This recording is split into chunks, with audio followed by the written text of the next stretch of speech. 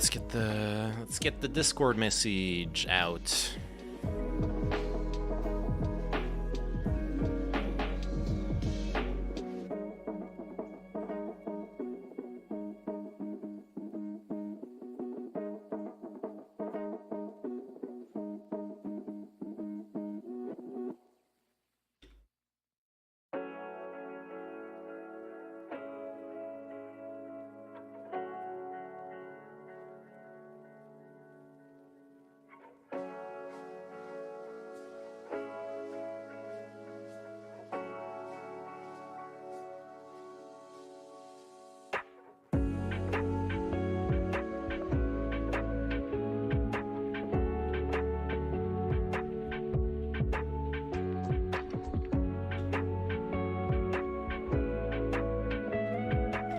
Alright, announcement sent to Discord, and let's get some tea going.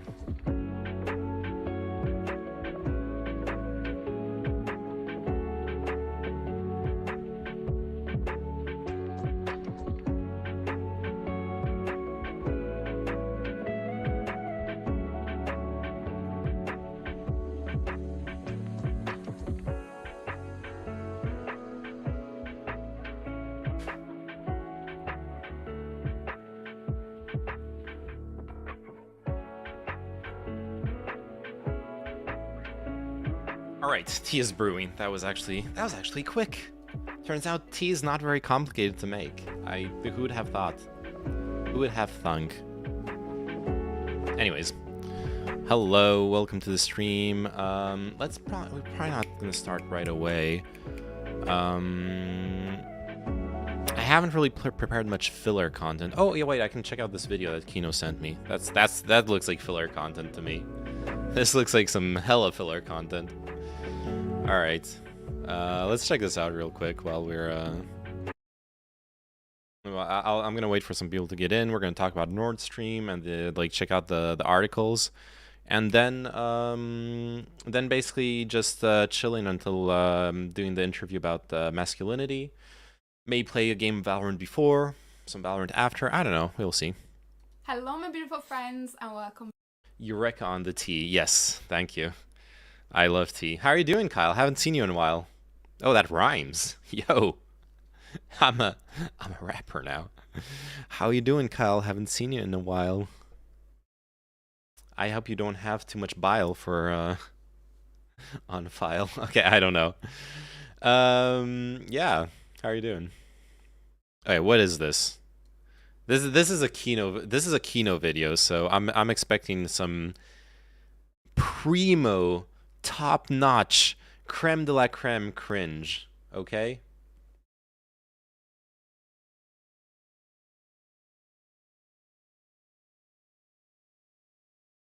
Back. So today we are joined with an unfamiliar face. We've not had her on the channel for a while. They're both ladies. You're both unfamiliar faces to me. 2 years, which is insane. Actually, listen to this, right? So I went out about 2 weeks ago, and this girl, like I never met her before. Like we just got talking. We switch categories. Well, you know, yeah. I'll do it when I start covering Nord Stream. Oh, do you do YouTube videos? And I was like, yeah. And then she was like, who's your friend that has a baby? I was like, I don't have a friend that has a baby. She's like, you do. You have a friend that has a baby online. And I was like, are you on about? Is that? That's Gandalf and Dumbledore in the background. What a weird. It makes sense as a crossover, I guess. Ear for Charmels and Boker T and the MGs. Nice. Oh, I'm gonna cry. Don't say that. And she was like, I have no clue what you're talking about, ladies. I feel like a lot. Alright, I'm skipping ahead. Friends. Yeah. So we thought today we would just sit down and have a little bit of a relaxed chat. Kind of. What am I watching? Okay, the title of the video. This is something Kino. Oh, if you're gonna blame someone for me watching this, blame Kino.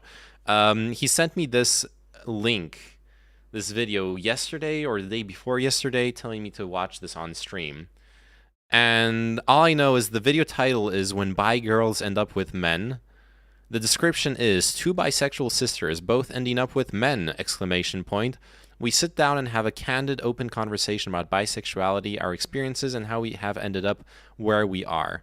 It's been a couple of years since me and Mel have filmed together, between the pandemic, Mel having a baby, and us having a big falling out, which we chat about over on Mel's channel.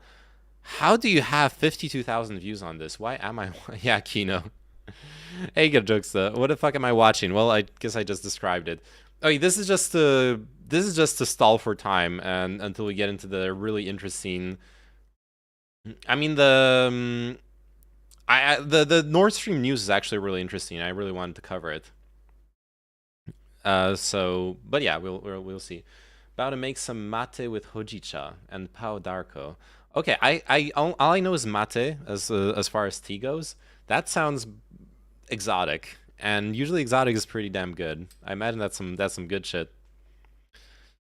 Also, why aren't the Facebook messages showing up in the chat here? Oh, let's see. New Nord Stream news, yes.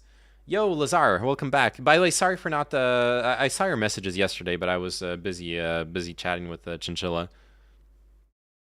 Yeah, new Nord Stream news. So the last time we covered Nord Stream, I guess I could start covering it now. I guess.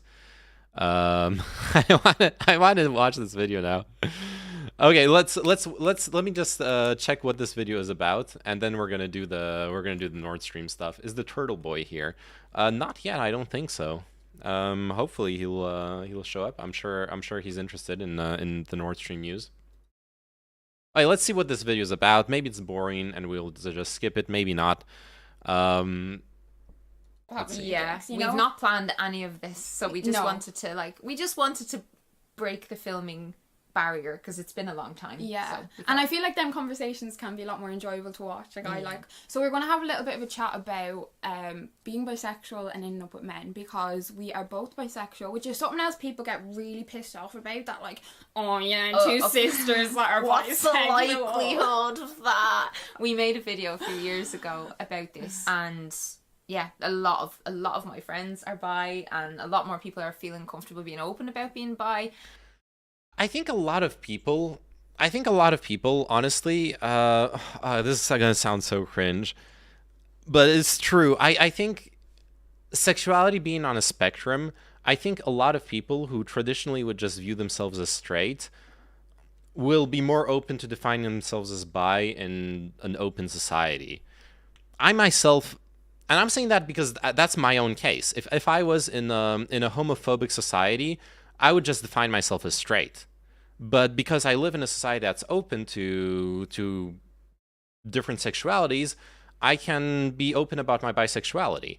And that's just easy for me because, and like that's all the more obvious to me simply because I tend to prefer women to men. But yeah, like I would 100% pass as a straight person if I was stuck in a homophobic society. So it's not like, wow, what are the odds that both of you are bisexual? It's more like now you live in a world where you can be open about being bisexual. So a lot more people are realizing that, hey, yeah, actually I'm bisexual or bi-curious. I don't think I understood true FNAF lore in a nutshell. It's okay though. I've never, like, I barely played the games. Of course I didn't. I wasn't gonna understand the lore. It was a very cryptic video. It was fun though. All right, thanks for the like, Lazar. All right. And a lot of people are also exploring their sexuality, like trying to figure out if they are or not. Yeah. So some people use the label and then they stop using the label if they don't feel like it fits them anymore. I made a reel on Instagram a few months ago. She made a reel. And it's more likes than you know, my pregnancy announcement on my wedding pictures, like it, and it's about being. How do people get an dude? How do people get an influencer career out of literally just blogging their Facebook feed? Like who the fuck is the audience for this? I don't get it. I genuinely don't get it. Like, there's a million people talking about their pregnancy and their like random daily bullshit on Facebook. They aren't getting like 250k subscribers on YouTube. Be hot. You're right, but that's like the bare minimum. Then there's also a lot of hot people that don't get that attention either, right? Me, you're the audience for it, Roserg.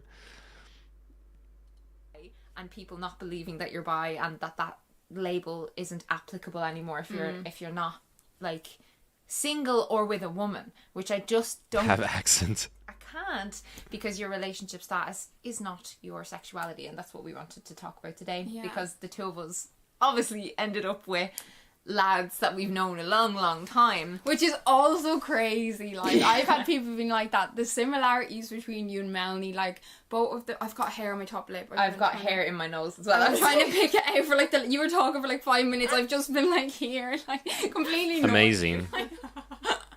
Incredible content. Yeah, like, when I did the video, like, talking about mine and Jeremy's whole story and all, people were like, how have you and Melanie ended up... I agree with them, and it's kind of cringe, yeah. had crushes on during your childhood, Yeah. and like it was both like me and Jeremy were like 9. Dude, we're watching this on compressed like 240p YouTube. We can't see the any hair. Like, chill, lady. Alright, let me try something. Yeah, no, there's no 4K quality for the video. Yeah, okay, look. I'm a be real with you. I'm not watching this. Look, there's an interesting conversation to be had about bisexuality and heteronormativity in a heteronormative society. I've had to face that myself personally when a friend of mine, when I came out to her as bisexual, her reaction was very, very interesting, and how her reaction made me feel was very interesting as well. The first thing she told me was, "Oh, you really should go date a dude." And I was like, why? Why should I like force myself to date a dude? Should I date someone I'm attracted to rather than... And she's like, no, but you need to know. You need to like experiment. I'm like, no, I don't. I don't need to. Like, I would like to with someone I was attracted to, but I like, why... This idea that you have to do something sexually, like, that's very fundamentally toxic. She made me feel very uncomfortable, basically. And then there, on the flip side, there's a very interesting conversation to be had about the fact that, yeah, I have only been in heterosexual relationships, and it's clearly because it's easier, it's more socially accepted. It's going to be a lot harder for me to or at least it used to be. I think nowadays it wouldn't really matter, but like, it was something hard for me when I was like in high school. I already knew that I was attracted to men sometimes, but it was not something I was comfortable being open about. That took a lot of time. What are your thoughts as identifying as bi while in a monogamous relationship? Doesn't mean anything at that point. I mean, it does mean like my fundamental attraction is still there, right? I can still see a guy and find him attractive. But since I'm in a monogamous relationship, I wouldn't I guess act on it. It is honestly one of the reasons why I would also prefer being in a poly relationship.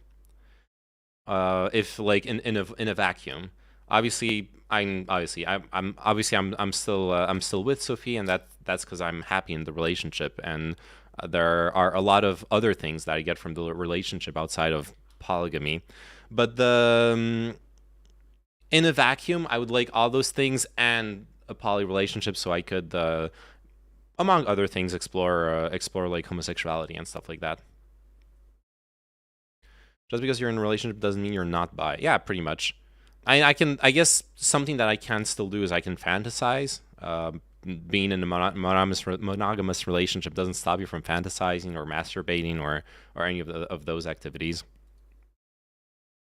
First case, you and Thomas or something similar. A huge part of this conversation, I feel like, though, is that in life, it's very rare that you really vibe with a person and you really click with them, and you know, you're so attracted to them, but you're just like in sync on so many different levels, and that doesn't happen all the time. Like, you could be single for years and years and years, and it might only happen like once or twice, you know. Yeah. Like, even if you're meeting all kinds of different people, like, we have both met an awful lot of people and like had single time and everything like that. Yeah. And God, there's always- dude, my brain is destroyed by the internet.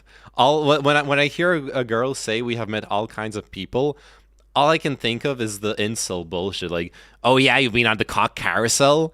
I mean, my brain worms. My brain is rotting because of this shit. I suffer from actual brain worms, if that's the first thing that comes to mind. All right. Anyways, let's go. Let's get into the Nord Stream stuff. That's what I actually wanted to talk about. Let's switch to the politics section.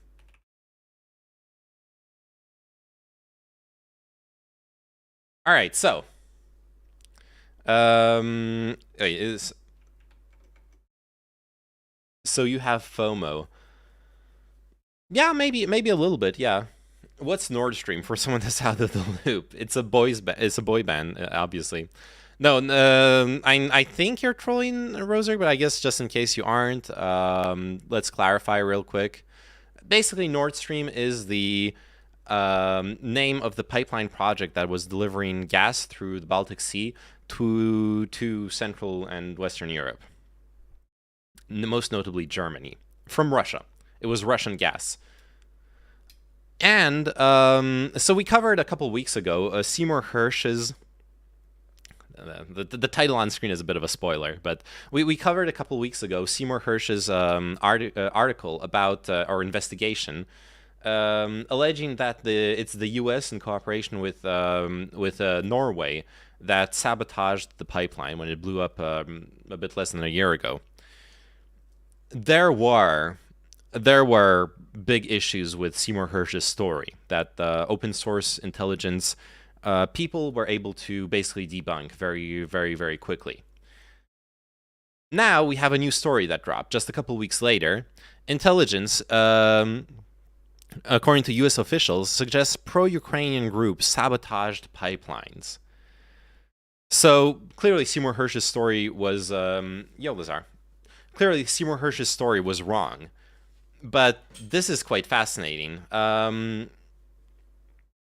Honestly, on two accounts.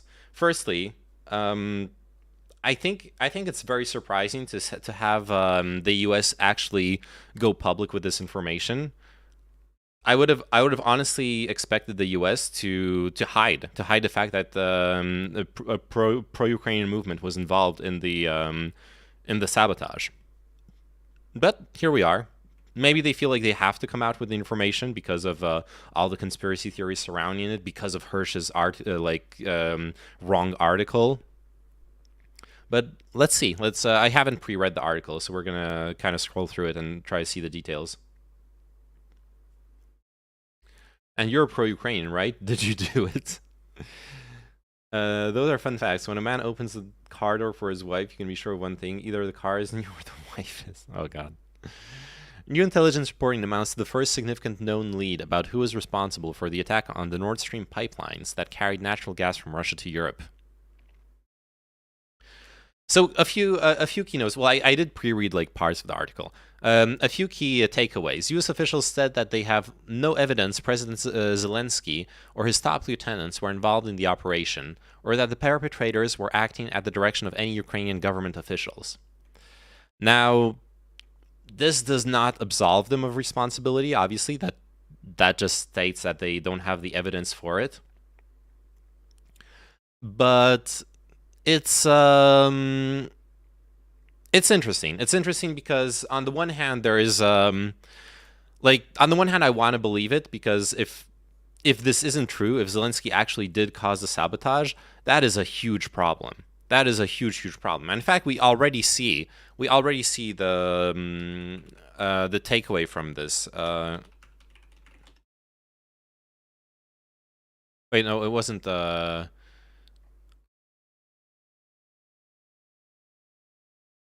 Nord Stream. Germany is already threatening to Western officials play down claims of Ukraine's role in Nord Stream explosions, etc., etc.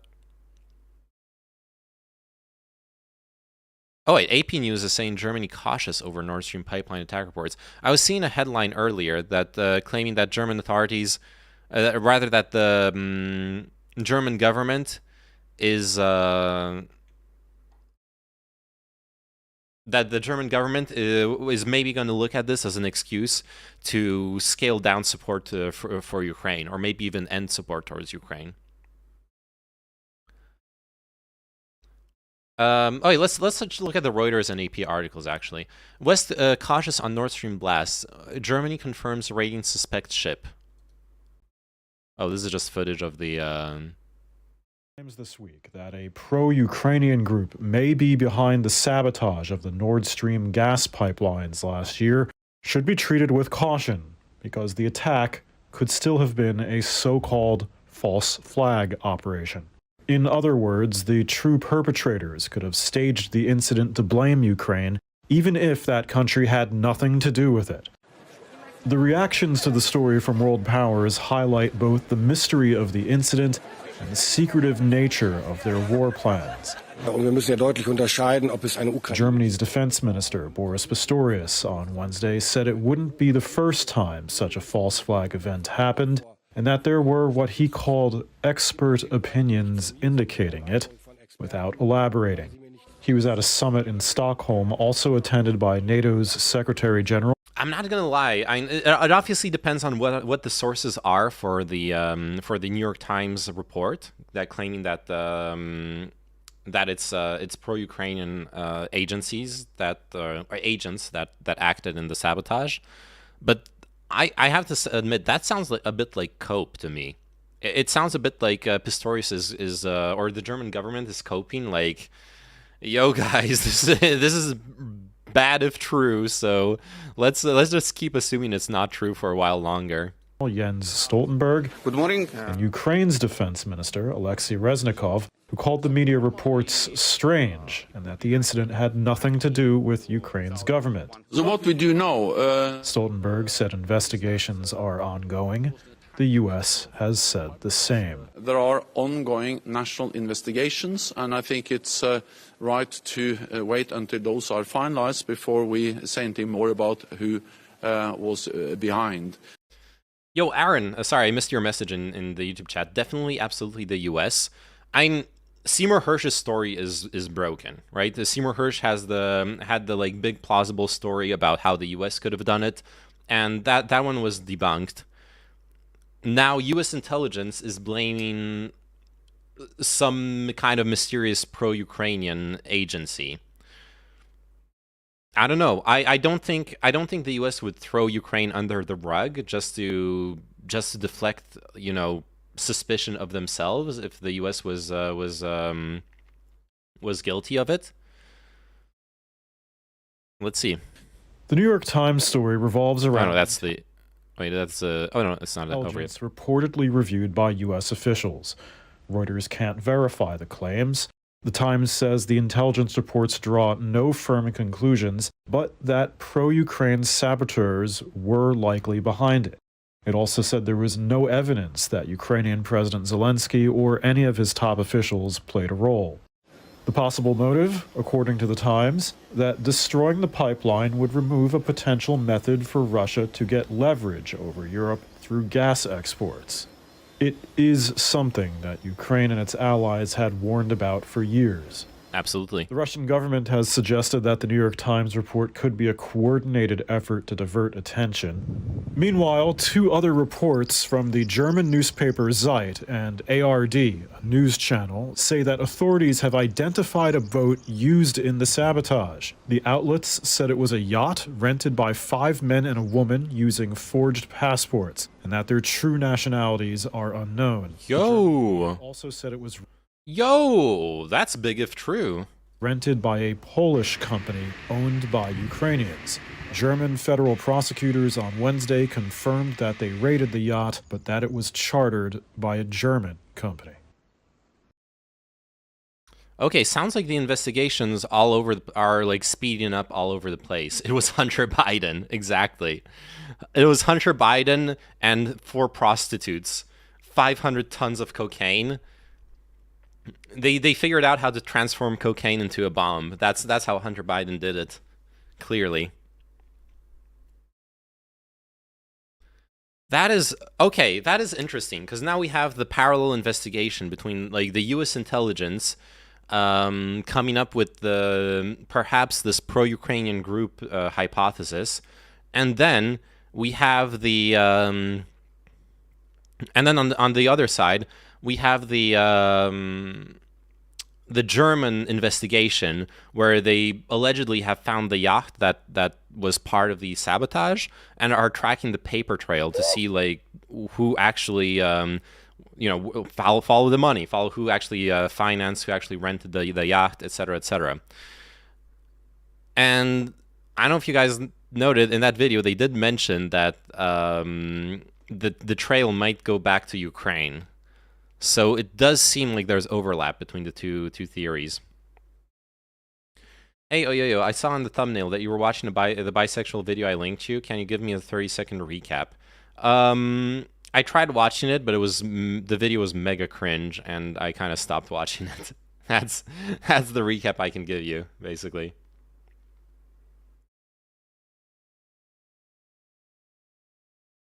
What was cringe? You are, yes.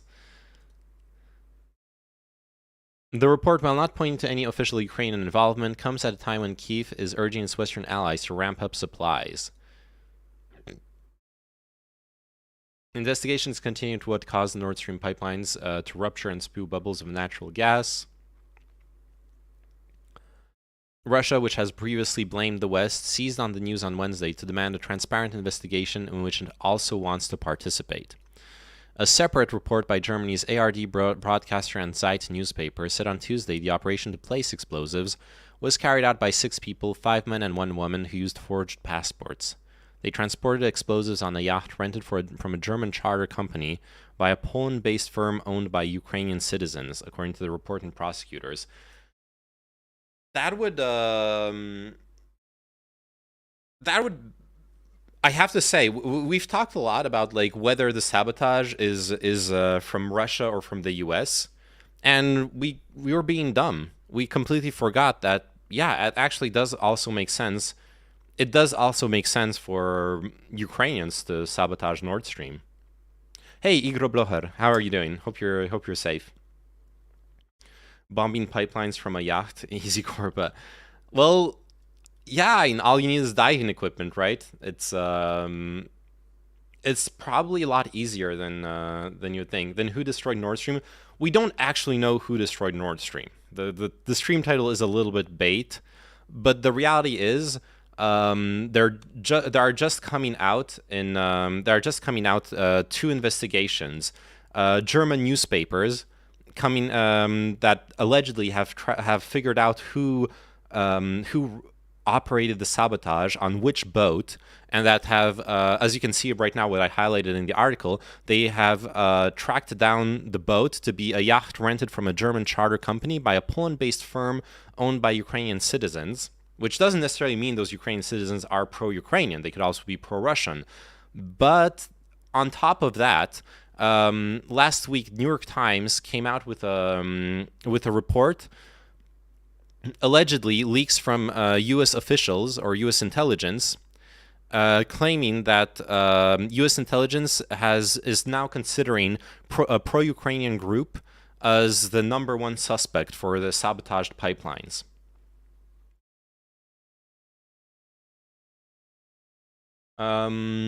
So it's not confirmed.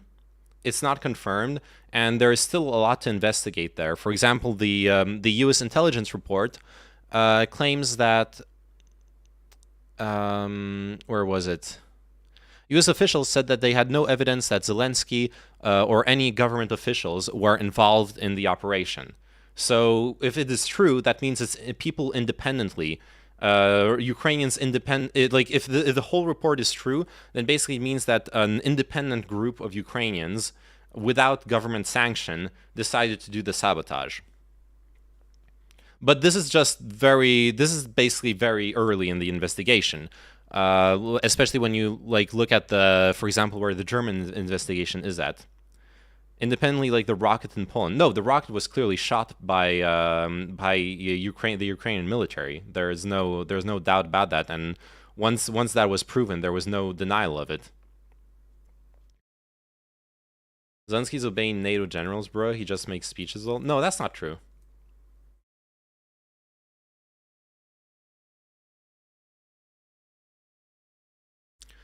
The could be sabotage, could be done by any number of people. China, for example, accelerationists. Well, the thing is, most of the discourse, and this is where this is interesting, most of the discourse up until now has concerned the, like, what is it, the US who did it, US/NATO, or is it Russia who did it? This is a different hypothesis. Yeah, Reagan was a comedian as well. That like doesn't mean anything. And yeah, I have no doubt that the people making actual military decisions are not Zelensky. They're the Ukrainian generals. You know, not NATO generals, but because Ukraine is not even a part of NATO, but the Ukrainian military. This whole, like, everyone's a puppet of NATO story gets really old really fast, I have to say. Okay, so concerning the German investigation, we have to make a clear distinction whether it was a Ukrainian group, whether it may have happened at Ukrainian orders, or a pro-Ukrainian group acting without knowledge of the government. German Defense Minister Boris Pistorius said on Wednesday. Yeah, this is what I was saying. This is exactly what I was saying. We don't know. We suspect at the moment that it's perhaps a pro-Ukrainian group, but we don't know whether it's an actual governmental action. And Pistorius said earlier the likelihood was equally high that it could have been a false flag operation staged to blame Ukraine. It's possible as well. Why does it matter who did it? Why does it matter who did it? I think it does matter who did it. It's important to know who did, like, who did this very very violent act when it comes to an act that's beyond the scope of the war, or what the scope of the war was supposed to be.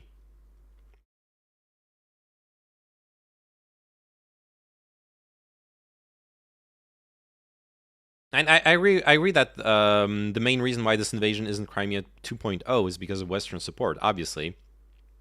Obviously, Western support matters a lot, but you're underestimating the weight that the enormous weight that Western support has domestically, right? So we've already seen elections being weighed upon whether the candidates were pro-Ukrainian or not pro-Ukrainian.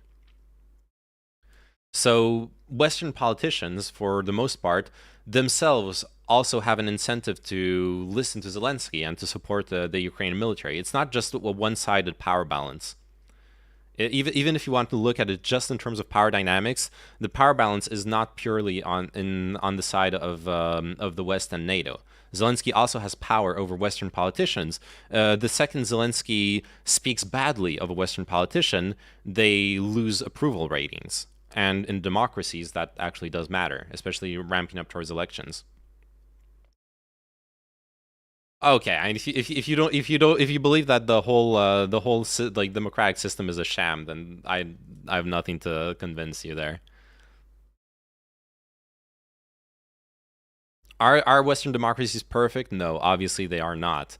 That's not what I'm claiming. But to say that they have no power is ridiculous.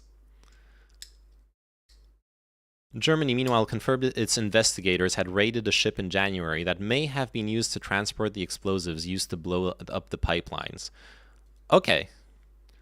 But a statement by the federal prosecutor said there was no reliable information yet on motives or perpetrators, including on whether the attack was state-sponsored.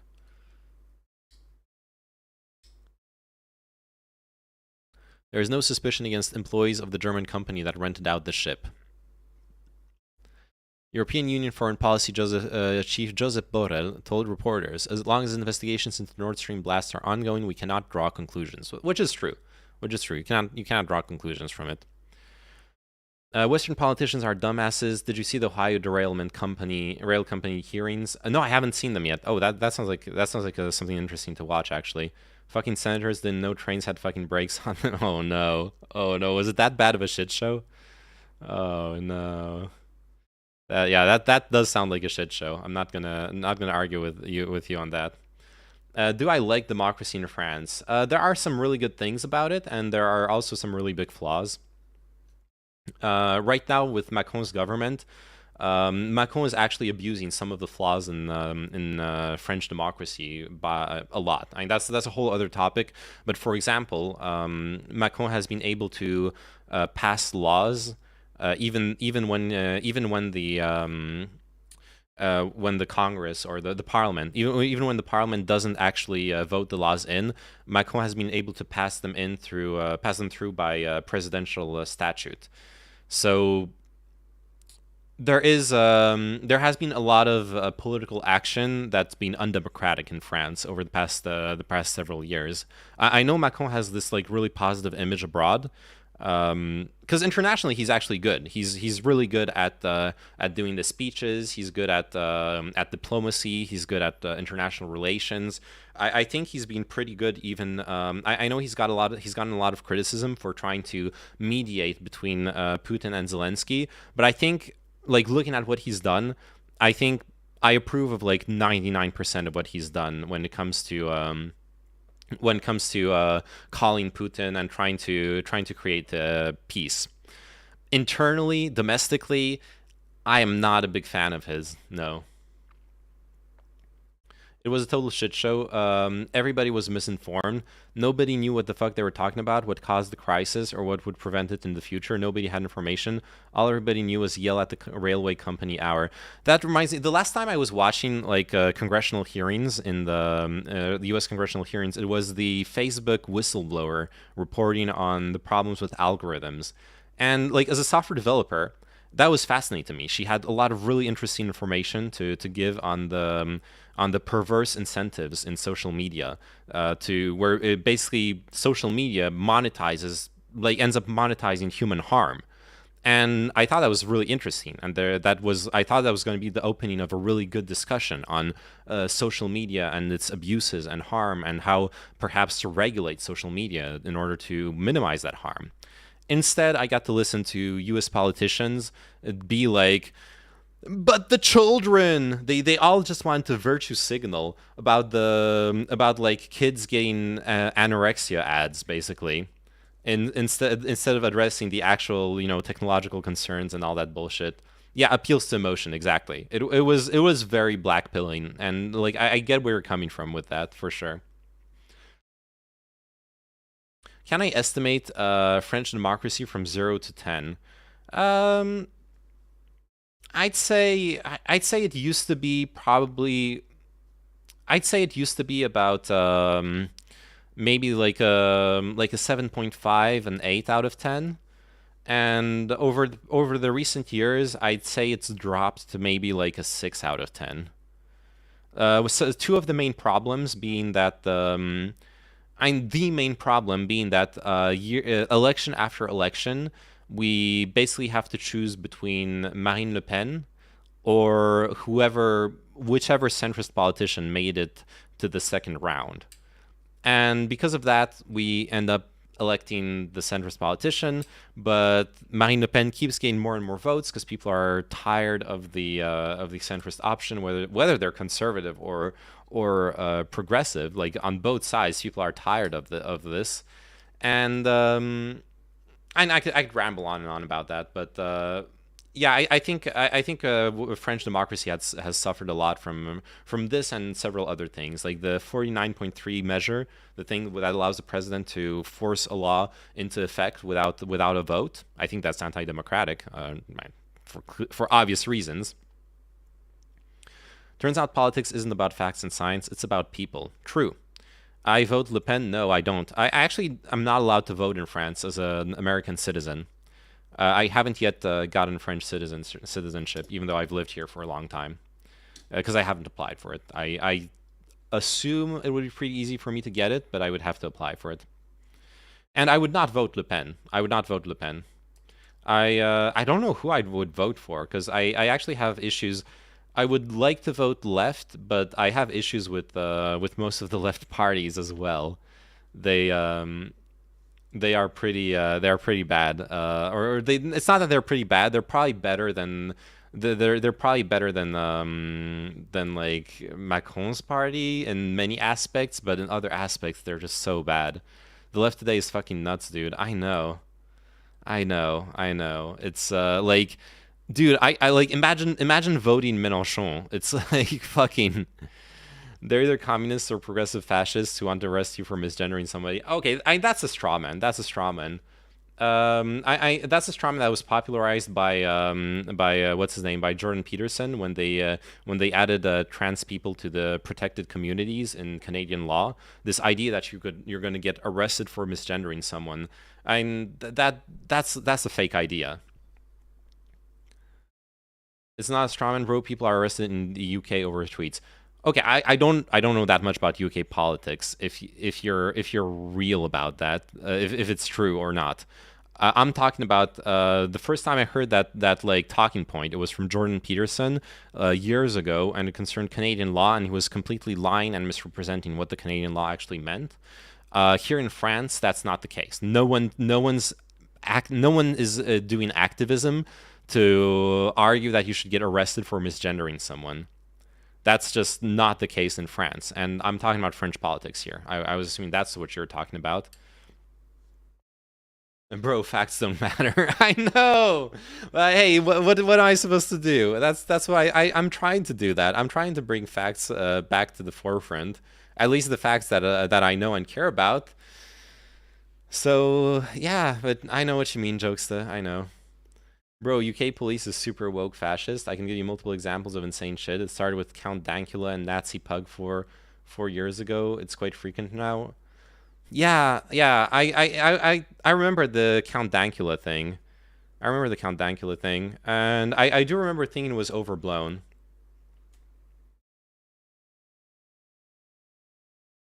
But I do agree with Nabbles. Yeah, Nazi imagery being illegal is not the same as misgendering someone. Anyways, all right, let's chill on the derail. Let's get back to the Nord Stream stuff. The New York Times said there was no evidence that Ukrainian president or other government officials had played any role in the attacks. That's a key takeaway. In Stockholm, Ukraine Defense Minister Oleksiy Reznikov said the media reports were a little bit strange and had nothing to do with the Ukrainian government. So, oh, that's the Ukrainian defense minister. Okay, never mind. It's like a compliment for our special forces, he joked, but this is not our activity. Reznikov said he was not worried about the prospect of the media reports weakening support for Ukraine. Pistorius batted away a similar question about Western support as hypothetical. Kremlin spokesman Dmitry Peskov suggested that the media reports were a coordinated bid to divert attention and questioned how U.S. officials could assume anything about the attacks without an investigation. Wait, how the fuck do you say that the question, like, how did they come to a conclusion without an investigation? Well, obviously they're investigating it. Everyone's investigating it. It's one of the like important questions. It's one of the important questions about the sabotage in the first place. And it concerns the U.S., it concerns NATO, it concerns everyone having to do with the everyone involved in the Ukraine war. Everyone wants to investigate it. What do you mean they aren't doing an investigation? Oh, wait, never mind. The quote is right here. It was poorly paraphrased. The very least that the Nord Stream shareholder countries and the United Nations must demand is an urgent, transparent investigation with the participation of everyone who can shed light. Oh, right. So Russia wants to be part of the investigation. That's the thing happening here. That's what actually is happening. The Russia wants to be part of the investigation. The U.S. intelligence review suggested those who carried out the attacks opposed Russian President Vladimir Putin, but does not specify the members of the group or who directed or paid for the operation. Officials who have reviewed the intelligence said they believed the saboteurs were most likely Ukrainian or Russian nationals, or some combination of the two, according to the New York Times report. Investigators found traces of explosives on the yacht, which the group took from Rostock, Germany, on September 6th. They also reported that intelligence indicated that a pro-Ukrainian group could be behind the attack, but German authorities have not yet found any evidence. Reuters could not independently verify the information. Okay, yeah. For once, imagine this. Imagine a world where Reuters is quoting other news sources and cannot verify the information. That's the world of today. We have like the Zeit and New York Times doing independent journalism, and Reuters is paraphrasing their articles. It's fascinating. Russia last month gave the UN Security Council a draft resolution which, if adopted, would ask UN Secretary General Antonio Guterres to set up an international investigation.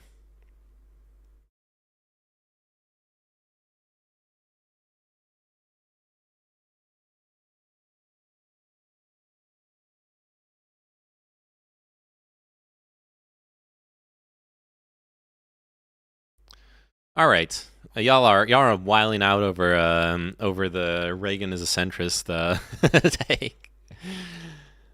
My understanding is Thatcher was 100% super conservative, but Russia wants yet another epic domestic propaganda win by making claims that will obviously be refuted, but broadly appear fair on their face so that they can show they are being unjustly maligned. The UN is not fit for purpose in arbitrating this kind of dispute. I'm not sure about the first part of your sentence. What do you mean specifically by that? But I agree with you that the UN, and we've seen that when we were listening to the UN Security Council hearings, for example, the UN is not fit for arbitrating this kind of dispute. Absolutely not, and all the more so since Russia has veto power in the Security Council. Like, yeah, no, you and even if Russia didn't have veto power, it's not like the UN is actually an organization that has leverage or power over other countries. It's the countries that make up the UN that have leverage, but not the UN itself. The UN itself is actually a powerless, toothless organization. It's just a forum for discussion.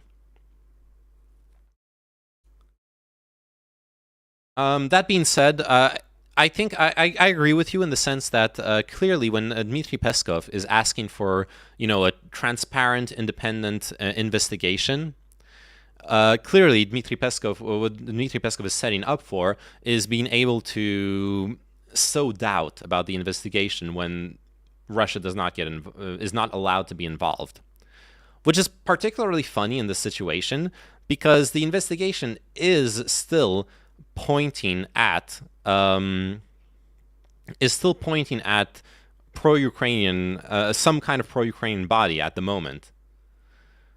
Somehow, like the Kremlin is scrambling to poke holes in a theory that accuses the Ukrainian side for the sabotage, which I find fascinating. The contrarianism is mind-boggling.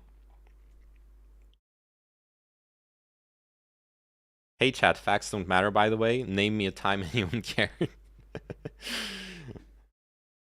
Hey Jokesta, as long as you're here, we're gonna be fine, okay? I trust in your aloofness.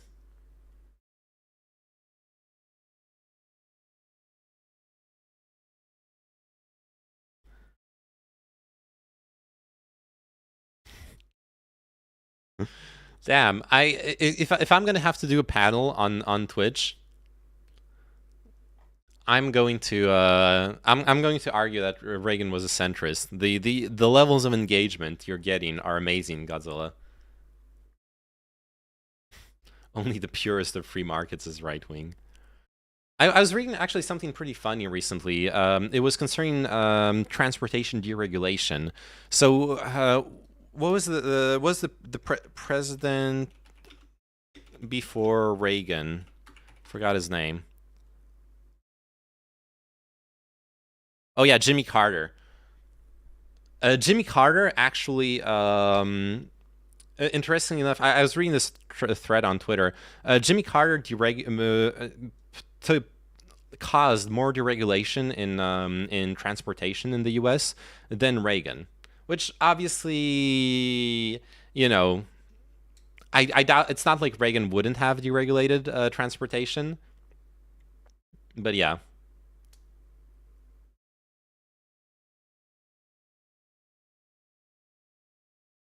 So, question mark? No, I just thought it was interesting. Obviously, Reagan deregulated a lot of other stuff, and most notably, if I recall correctly, most notably the financial markets. I think I could be wrong on that. It's not like I studied Reagan in depth, but I think the financial markets thing is like the big the big thing.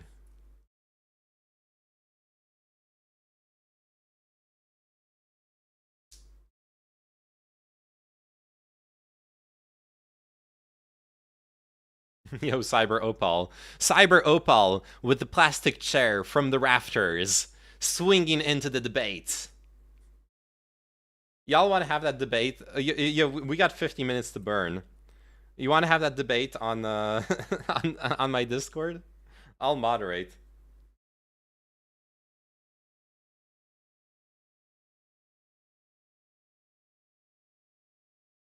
Or Scoopster, if you're ready right now, we can have the discussion now. But I'm down to hold I'm down to moderate this discussion if y'all wanna hop in Discord. I'm giving you a platform, okay? An amazing platform of 10 people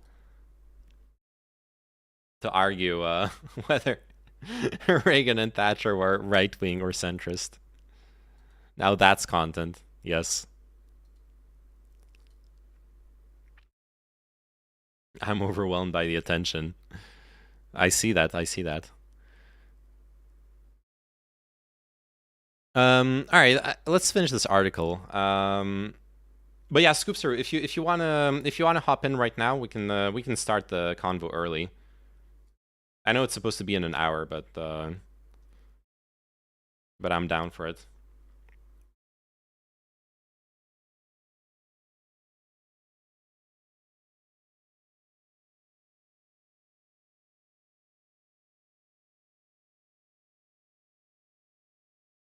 Reagan and Thatcher were anti-left first and foremost. Isn't that kind of one of the defining characteristics of reactionary right wing? You're reactionary because you're building to the you're building in reaction to the left.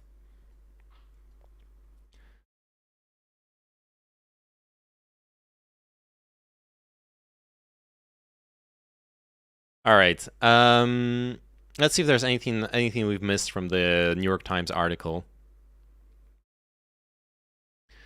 Ukrainian government and military intelligence officials say they had no role in the attack and do not know who carried it out. After this article was published, Mikhailo Podolyak, a senior advisor to Zelensky, posted on Twitter that Ukraine has nothing to do with the Baltic Sea mishap. He added that he had no information about pro-Ukrainian sabotage groups.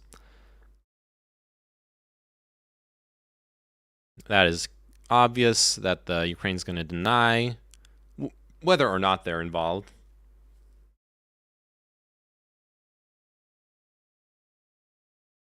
U.S. officials declined to disclose the nature of the intelligence, how it was obtained, or any details of the strength of the evidence it contains.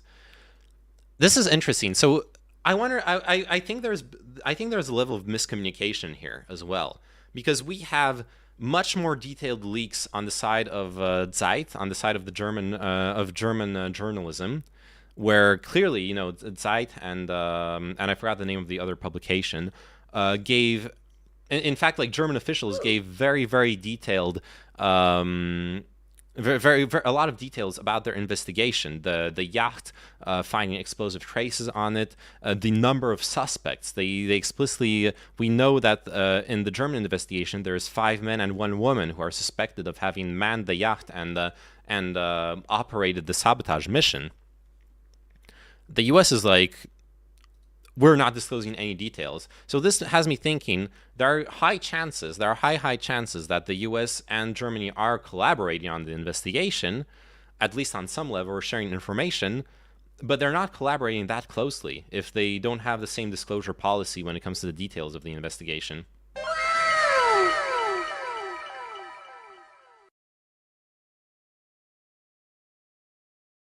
I mean, the funny thing is, at the end of the day, y'all are just arguing like wacky semantics. Like if Godzilla wants to define left right in with his own definition, then then that.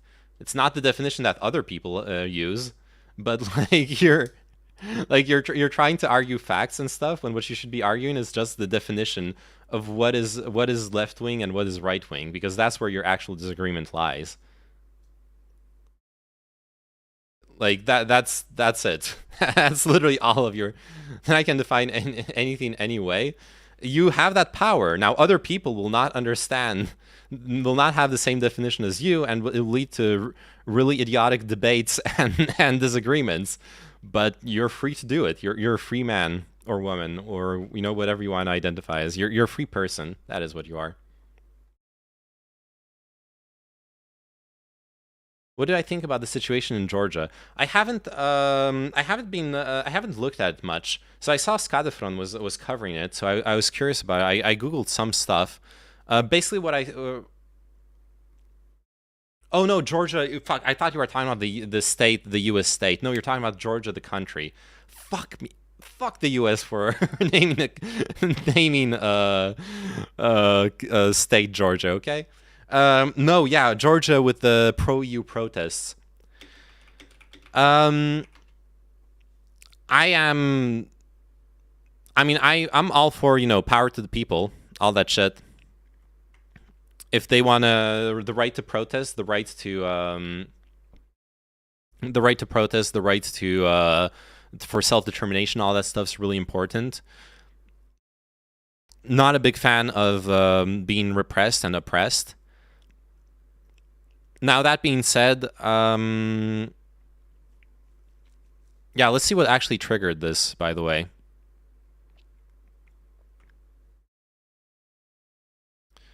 Let's see what actually triggered this. I haven't read much about it, so this is the chance to do some investigation into the question. Speaking of idiotic debates, what about men's right to be pregnant? I fully support it. I fully support... That's an amazing emote, Derver. I fully support pregnant men. Have a referendum to rename Georgia to Cactvelia just for the benefit of Yankees. Rename the U.S. Cactvelia, okay? It seems like Ukraine in 2014. Yeah, that's my first thought as well, looking at this, and that like kind of scares me.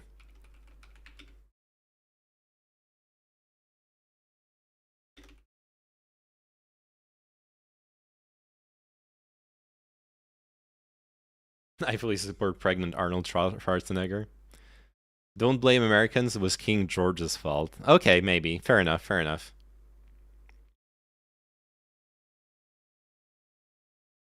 Alright, in video footage and photographs, protesters chanted down with Russian law. Okay, let's check out the... Oh, there's no video? Oh, we can listen to the article. You want to listen to someone else's voice read it to you? Voiced by artificial intelligence. Okay, maybe I'll read it. I'll read it instead. So in protest against a controversial law which Georgia's president says is dictated by Moscow. Ooh, even the president is open about it being dictated by Moscow. That's interesting. That is actually a very interesting detail to the situation. Why do you not let me do my job? Beep boop. In video footage and photographs, protesters chanted down with the Russian law as they squared off with heavily armored police who blasted them with water cannons in the Georgian capital. Vladimir Putin, who has waged an all-out war on Ukraine it's not an all-out war. It is a war, but it's not all-out. It's not total war. But okay, that's just semantics. For the past year and first sent troops into Crimea and the Donbass in 2014, will view the BDC demonstration warily, as anti-Moscow sentiment builds in another former Soviet republic. The draft bill, which passed its first reading in the Georgian parliament with a comfortable 76-13 majority on Tuesday evening, would require all organizations which receive more than 20% of their funding from abroad to register as foreign agents or face big fines. Why is it so zoomed in? So you can read it from your screen. It's some advice I got from another streamer when I'm reading an article on stream to really zoom in. So like if you're like watching the stream from your phone, there's a chance that you can actually like read the stuff. Okay, this is interesting. This is the same law exists in Russia as well already. We've we've like I actually use this law as a metric. I use this law as a metric in order to judge. I can even zoom a bit more. There you go. Boomer eyesight is we are inclusive of boomer eyesight on this stream.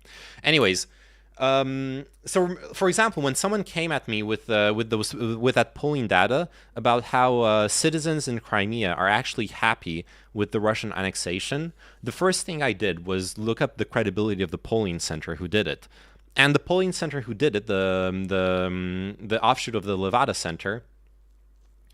They actually were, no, it was the Levada Center. The offshoot of the Levada Center were actually declared by the Russian government as a foreign agent. It's an actual organization that's being decredibilized and attacked by the Russian government. So in a weird way, those laws, even they're bad laws. They're anti-democratic, or they're bad laws. Actually, the funny thing is, if we start thinking about it a bit more. Imagine if now in the U.S., like imagine we're all U.S. citizens because the U.S. is the center of the world and no other countries matter. Imagine we're all U.S. citizens and you have organizations that receive a lot of funding from, say, like Russia, China, Israel, France, other countries. And they get a lot of funding from those countries, and they tend to publish stories or publish data that supports the narratives of those countries. Wouldn't you want to force those organizations to disclose their funding? Like, registering them as foreign agents is sussy. Like, the semantics of it is sussy. But I actually struggle to see those laws as being that much of a weird thing. As much like most of what Putin does is authoritarian and sussy, but this specific kind of law kind of really depends on how it's applied and how it's used. So the law still has to go through a second and third reading, but has the backing of the ruling Georgian Dream Party. Dream Party? Didn't they know that Dream cheated in Minecraft? Dude, how do you elect the party of a known Minecraft cheater? Like, I can understand electing sexual predators, electing what's his name, Epstein friends, electing like all sorts of horrible people, but electing a dream party, that's terrible. Truly, once again, gamers are the most oppressed class of all. Sleep party, yeah. And Parliament is expected to approve it. The law is reminiscent of a series of similar pieces of legislation passed by the Kremlin under Putin. Yeah, that's what I already said. DRAM party would be lit. Everyone gets 16 gigabytes, true. In 2012, the Russian president signed off on a law tightening controls on civil rights groups funded from abroad, which was seen as an attempt to crack down on dissent. Last June, the Russian Duma approved another bill imposing draconian restrictions on individuals and organizations under foreign influence. So see, like, now clearly Russia escalated it past just disclosure. And that is the danger with those laws. That is the authoritarian bent of those laws.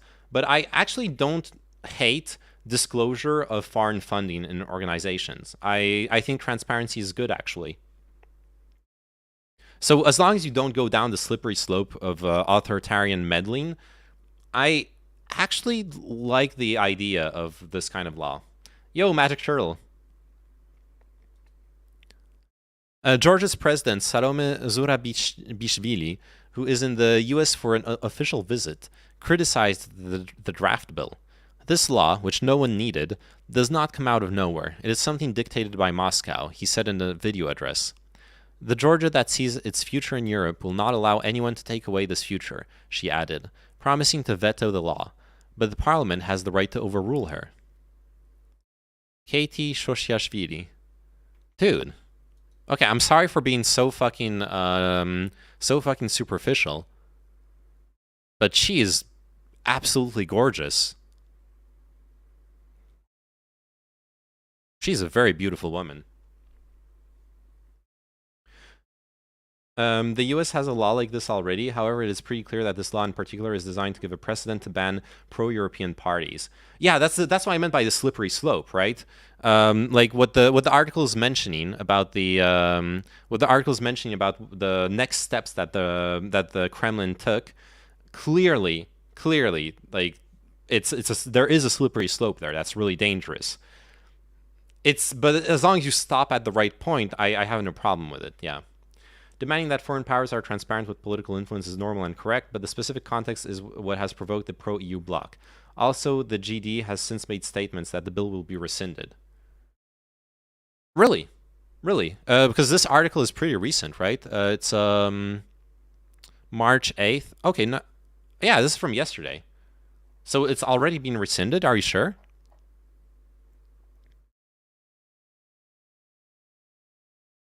Coomer Brain SMH. Yeah, I do have that. The scenes of thousands of Georgians on the streets waving the EU's blue flag evoked images that streamed out of Kyiv during the Euromaidan revolution that started in 2013 in response to then-President Viktor Yanukovych's decision to suspend talks on an association agreement with the EU in favor of closer ties with Russia. Those demonstrations turned violent in late November 2013 when riot police attacked peaceful protesters in Independence Square, etc., etc.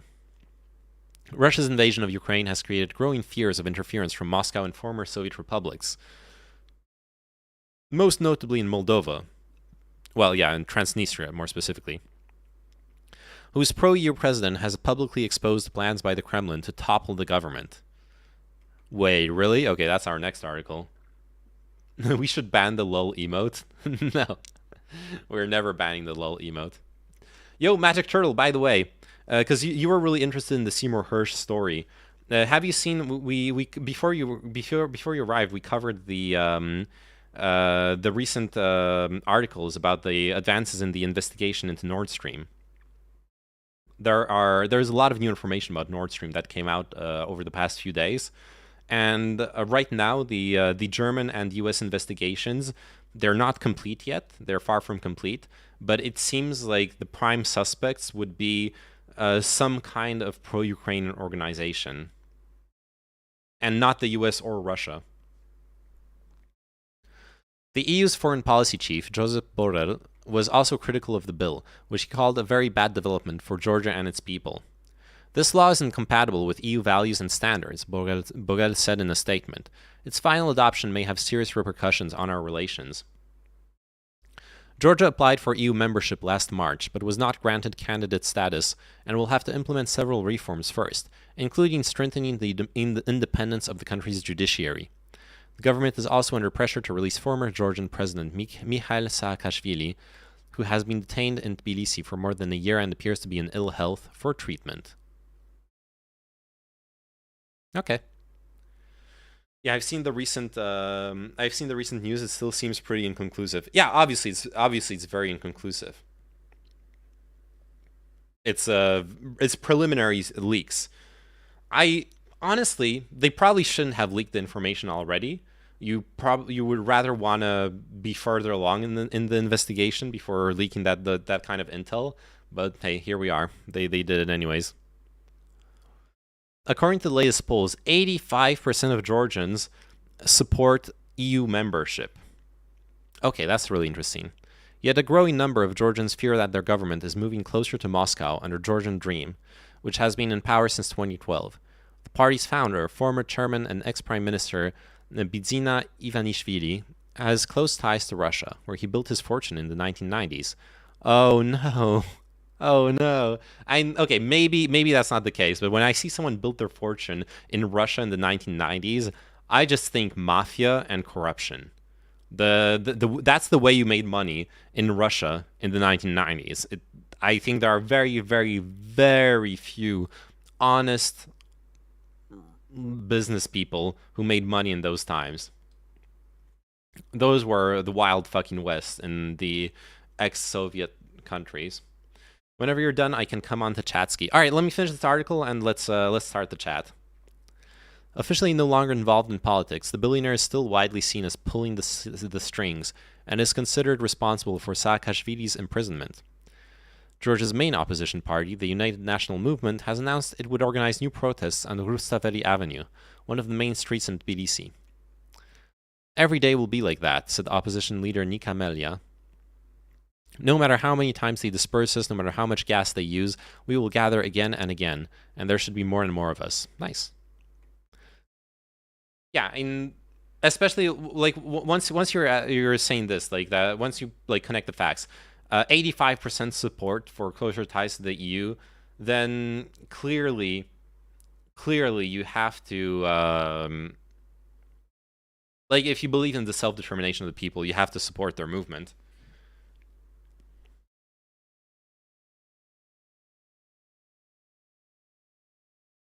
Banks are literally committing a crime called counterfeiting, but they're allowed because government allowed it. I mean, it's a bit more complicated than that. It's a bit more complicated than that. Crime's legal when government allows it, big if true. Also true. Also true. All right, Scoopster. Let's do it. So I have the self-determination allows slavery. No, it does not. Or well, it does. Technically, it does actually. Technically, if a people collectively decide that to allow slavery, then they will actually implement slavery, right? That's how it works, like in practice. Now, morally, would I support it? No, I'm not a fan of moral relativism. But if the self-determination is for something that is morally neutral or morally positive, then I'm in support of it.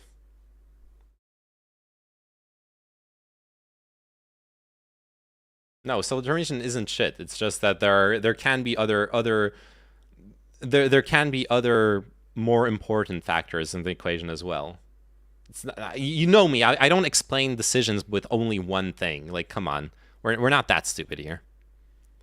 Anyways, right now, I have a planned discussion with Scoopsteroo about we're gonna discuss positive masculinity. I don't know if that's the right title, by the way. I just assumed it was going to be that.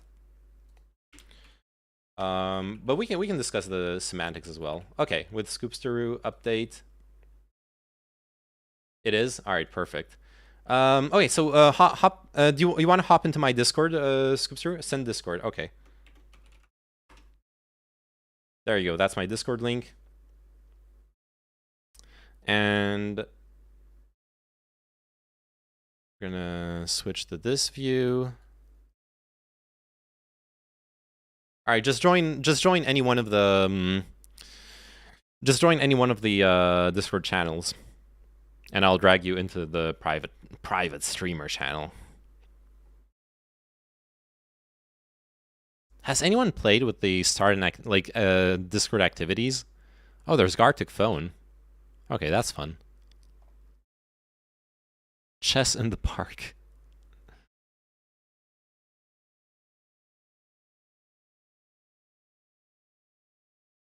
What you just said supports what I'm implying, that something just having democratic support doesn't mean something we ought to support. Forgot my password. All right, I can wait. Oh, oops. That's the wrong. Something just having democratic support doesn't mean something we ought to support. Okay, yeah, I agree with that statement. Yeah, there needs to be more than just democratic support. No, wait, no, I disagree with that. So if it's morally neutral, then you don't need anything more. If you like appreciate the democratic process.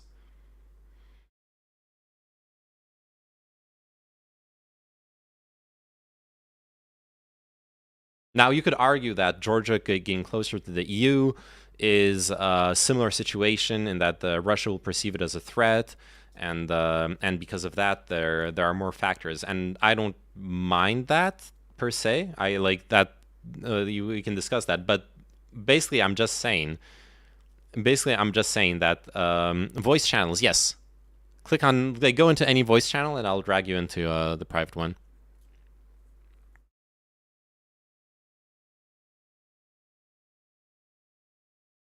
All right, there you go. Hello? Hello. Excuse me. No worries. Are you gonna? Do you plan on turning on your camera, or you don't? You don't have to if you don't want to. So, but just asking, so I know like what scene to use. I can if you want. It's up to you. Doesn't matter. I think if you feel comfortable with it, then that could be like more engaging for people to watch. But you really don't have to. I can just like keep it on my face or whatever. Okay. No, I just don't know how to do it. Oh, okay. So on the are you in the app or in the browser? In the browser. Okay. Oh, okay. So you turn on camera. Yeah, there you All go. right. Let me pop this out.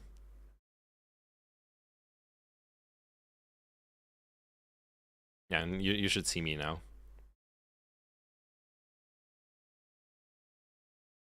I know, but it's degenerate hours for me. The joke on him is that I'm having more fun than him.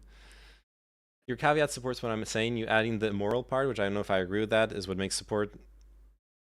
Well, I'm presenting. I understand. Like I'm presenting. Okay. Anyways, sorry. I'm getting distracted by the discussion chat. All right. I have shit light and the shit mic. That's fine. The microphone is fine, or it sounds okay to me. And the lighting, well, people are used to that from like lefty streamers. It's like a joke on Twitch that lefty streamers have terrible mics and cameras. Anti-capitalism. Exactly.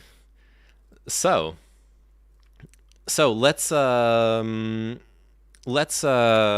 into it. So what you're I guess present. Maybe you should present like the what you wanted to talk about. Sure. Yeah. So, I think most importantly, I want to say, I don't really. I'm not necessarily equipped to debate. As I kind of what I'm hoping to do is to create a discourse, a community of people to share these ideas and build upon them. I think a lot of the time, what we face is you have to have all of your points of view ready, and I think the other side, the red pill side of things, falls back on ideas that are already out there. And when we frame positive masculinity, there really isn't a simple foundation to fall back on. So I feel like the first step is to build that kind of foundation that has a solid structure so that when we put ourselves out there to debate, push back against traditional masculinity, we have the tools to do so efficiently. Yeah. So in saying that, I wanna start by saying I'm kind of out in the deep end with this. I'm doing research on it. There's a lot of things that I feel personally that I think a lot of men do, and I think the thing I want to do is to start a discourse about it, and as a community, come up with solutions, basically. Okay. Cool. So the background is this semester I decided to go back to school, face some of my own insecurities and, these ideas of what I should be at this point in my life, etc. And in doing so, I ended up taking a gender and sexuality studies class, which has been really eye-opening. And, the discussion is about the social construction of identity. And so it's like, basically, I'm trying to pull some of those ideas, ideas that have come about through feminism, Simone de Beauvoir, talking about the social construction of gender, talking about how, with respect to women, that she uses the word become rather than is. And I want to take those concepts and use them within the sphere of masculinity, that we become men. That's interesting. Anyways, yes, sorry. I just want to bounce off of that because I find that really interesting because it's something I feel has been a problem with the like more postmodern progressive approach where we like you said, it's very easy to be traditional because all the framework, all the groundwork is already there. All you need to do is just like parrot the answers, the talking points. It's very easy to destroy as well. It's very easy to look at that framework and be like, this is fucked up, this is bad, like there are all those flaws in it. It's so much harder to build something new, out of nothing. And something that I really like with the idea of becoming is that you're reappropriating something which I think has been lost in the modern world, which is the rite of passage. Like almost all civilizations had that. You became a man or you became a woman at a certain age, and that is an interesting idea to bring back in like a more progressive way as well. I think. Yeah. Like kind of bridging the gap between like a traditional approach and like what's interesting in traditional approaches and what we can add to it from a more progressive angle. Right. Yeah, I think, and I guess basically, to start, I think what's important is to, and this is where I was hoping we wouldn't get caught up, but obviously we should talk about this. There's like a few things that we kind of have to agree on, and that's why I was bringing up the becoming thing is, for example, do we agree on the fact that gender is socially constructed? Because I think that is a part of the discussion between the two sides, right? Mm-hmm. So go ahead. Is it okay if we go like one by one then? Like yeah, we discuss this because I've had this like I personally believe that it's like if I had to, I wouldn't be able to give like proportions. I think gender is mostly socially constructed, but I also think it's clear that there are biological origins to the construct of gender. It didn't appear out of nothing. It came from the fact that we have two sexes and we're like we have like sexual dimorphism. If you like listen to evolutionary psychology, part of the constructs of gender could come from like biological necessities of survival in like pre-technological times, stuff like that. Which also like you can question that. But I think that one way of perhaps bridging the discussion between like people skeptical of gender theory is to kind of maybe compromise on the idea that it's just a social construct. Also, I'm saying that because I've actually encountered something that that is pretty fascinating in recent times, which is transphobes or TERFs. If you're familiar with what TERF means, right? Yeah. I've encountered TERFs who use the idea of gender as a social construct to justify transphobia. So basically, if gender is purely socially constructed, then the concept of transition, in the more traditional sense, in the more traditional gendered sense, not the non-binary sense, but in the traditional gendered sense, loses meaning, and they use it to attack that concept. Or deny its validity, rather, to be specific. Right. I guess it's difficult to speak on because I'd want to hear the argument there, to be able to kind of deconstruct it. In the sense that, like, when I've listened to debate, there's what I've seen is this, and it's not exactly what you're saying. That's why what I've seen is this pushback against like saying that that transsexuality is a myth and therefore like just constructed socially, and then like the pushback from this is actually from a debate that I saw. I can't remember. Where they like have a group of people and they ask a question, and then people come and sit down in a circle and discuss.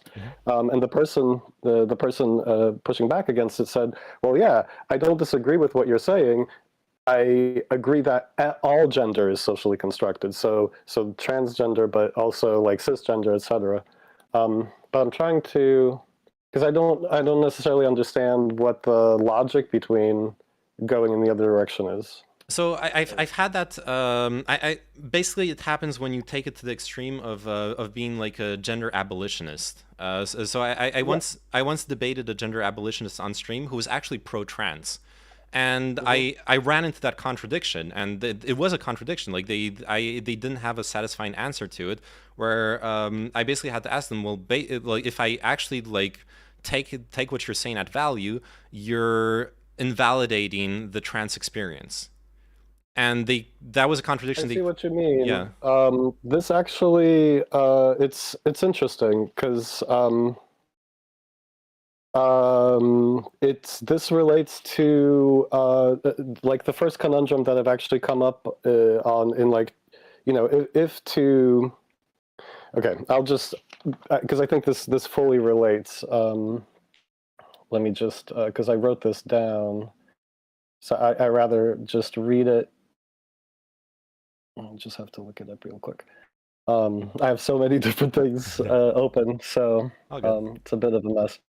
Okay, so the thing that I'm struggling with is exactly what you're talking about. So how to rectify the idea of moving past gender roles as a whole with the idea of promoting a positive masculinity, meaning like, once we deconstruct, should we reconstruct a new rubric? Philosophically, it does sound contradictory. Realistically, within this topic, what I'm starting to kind of identify, I don't know, is that I think men are looking, in rejecting toxic masculinity, are looking for an alternative structure for self-valuation. That it's not just an identity thing as much as this. I'm not sure what the right word is, but I guess basically, I actually embrace this, post-gender idea since since you could see the gender, you can see the limitations and the boxes, but how to rectify this with this fundamental desire to fit in, imitate, be a worthy part of a system. And I don't necessarily have an answer to that, and I think where you're going with what you're saying is that, and I don't necessarily know, and like you said, the person you were speaking with didn't really have an answer for that either. I think kind of where I'm getting is this idea, like, and to go back to masculinity, this idea to say positive masculinity is more about being a good human, and using the word masculinity is almost in name only because it addresses fuck, man. I mean, this stuff is really difficult because you don't want to group, you don't want to divide. I would say I think there's I'm stumbling around. Yeah, you know what I'm talking about. I don't know if that's how you feel about it, but I'm getting a bit of the feeling that I get sometimes when people discuss the concept of a social construct. Sometimes people amalgamate the social construction with lack of social utility. Just because something's socially constructed doesn't mean it isn't useful. Doesn't have a role in society. That's also a problem I have with gender abolitionists. Like I have no problem with people wanting to abolish gender for themselves as an individual decision. There are some forms of non-binary identity, etc. that's fine. You know, we're all human beings here. We all have our own personal experiences. But to go so far as to want to abolish it for other people, I think that poses a main problem when it comes to wanting to create a framework that's as inclusive and as pervasive as possible. Because ideally, I think if you want to have like a positive masculinity movement that is all encompassing for men of all, you know, shapes, sizes, ideologies, and forms, you kind of want to, as much as possible, I guess, not even require subscribing to either side of the discussion on those matters. If Yeah. you, because I was thinking about this leading up to this discussion. I want to I was thinking, like, perhaps the ideal movement is one where you can, for example, walk up to someone who listens to Andrew Tate every day and like tell them things they will agree with, rather than try to like debate bro them, you know, and that's how you can like pull them away from Andrew Tate, rather than Yeah. go in attacking and like attacking this, attacking that. You have to believe in this. You can't believe that. Right. Yeah, I mean, I think the problem, the problem that we run into with just abolishing gender, and I think in this discourse, it's kind of happened where, like the way, and I might be wrong in perceiving this, you know, but the way I see, the reason why I see people like Andrew Tate, you know, having more followers is because, you know, like this red pill thing, you know, this idea of men being left behind, etc. You know, I think in the feminist world, this isn't, you know, it isn't just like fuck all men, hate men. I think within the feminist discourse and philosophy, it's starting to be understood that, you know, that men actually need to, you know, need more than just be told, okay, everything you've done up until now is wrong. Yeah. Now figure out. Now just lean. And okay, so here's the thing in the discourse actually, and I've found it on Reddit, and it's brilliant. I've found some great resources with really intelligent men to discussing this, and there is a form of abolition of gender, but then the discussion goes further into this idea that, you know, going back to this idea of fitting in and self valuation coming from, let me see, being like useful. Sorry. No worries.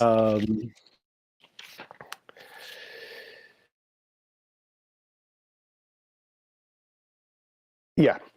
Basically, what I think is a lot of masculinity is a rubric, and it's like this guide for men how to be and how to function in society. When you pull that away and just say, you know, just no to that, then what? And I think in other movements, there's this embracing of you can be whoever you want to be, and I'm not sure how. I'm not sure if all men, or the majority of men, have the tools to embrace that and like self-actualize outside of these norms. So then, in order to like build a guideline, some kind of something to follow, you are going against this abolition of gender because you're saying this is a gendered problem, and here's like a gendered solution to it. And I'll be honest, the reason why I brought that up when you started talking about like the gender as a social construct, etc., I guess I'm actually kind of conservative on this, where I not that I don't see gender as a social construct, but like I said, I see a causal link between biology and gender, and then I also cannot subscribe to like on a societal level gender abolition. I find utility in identifying as the gender I am. Obviously, you can argue that I'm brainwashed by the society and the heteronormative system I'm living in. But I think I can speak for a lot of people when I say that a lot of people don't see that as their problem. And obviously there should be space in society for those who do have a problem with that, and it should be like society should be inclusive of that. But I think when we're like exactly what you're describing, when we're talking about men who feel lost and lonely in this world, I think it's okay to give it's okay to come at them with an actual solution, to try to offer a solution. You can't come at them and be like, like some feminists will tell them, just fucking figure it out. What do you expect from me? Or like I'm taking like a very, very extreme example, but there is a lot of condescension and sometimes even like really just looking down on them. Yeah. Yeah. Well, I mean, this idea of like, you should already know this, Yeah. you know, like when a man, or when a masculine man, but it's important to define that, I guess, or cis man, starts to like, actually realize something positive, and like a really extreme feminist will be like, bravo, do you want a cookie or whatever, this kind of condescending. I what I would like to do is, however much admit that yes, this exists, I would like to think about it more in a bell curve, and that we have people on either side that are extreme, and that most people don't actually fit into either this extreme feminism or this extreme chauvinism. That I think most people, and what we tend to do is look towards an extreme and be like, well, if I do anything other than what I'm doing right now, I'm going to have to contend with that other extreme. Yeah. And that kind of leads me to why I think why I'm into this idea is because I think it would be great to create a community, like a social club, or some kind of support structure for people to feel confident about this and grow personally, and not feel like they, first of all, have had to have all of this figured out in the first place. Like when I say support, I mean support in the process of learning all of this, making mistakes, being told and explained why something was wrong, not feeling shame and rejection, but feeling like uplifted and supported by the fact that you're actually even trying to address this, So some of the ideas I've had, and I wonder what you'll think about them.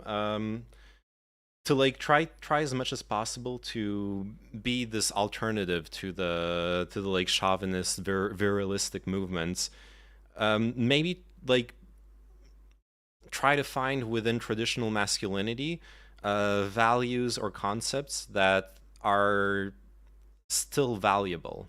Like not necessarily the not necessarily the like what things to keep, what things to exclude, basically, from the more traditional conception of masculinity. Because Oh, go ahead. I'm sorry. No, finish. No, I was just gonna. You know where I'm coming at, but within this idea of like trying to build a bridge where people basically, no matter their political orientation, their how they feel about feminism or gender theory, etc., where men can still like identify with this movement. Yeah. So I wanted to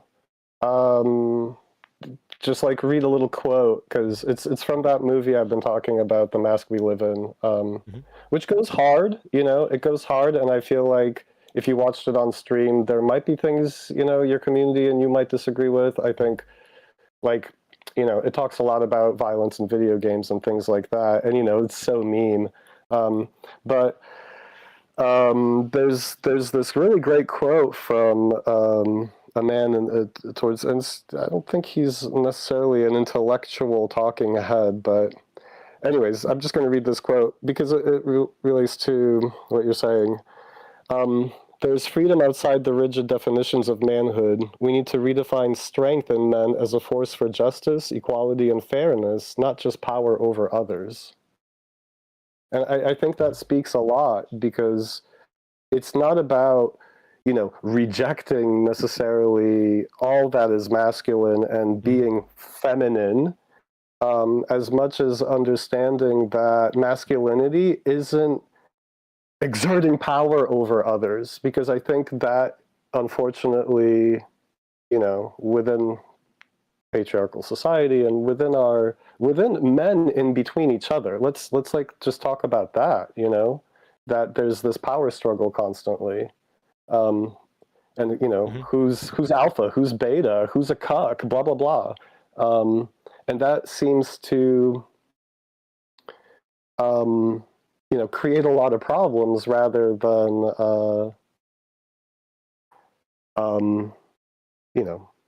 Yeah.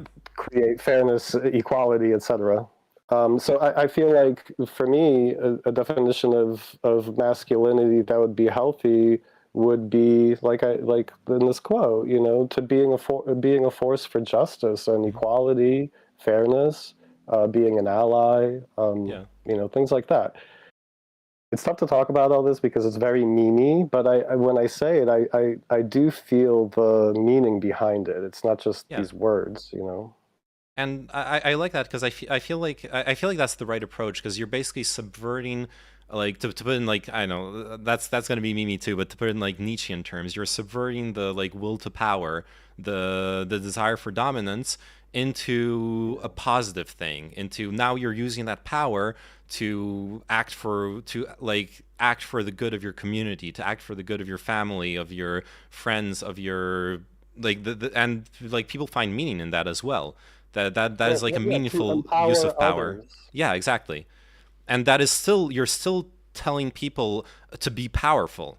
You're not going against like Andrew Tate telling you to be powerful. You're just giving a much more positive message about how to use that power.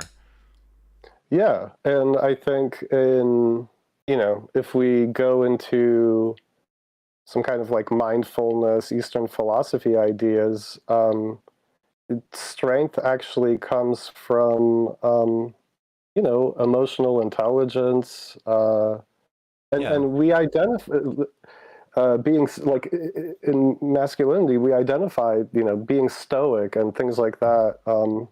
Not that I see this. It's all of this is kind of problematic because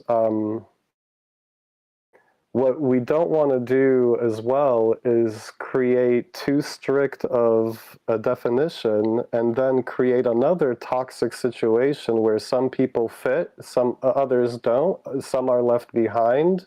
Yeah. You know what I mean? And I think the reason why gender abolition has come about is it's this like rejection of all of the the stratification and the taxonomy of all of this. I understand why we created all of that. It's to understand the world better. But now that we have a better understanding, I feel like we can reframe some of this. Anyways, I still struggle with this because I do understand the reasoning behind gender abolition because it's so problematic, but it's not, you can't like go to an average cis man and be like, down with all the crap that you've been fed all your life. Now go on and like redefine yourself, you know? There's men have not been given the tools. Masculinity, it's like this thing in itself where masculinity has created this situation where you don't actually have conversations with yourself. You're supposed to, reject. And I hate to say feminine because I don't even want to gender it like that. That's why I feel like, Eastern philosophy or whatever works well because there can be a genderless approach to self-growth and emotional intelligence and being a better human, just being a good person, and I would love for it to be like that, but it's a gendered problem and we're addressing a specific group, so it's defined in such a way. But I feel like the ideas should move away from gender. Like, okay, we're talking to this group, but the concepts that we're saying are actually humanist concepts, right? Yeah, I agree with you. Like in an ideal world, well, those ideals will just apply to everyone, and like everyone should be a force for good in their community. Everyone should be emotionally mature and open and all those things. But like you said, if, it is some of those problems are mostly gendered. Not that obviously there are women who also suffer from those problems, and I think I had my eye-opening moment for this was this video by ContraPoints, who's I don't know if you're familiar with her. She's a trans philosophy YouTuber who's basically become made a lot of videos discussing like progressive politics or like politics or social stuff in general. And she has this really great video about the Meninist movements. And at the and I really like it because she, well, first off, being a trans person, she's known what it is like to grow up as like identified as a male, and I think that influences a lot of how she views those things. Where I've seen a lot of like feminist people dismiss, for example, MRA claims outright. When it comes, even though like the facts are there about more men being homeless, the powerful men being a very small minority. There is the suicide rates in Western society, which are mostly, I think it's like 2/3 are men. Yeah, depression and things like that. Yeah, mental health in general is a big problem. And instead of dismissing those things, she obviously goes into the history, how the MRA movements are linked to far-right movements and how they're part of this rabbit hole that draws people towards like extreme right-wing positions. But what she ends up concluding is that we need a movement that is by men for men, for the same reason that feminists, when feminist movements were founded, there were the same arguments like, well, shouldn't you just make a movement for everyone? Well, no, those are problems that concern women, so it should be women addressing them. The same reason why we have that question, like a BLM movement, it should be people of color who are the main voice in the movement. It's their problems, and so at the end of the day, it has to be like a men's movement if you want to address men's problems and have them feel as if it's a space for them to have those problems addressed as well. Because like even talking with like woke people who understand a lot of things about feminism, there is always this moment when if I like bring something up that's like an MRI talking point, there's always this moment where people like look at me and are like, wait, where are you going with this? Are you like about to invalidate feminism, or and it's just so uncomfortable, and I think that's a problem for a lot of men, where because if that's the reaction you get, it makes you feel like no one's going to want to listen to your problems because they already have pegged you as the privileged person, as the position of power, etc., etc. So they don't want to hear your problems. Right. You're not marginalized. Yeah, and you aren't. You aren't, but that doesn't mean you don't have problems, and that doesn't mean you shouldn't have a space to be able to discuss them. Exactly. Yeah, and I've been struggling with all of this as well, and before because I wanted to use the class I'm in to develop this project, and honestly, before I submitted my proposal, I had to talk with the professor again and be like, okay, like, is the, and I know in my heart of hearts, and just like you say, like, I know this is a problem. I want to like put myself out there, create some solutions, etc. But there is this weird feeling of exactly what you described within me. Like, is this okay? Am I, Yeah, am I going to somehow like put my foot in my mouth with all of this and be like, "Yay, men!" And because within the school setting, the idea would be to create a men's social club, and a men's social club that promotes positive masculinity and creates a safe space for men to talk about their growth, to not feel ashamed about being vulnerable and emotional, and finding a support structure. This is exactly what like we need, and the discourse has to be men supporting each other, supporting other men in this, because I think a lot of the subconscious or whatever dialogue that's happening in our heads, we're not reflecting on necessarily.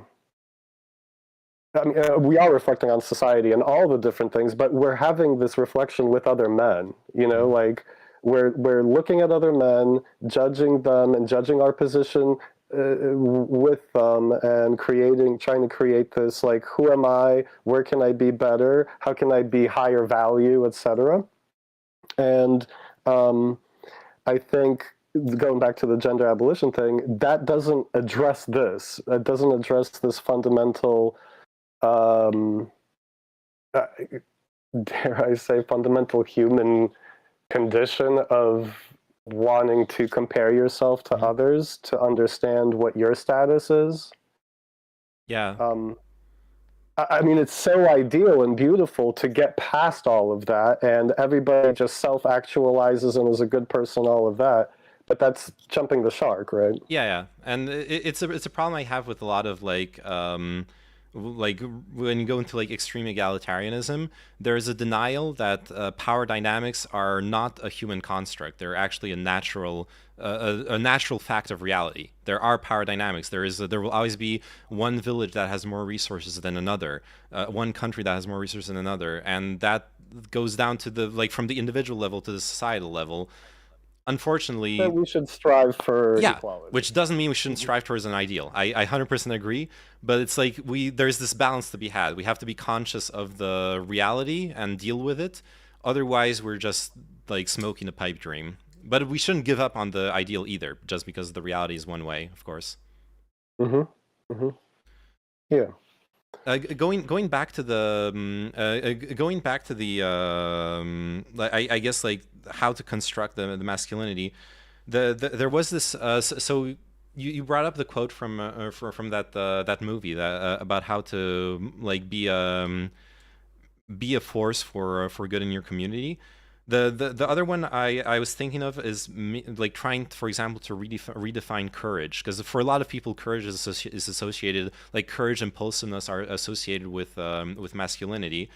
Not necessarily like redefine them completely. Like if someone wants let's say someone wants to be like a soldier or a cop, obviously they're going to identify strongly with the more traditional sense of courage and bravery and like self-sacrifice, but also add to it the courage of showing your emotions, because I think that's a very courageous act. Just like expand the definition a bit rather than like reducing it. Just add a bit more to it. Yeah, I mean, like totally what you're saying. I would want to say more like maybe not just add to it, but strip away some concepts and replace them. Not deconstruct everything and then but like strip away some of the some of the stuff that was built on top of, and replace it. So like, for example, the idea of what courage is. And yeah, like we're saying, move it towards that it's courageous, because it actually is courageous to be vulnerable with your emotions. Trust, that you can be yourself, that you can take the mask off, and you won't be ridiculed, I guess. Yeah. So with respect to what you're saying, I was kind of thinking maybe we could, I don't know if you feel like bringing up paint or whatever. I was kind of thinking of like maybe like writing a list of ideas. Yeah. I'll pull up the notepad. Because Do this. I think in this discourse, like on a very surface level, when somebody's asked, what is a model of positive masculinity, people will be like, oh, Aragorn or something like that, and then it's like solved it, and it's so obviously in just talking about the social construction, we've opened up so many concepts and so many difficulties there. So I feel like what would be cool is to make a list and then examine these things that we're talking about. So like courage, like you said, or like this idea of I don't know, being of service, for example, versus like this is like they're all tricky because it's like, sure, we got like Andrew Tate saying like just do you and money gain and power over everybody, but then that doesn't mean that we should just be of service, because this level of like self-sacrifice can also actually be toxic masculinity. Absolutely, yeah. And it's also like, and then you're also alienating people who like, it's maybe something that like sucks to hear, but I don't think there's anything wrong with being moderately selfish. Like if no, right. Right, you don't want to alienate people who just want to live their lives, especially if those are people who've suffered a lot, who have their own problems, etc. They don't want to show up and be like, okay, now I have to do all this stuff for other people. What about me? Right. Well, I mean, and also, in it's like Eastern philosophy, whatever, which is really starting to infiltrate Western culture as far as, mindfulness and all of that.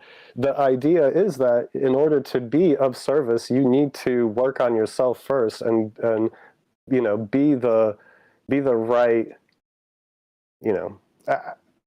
perceive the world the proper way and know what the right action is. And it's not just going to necessarily happen by default. So you do have to, from start to end, always be working on yourself. I don't think those things have to be mutually exclusive, right? Like, yeah, of course. It isn't just do you or completely sacrifice yourself for others. The reason why I think being of service is important on the positive side is I think it gives people meaning, and I think fundamentally, that's what we're trying to establish, is how to give meaning and purpose for men outside of these archaic models, so that a man can self-reflect and feel confident. Anyways, so I've kind of written some things out, but I would love, if anybody actually, I looked at Twitch a little bit ago, I'm not sure, but oh, it's been a shit show. Still talking about Reagan. Economics. Which is cool, Yeah, we should just shift the conversation to that. Oh God, no.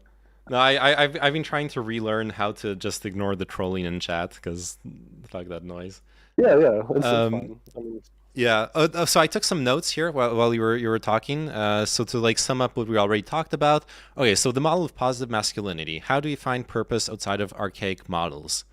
So I listed some like I guess I don't know if you agree with this format, but I'm going for like a keyword and then like describing what it actually means. So like power as being of service for community, not just to use other people, but first work on yourself. Don't sacrifice your self-interest. Courage to be vulnerable, but also the courage for self-sacrifice. That's like the more traditional view, but I don't think that's necessarily that's necessarily a negative, like something that if people like are into that, I wouldn't want to like discourage them, if you know what I mean.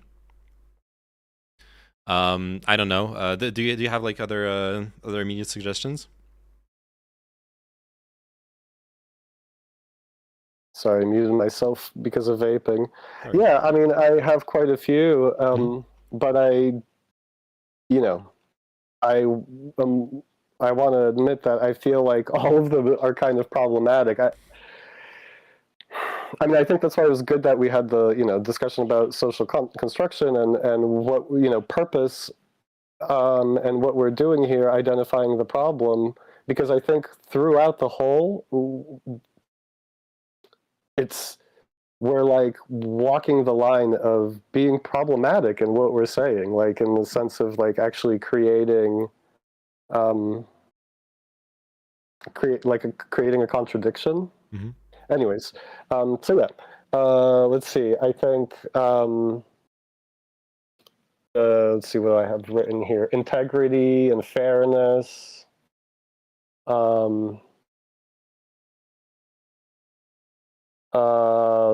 Building, joining community, like acting, being more inclusive.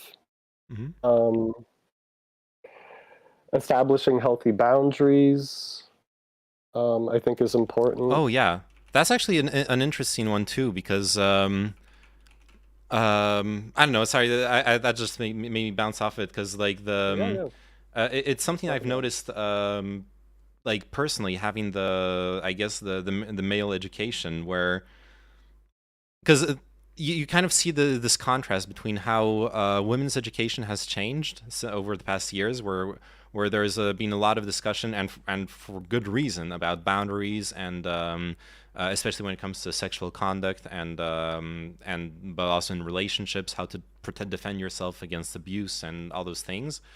And there has been very, very little discussion until very recently about men's boundaries in relationships, and how to defend them, etc. Or also even how, like, or like when there is discussions, usually like how men encroach on other people's boundaries, which is also a problem, and definitely something that like has to be addressed. But yeah, that's something I like, for sure, because that's empowerment as well. Like empowering you to set your own boundaries. That's a really powerful feeling. Right, and it kind of goes against this the traditional idea of being of service. This traditional idea that you're supposed to just be quiet and provide.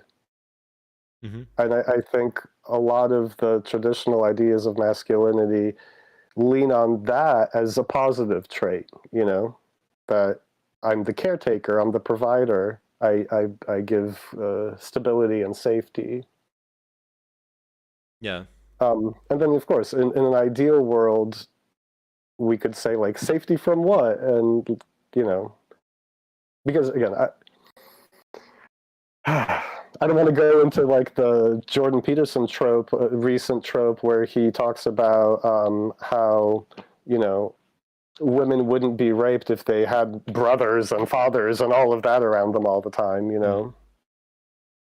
Because, like, I don't want to, like, say, well, okay, society is this way, so I still want to hold on to an idea that we can grow and,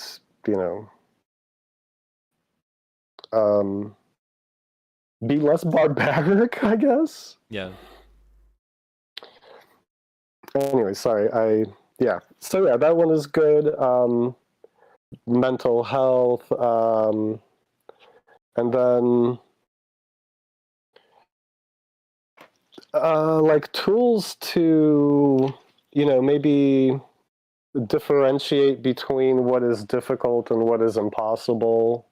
I know this is like a little bit further down the line of things. Yeah, I'm not sure what you mean by that specific one. That sounds a bit more abstract. Yeah. Yeah. Sorry, because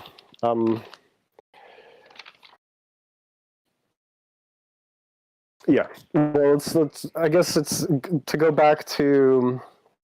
It's kind of like talking about what defines a man's self-worth, and then what I'm referring to here is the feeling of being capable. Um, anyways, yeah, that's a sorry, that's a bit further down. So yeah, what do we have so far? I'm not like looking at the Twitch stream because it's a little bit. Oh, Cyber Opal's asking, is finding a purpose that makes you feel satisfied a point, or is that covered under being of service to your community? I'm definitely a lot of people do find purpose in being of service to the community, but that definitely shouldn't be the only answer, right? Right. And I'm feeling capable is a pretty universal thing that people find satisfaction in. That's Yeah. so that I think that's a really good one. That's kind of what if we think about it, that's kind of what like Andrew Tate capitalizes on, in kind of indirectly when So his does whole Jordan Peterson. yeah. So, but like I'm thinking about the Hustlers University thing, where because what he promises people in Hustlers University is you get to talk with successful crypto traders, successful business people, et cetera, et cetera. So you and then you have a direct metric of how capable you've become, which is how much money you're making by copying their like strategies. So Right. it's very simple and very like materialistic, but it is actually it is this. It is like giving people a feeling of being capable at something. Right. Well, so wouldn't it be great if we could replace financial gain with something more meaningful for Yeah. men to aspire to? Yeah. And the reason why I bring up Jordan Peterson is because I think in his, outside of his psycho Twitter shit, Yeah. the reason why a lot of men had turned to him is because he kind of built this structure of, how to be more efficient as a man, clean your room, this kind of crap. Mm-hmm. And, outside of all the toxicity, there is something there that, men are turning to it because they're looking for that guidance. Yeah. Jordan Peterson definitely has been able to capitalize on that from the like more spiritual level. Right. Chinchilla's Yeah, saying, spiritual. Oh, go ahead. Chinchilla's saying, I don't. Spiritual is a tough word, but yeah, Yeah, I know what you mean. yeah. I don't feel being in service of your community is a masculine trait. I think women and men both have that, and men being in the woods, being fully on his own, isn't a lesser man. True. I guess. Oh, sorry. Go ahead. Agree. No, go ahead. No, what I was thinking is it definitely shouldn't be like something that's pushed as like the option or like a main value. It should be it should be one alternative out of many as to how to come into power as a man in today's society. It's one option, but obviously not the only one. Oh, how yeah. Power is also a difficult word because I don't. I want men to feel empowered, Mm-hmm. but I don't want men to search for power because I feel like this idea of power being how we define ourselves is toxic, and it's the problem. Yes. So, but I know what you mean. I know what you mean when you're saying that. I'm just saying to like I'm wary of the word power, like because it can so easily be misconstrued into power over others. Yeah. Like being, dominating. Yeah, I understand what you mean. I guess I'm trying to be a bit more a bit like less opinionated on that, from the sense that I like if someone comes in and like feels unhappy with their life and is looking for something, but they really are attached to this like some idea of power. Like, I don't want to make them feel like this is not going to be the place for them. Well, yeah, I mean, I guess the question would be, what do you mean by power? Mhm. Like, is it like hegemonic? You know, like trying to like dictate over others, or is it feeling empowered to self-actualize and do what you believe is right or whatever? I think I would assume, like, for most people who aren't like going down some kind of really sociopathic route in life, it's always going to be the latter, not the former. It's going to be Right. self-actualization, what they really want, and they may delude themselves into thinking that what they want is like a big bank account and like hookers and coke. But what they actually are like looking for in life is self-actualization. It's just that society tells them that that's what it looks like. Hmm. Yeah. Yeah, and the reason why I'm like, getting caught up in the wording is because I think it's like, and where we're at now, um, so many words are appropriated by groups Mhm. and used in a divisive way almost, Yeah. So I feel like in this whole project, it's important to be aware of language.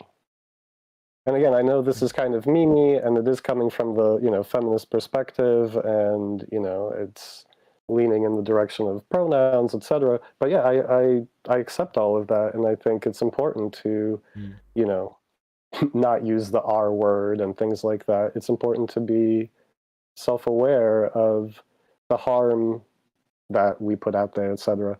And of course, in defining something like this, to um, not lead people down the wrong path, So, Yeah. anyways, as we're talking, we're kind of defining what all of this means. I think, like Yeah. it's still very fluid. And I get what you mean with being careful with the semantics, as far as like connotations and associations go.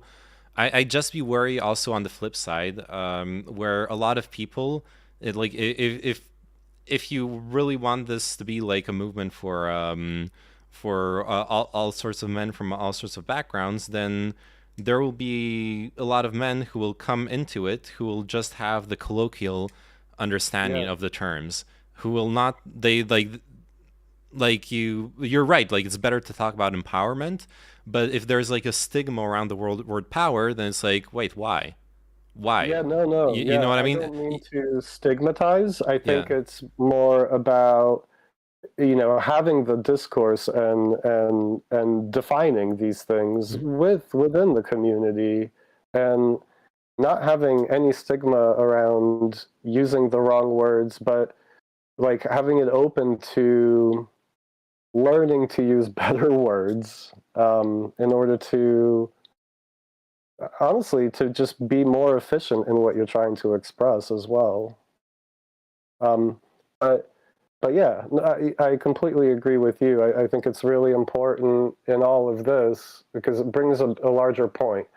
Like I'm sitting and I'm reading Angela Davis and Audre Lorde and Bell Hooks and Simone de Beauvoir, and sitting in a group with people who are very far there, and they're so far in that they don't see the reality of the discourse out in the world on a daily basis, and it's like really hard to fuse those things because of the words used and all of that. One side feels discarded by the other. Yeah. I So think. it's Oh, sorry. Go ahead. so I completely agree that I think it needs to like we need to pull these concepts and make them our own, uh, defined in a way that men can relate to it in a natural way, in the way that you're describing, like that, you know what I mean? Hmm. Yeah, absolutely, and yeah, that's what I was thinking about. Like, I would like to avoid stuff like for a while when the like the intersectionality was becoming mainstream. I remember there was a lot of stigma around the redefinition of the term racism, because like from an academic perspective, it was redefined as prejudice plus power. So then you had people share the sentence that's oh yeah, black people can't be racist. That was like the big thing. And to a lot of people who weren't like, you know, following specifically the who aren't following specifically the academia around like the movements of people of color, etc., etc., it was like, what the fuck? Why would you say that? Of course they can be racist, because racism is prejudice. That's how like most people understand it. Like it gets kind of dangerous when you start redefining terms that have like really strong colloquial meanings, I guess. Yeah. Like you lose a lot of people basically. Right. And for stupid semantic arguments too. It's not like the people would disagree with the fundamental idea of like systems of power. It's just that you've already lost them completely in the discourse, because you've said something that sounds preposterous to them. But I don't think we're there. It's just something I'm wary of in general. Oh, me too. You know, because it's like, for me, the most important thing is actually inclusivity, and not create like the right way. You know, if you act, it's not inclusivity. Inclusivity would be, you know, having open arms to all who are open to work on themselves and provide tools without being condescending, right? Yeah. Because it's all about, again, empowerment, but in the right way, not the Andrew Tate empowerment. It's hard because, like, in my heart, I feel it's very clear, but it's difficult to put into words, and it's difficult to take all of that and, you know, do the back and forth with the world as it is. And I think that's why also the social construction of things helps, because it creates this space where we can kind of just say like, oh yeah, you know, that's the crap that we've been fed. But I know that, but also in that, we don't want to completely, like what you're saying, we don't want to completely dismiss that, because the person that's coming in is coming in full of crap. Yep. You know, that's coming into the community. And you can't just be like, you're full of crap. Yeah. So I moved to things a little bit. I put in like so I renamed power as empowerment, and like the feeling capable, I put it in empowerment. I guess I can remove like being of service for the community. That's because that's just one way of feeling capable. I think feeling capable is more universal. Yeah, I think the being of service at the moment is kind of a way of pushing back against this selfish financial gain thing. I'm gonna, like, I was watching Destiny recently, debate, and he was talking about, like, he's like, yeah, you know, like, I know all these, you know, we know about all these successful men in tech and whatever, and they make all this money, but they're alone and online, and, you know, don't have a girlfriend, don't have relationships, etc.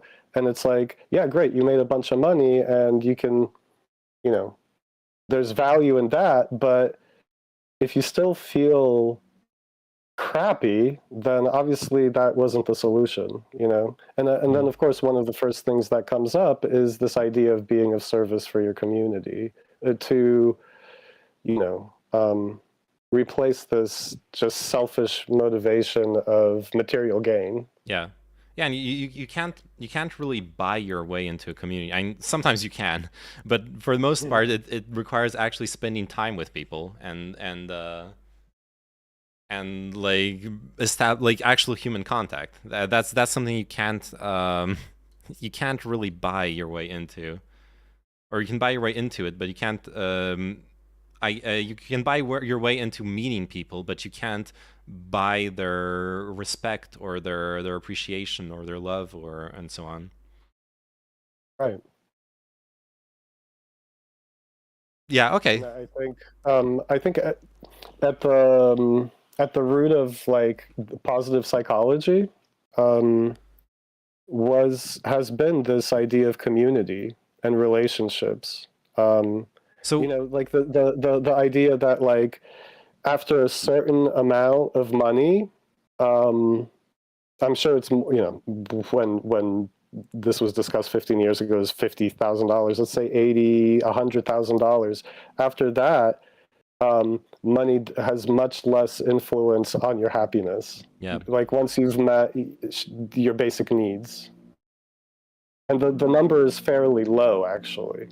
You know, and sure, you'll have more happiness and more opportunity with more money, but I don't personally, spiritually, I don't believe that, you know, that there's fulfillment there, like full fulfillment there.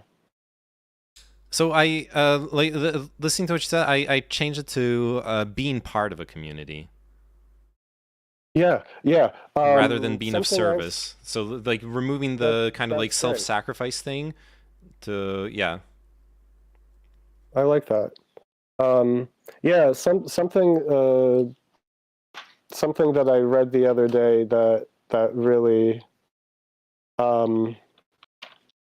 was interesting is like, you know, like how in the few things that we hear that we're told, and like we're told be more vulnerable, and I feel like no, I don't want. Okay, you're writing some stuff. In the idea of be more vulnerable, I don't think that there's enough there. So that's where it makes sense to be learn to develop relationships which will allow you to be vulnerable. Right? That is a much more there's more there. It isn't just, why aren't you this way? Here's a way, you know what I mean? Like, so that's why I like what you wrote saying being part of a community, because what you're trying to create is a support structure, you know, not just be of service and support others, but also create a support structure for yourself. Yeah. Which also, like, to be more vulnerable within, to trust and be able to be your true self in. Yeah. Also, I realized because earlier when I wrote courage, I wanted to like include the more traditional sense of courage. So I put in like the courage for self-sacrifice, but that it didn't quite. I didn't quite like it either. Yeah. So I replaced it with in the face of adversity, because like I was thinking like I was saying earlier, like people who are people who want to be soldiers or cops or like roles in society where you actually have to face adversity with the more like traditional sense of courage, the warrior role, like the archetype. And it's true that like more than self-sacrifice is about adversity and being able to face it. I think that's like a more positive way of framing it. Yeah, without like reverting back to toxic cope. Yep. You know. Yeah. That is courageous to, you know, actually work through things rather than you know, do cope, put a mask on, pretend, not be able to, you know, and feed into insecurities, right? Yeah. Yeah. Anyways, all of this, you know, and I like that we're like redefining and talking about this, because I think it's kind of a minefield, you know.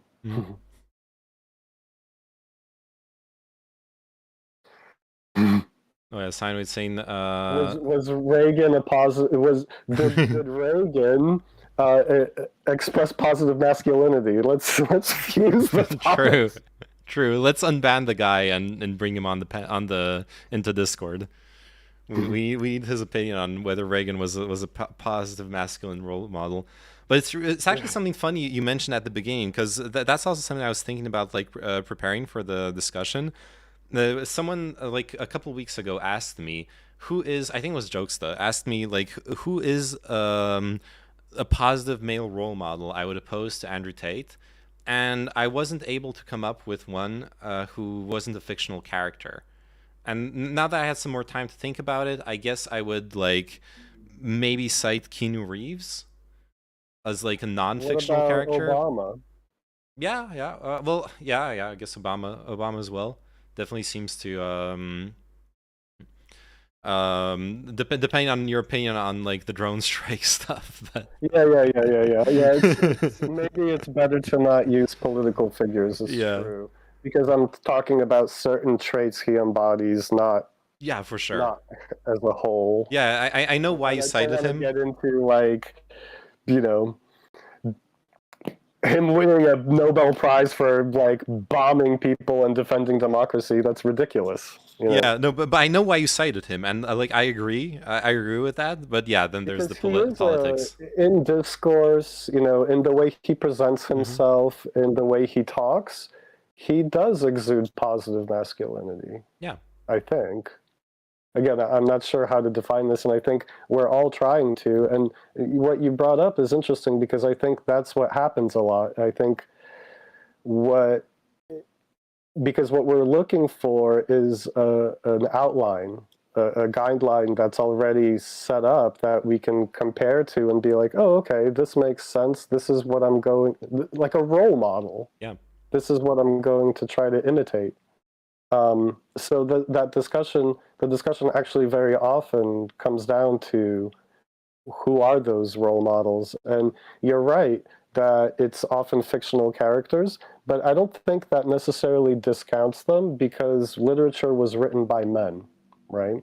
So it's Yeah. like men are kind of indirectly providing some kind of model of what positive masculinity would be through fiction. Like, that's why I say Aragorn. Mhm. Like, if you think about him, and this is not my thought. I read it and I thought about it, and he's a good dude, He is, right? yeah. Yeah. He is, and he has like he has those traits, right? He's part of a community. He's worked on himself. Self-sacrificing. well, no, like let's avoid the self-sacrifice. But he is courageous. I'm memeing. Yeah, I know. He is courageous in the face of adversity. He can be vulnerable as well. They're like when he addresses his relationship with I forgot her name, but or rather the like unrequited love of the Rohan princess. He's like not hiding from this like uncomfortable situation. Arwen as well. Yeah, there's the problem with the can he be with Arwen or Eowyn? Yeah, I was thinking about Eowyn. Yeah, and he's not searching to dominate, and he's not searching for power over other people. Yeah. Right? He's a force for justice. Yeah, that the only power he acquires is for a cause, not for himself. Yeah. With leading the army on Mordor or whatever. Yeah. The other example, which from like recent media, have you seen Everything Everywhere All at Once? No. It's this it's a really, really beautiful movie, and the character in the it's mostly about the main character, who is this woman, but her husband to me is the perfect man in so many ways. He really is, because he I'm trying to get her to not scratch the sorry.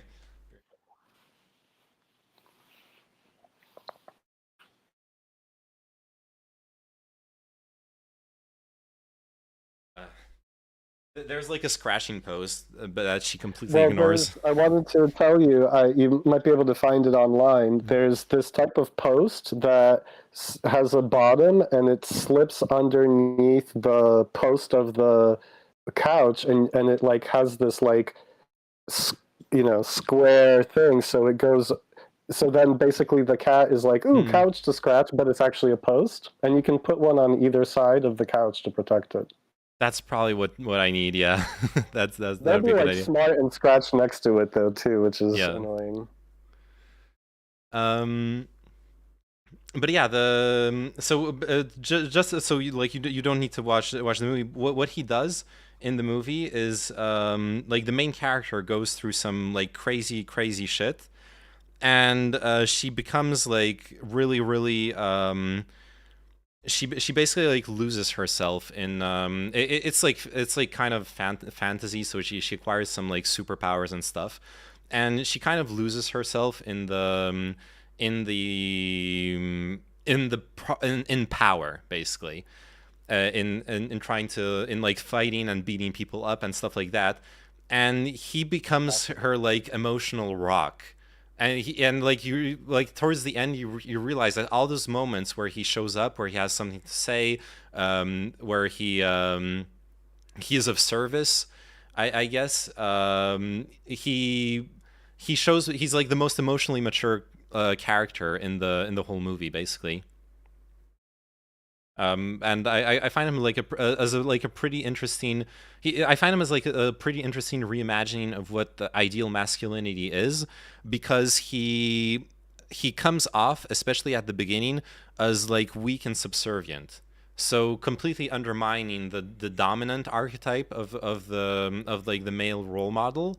But by the end of the movie, you realize that he's actually brave and strong in his emotionally, actually, and that like he has a way of, yeah, that's right. She literally says, "I've been fighting wrong. I need to fight like you." And it proceeds to fight by providing support to everyone in their wants and needs. Yeah, exactly. That's the kind of spoiler, but like that is like the turning point towards the end of the movie, when she realized that she needs to fight the way he fights in his everyday life. Yeah. So on the list, I think should be really important is emotional intelligence. Yeah, that's a really important skill.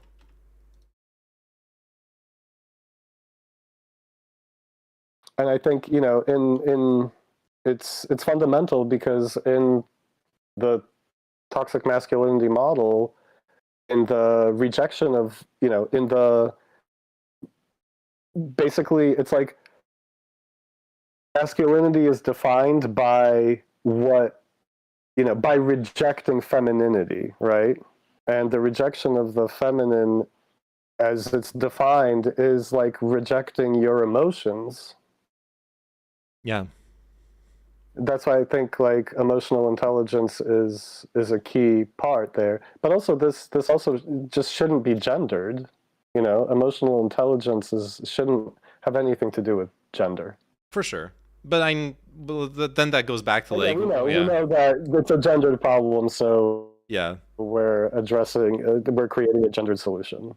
Yeah, and like even that, like I don't know how like how proven that is in developmental psychology, but I feel like I feel like at some point the fact that like the traditional play rituals of children, the fact that little girls will play with dolls and emulate social situations, I feel like even like small differences like that play a big part in developing like social and emotional intelligence. Like I know that's kind of like a whole other thing, like the development of those traits. But I do feel like being lacking in emotional intelligence is a bit more of a problem for men, statistically speaking, than for women.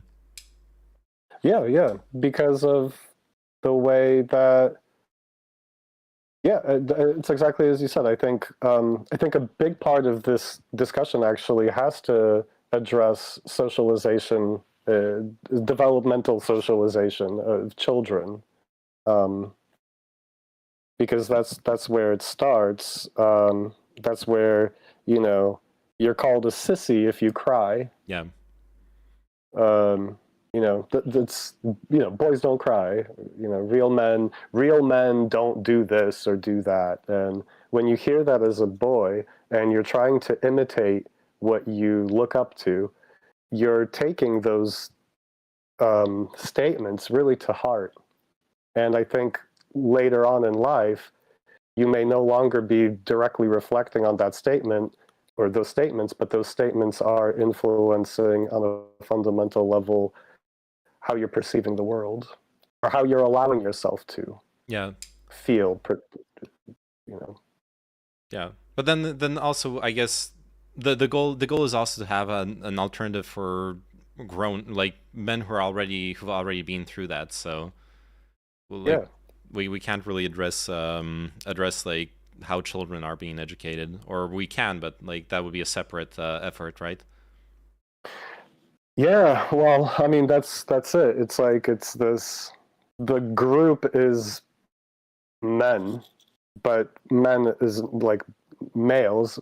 The group is males, so it's boys and men. And yeah, I mean it's just you're right that on some level we want to like choose to focus, but yeah, development ideally what we're not doing is raising raising boys in a certain way and then only later in life being like, okay, let's break all this down. Yeah, the ideal would be to and this is where it gets lofty, because this is where it becomes those more lofty feminist ideas and all of that, which is equality and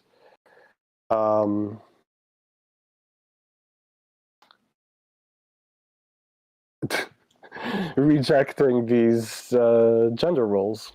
Yeah. Which sadly, I'm all for that. Like, I'm not.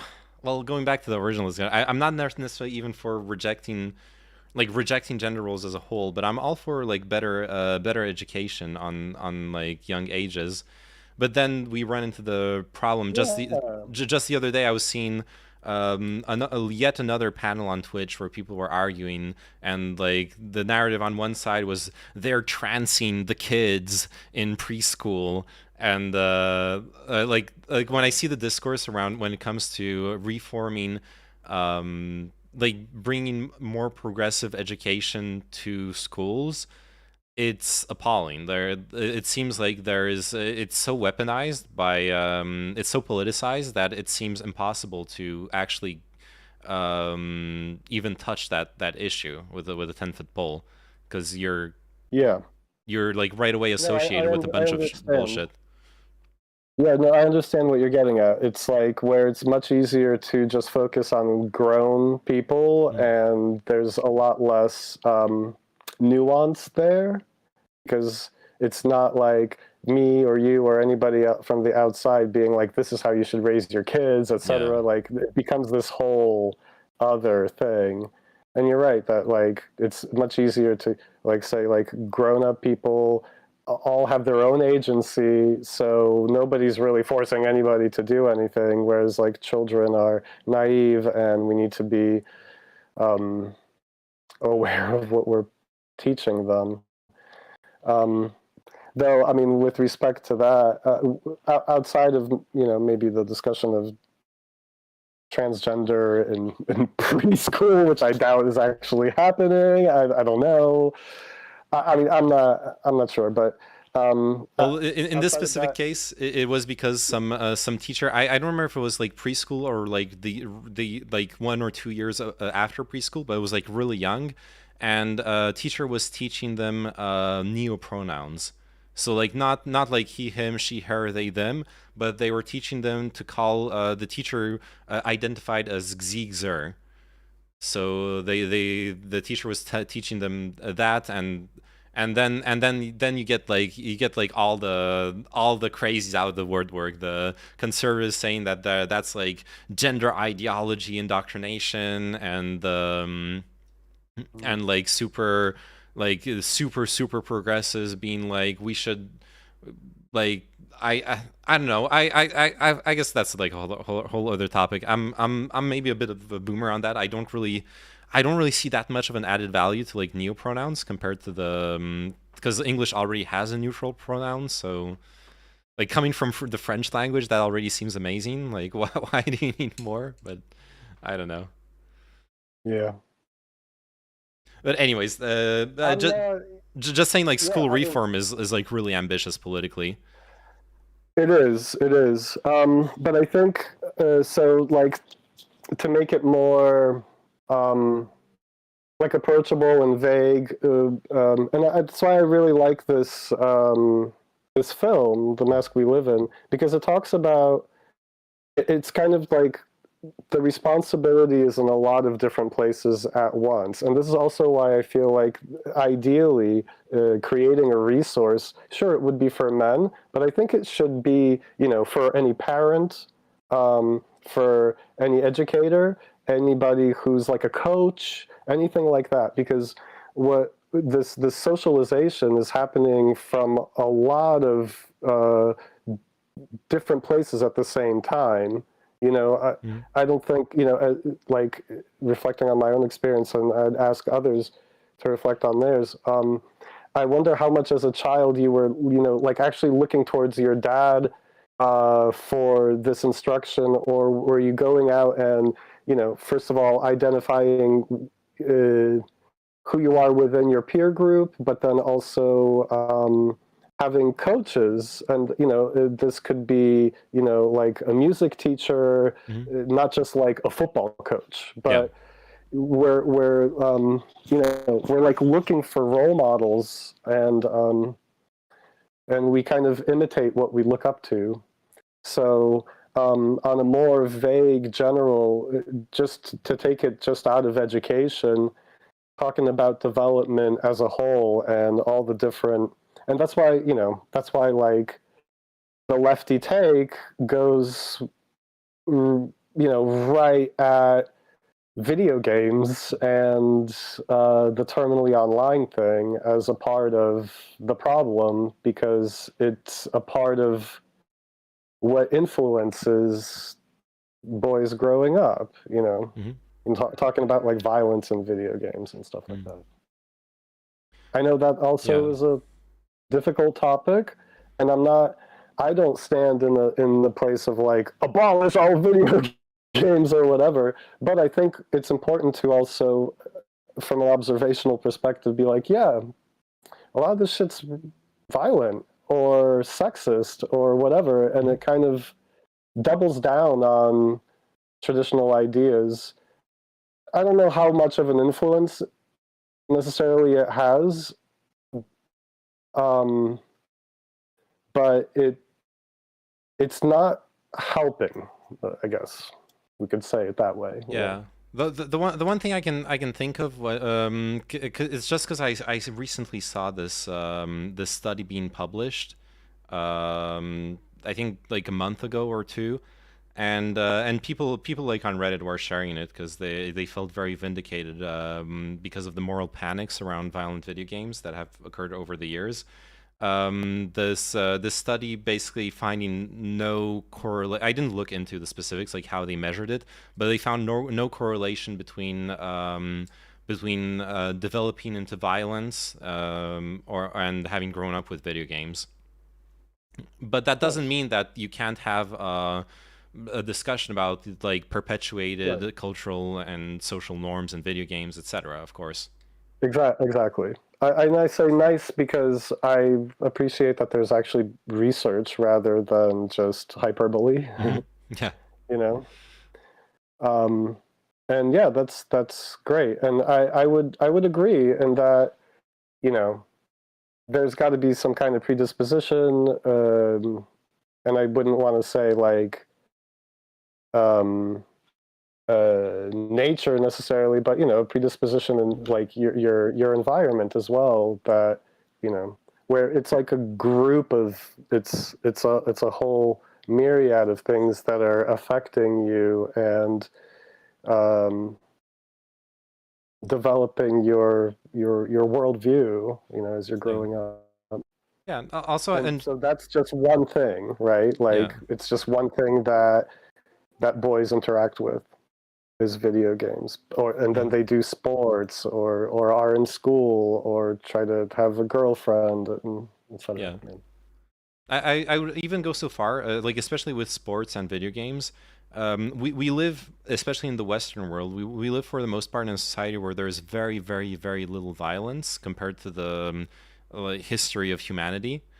And True. I think that it's understandable that there's a need for catharsis when it comes to that. I think sports and video games, like I've seen some psychologists associate sports with the way that like gladiators fought in ancient Rome, or how basically competition and warrior culture worked in more primitive societies, and how it in itself is this like sublimation or catharsis of those needs to compete and to yeah, to like compete, create hierarchies, and channel violence, I guess. And I think I honestly think to a certain extent that this may be like a bit of an edgy take. I think that that violence in like a pure philosophical way, it's morally neutral. There are situations where it's appropriate. There are situations where it's inappropriate. In most situations, it's inappropriate. But this societal association of violence with evil that we are like kind of fed since we're really young, it's like going back to when you're talking about like establishing healthy boundaries. I feel like for me, like growing up with like the Buddhist approach to violence, violence is bad. I Right, know it. passivity. Yeah, passivity. I've had. It's been really hard for me as an adult to learn to deal with confrontation, and because of that, it's been really hard for me to learn to set boundaries. So I think that especially for people coming from like a more traditional masculinity approach, being open to like understanding of like the place violence or confrontation, let's rather say confrontation, has in our lives, in our empowerment, I think would also be pretty well received in general, rather than like trying to Yeah. erase it. Yeah. I think I have an ideal Mhm. where there doesn't need to be competition, but this is now we're going into like Marxist, Yeah. you know, thoughts. Because what I'm saying is I understand like when you say this like fundamental need for competition, Mhm. and it's true. Like I'm addressing it in a way of like in this imitation and comparing yourself to and finding your worth within the system and all of that. And I just wonder if we can stop short of um,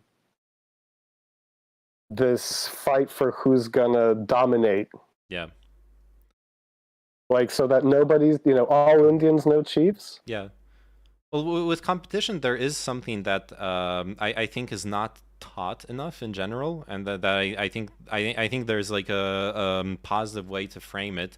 I guess like that's what I was taught when I was learning sports in school, is that I'm not competing against the other people. I'm competing against myself.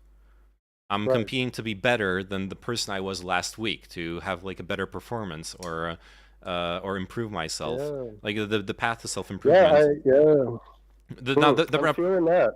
the only problem was at the end of the day, my grades were still compared, were still set in comparison to the other students. So it was kind of just like ideals being set. But yeah, Well, so then there's the society thing, and then there's what's happening with us. And I like what you just said, because I think it's a way to deal with this.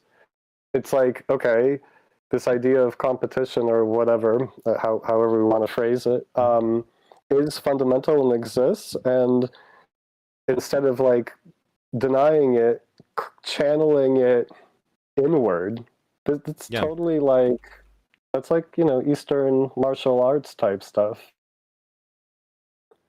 Um, Yeah, I like that. I mean, I wonder if reframing it would, like, reframing it that way would be enough to to pivot. Because what you're thinking about, like, I also think about, like, what made me think of it made me think of the word jihad, right? That it's not about this idea of waging war on peoples, but it's like inner struggle. That there's like that this idea has different meanings and can be Yeah. like, right, that true courage and true value comes from the the war within. Scuba jihadi confirmed. Feels really loaded in general. I mean, I love this conversation. I'm sitting in this stuff a lot, and what I feel in general is um like I don't have like what I want is to continue to keep trying to define these things. And yeah, let's see. I have Like, I just had an idea going through the like looking on the next thing in the list. So I just added like competition, channeled inward, self-improvement. The next thing of what you listed me was emotional intelligence. And now this might be a bit memey, but what do you think about like to if you're gonna have, obviously if you're talking with someone who's already into like a more feminist approach, then you don't need to go that way and you don't want to alienate them either. But if you're talking like the classic, if you're trying like to pull someone away from Andrew Tate, I feel like one way to get them thinking about emotional intelligence is through the dating game, because yeah, you can't through relationships. yeah, you're not going to be, because that's like one of the things Andrew Tate is successful with. He's promising people to like be successful with women. You can do that too, but with from a like a wholesome, non-exploitative way, right? Yeah. Mm-hmm. Like you kind of, I know I'm thinking from like a very marketing perspective almost. Like what kind of like carrots to dangle to like get people interested. Yeah. And I also, agree. and also even from like almost like a political sense, I feel like the topics like, yeah, like dating women, that has been abandoned to the pickup artists.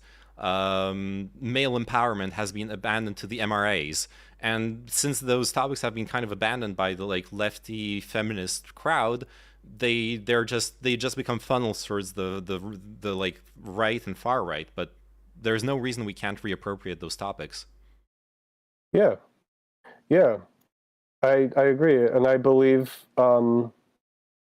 do believe men are intelligent enough to you know have more complicated discussions. Yeah. And I think a lot of the problem is that's not really happening. And so the the the dumbest least common denominator thing is winning because it's just there and it's easy to push. And there really isn't much of a alternative. And you're right, like basically, and this part of it, I don't feel like I'm fully equipped for, and it's like fusing feminist ideas with debate bro, right? Hmm. Um, and ideally finding something that speaks to men more on a spiritual level, I would say. It's spiritual is a loaded word, but what I mean by that is that um, that it somehow speaks to some emptiness inside or whatever someone might be compensating for and all of that, doing the red pill thing. But it also is true that we have to figure out how to how to deal with people compensating for their insecurities with the whole mask thing and all of that. Yeah. So you're right, like a marketing approach that makes men feel comfortable enough to take the mask off. Yeah. Like empowers men to feel confident in doing that. Yeah. Because in some way showing what the benefit of that would be, because I think that's what it is. It's on some level some kind of reward structure almost. I mean, it's hard to place it that way, but like, what is masculinity? Like, is it kind of like a way of a structure in which if we do certain things a certain way, we're going to be rewarded for it? I don't know if I'm defining it correctly, or I'm just putting an idea out there. Rather than it just being identity, it's actually like, I think earlier on at the beginning you mentioned this other thing, utility. Yep. Right, because I think that's what it is on some level. I'm not sure if men are really talking about identity as much as utility, and like this toxic masculinity is a way to function in the world.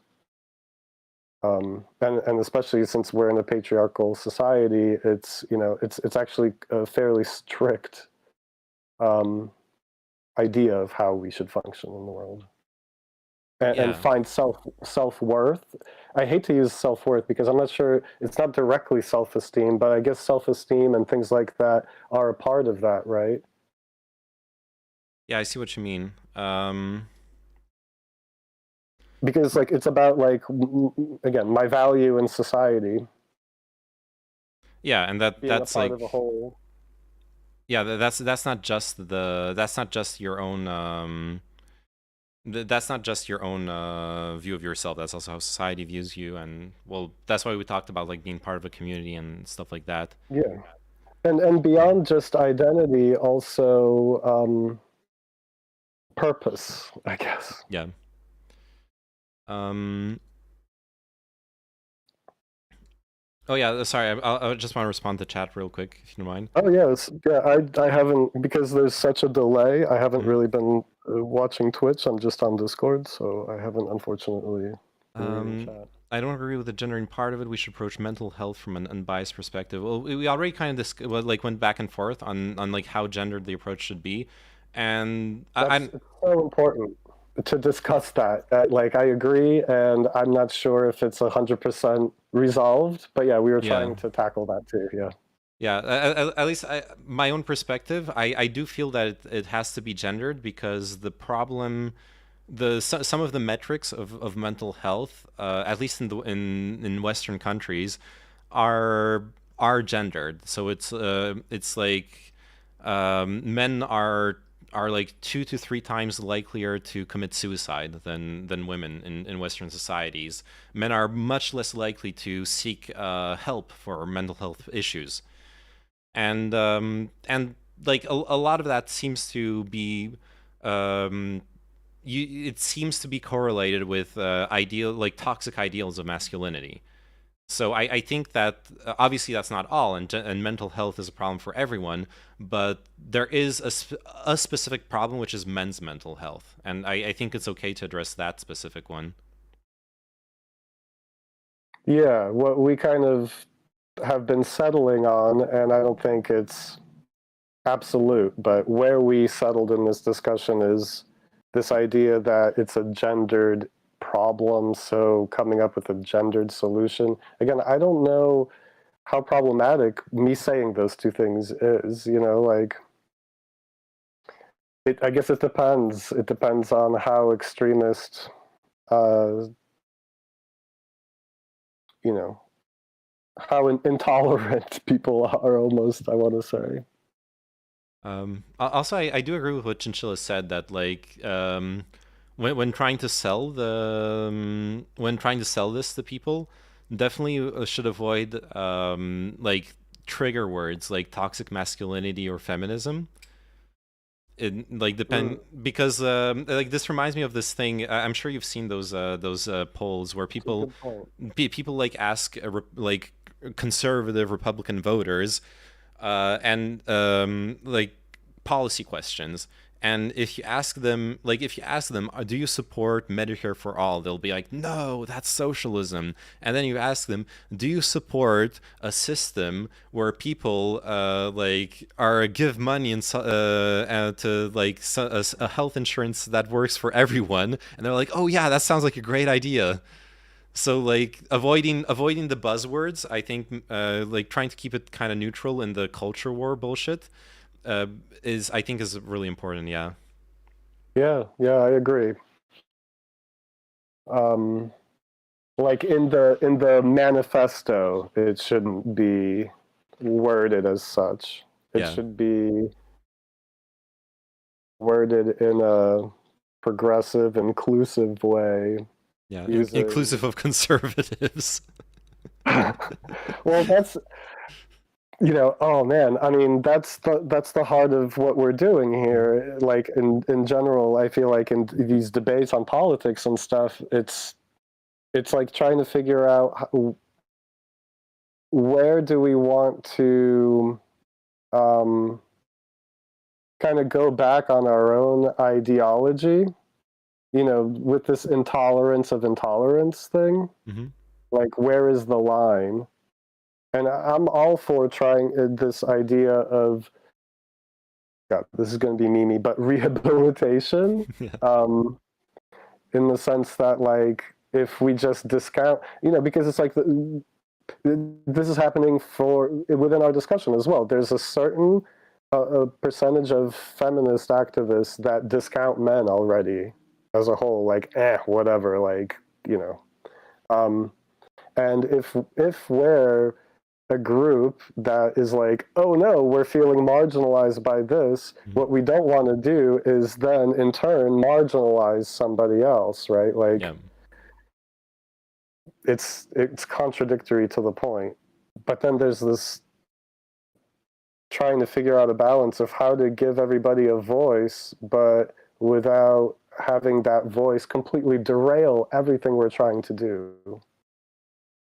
Yeah, that would be an interesting challenge. I guess that's like further down the line, but like imagine you got the like you got the group set up, and you have like one of the first meetings, and until now it's been going well. People have been like opening up, sharing about their problems and stuff, and then someone comes in and starts to have like this really loaded, like politically loaded language, and that like how do you deal with that in that situation if like say Well, I like sure. say they show up and they're like those damn feminists they're oppressing me and all that stuff because Yeah.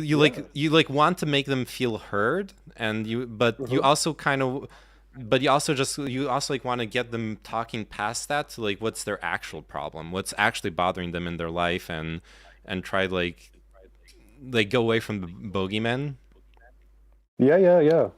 Yeah, and I feel like there are tools there, and gosh, I mean, there are tools that people who have done their education in, social work and stuff like that. So it's much more difficult for the average person to define these things. But I think there is a positive there's a way of educating people in a positive reinforcement way rather than negating and making people feel ashamed for being wrong. Like, it's interesting because I like because now I'm going suddenly back in college, and I like that there's a lot of these resources provided by the school, which never used to exist, that are talking in a way of like, hey, don't feel afraid to be wrong. You know, like speak and put what you think out there, and it's not like you have to have everything figured out before you say anything. You know, so that there isn't this shame, but because the idea is that through identifying where you were wrong in something, that's the way you will grow and actually learn. Yeah. Without that step, you're not necessarily learning anything. It's like there's this assumption that you should have already known everything. So then it's like, then why are we in school? What are we doing here? You know? Yeah, for sure. So I like this progressive idea of like, you know, it's okay to be wrong until you learn, and then you know better, you know? So I feel like the social group would have to embody that kind of positive thinking and support. And I think it's possible without, you know, without alienating anybody and without, I don't know, falling back on some kind of prejudice. But it's difficult, and I think that would take some time to outline. But Yeah. when you create that situation in my mind, I see, hopefully, a safe enough space and other people feeling confident enough in order to not become defensive when the view is challenged, and have like an open heart and compassion for other people's experience.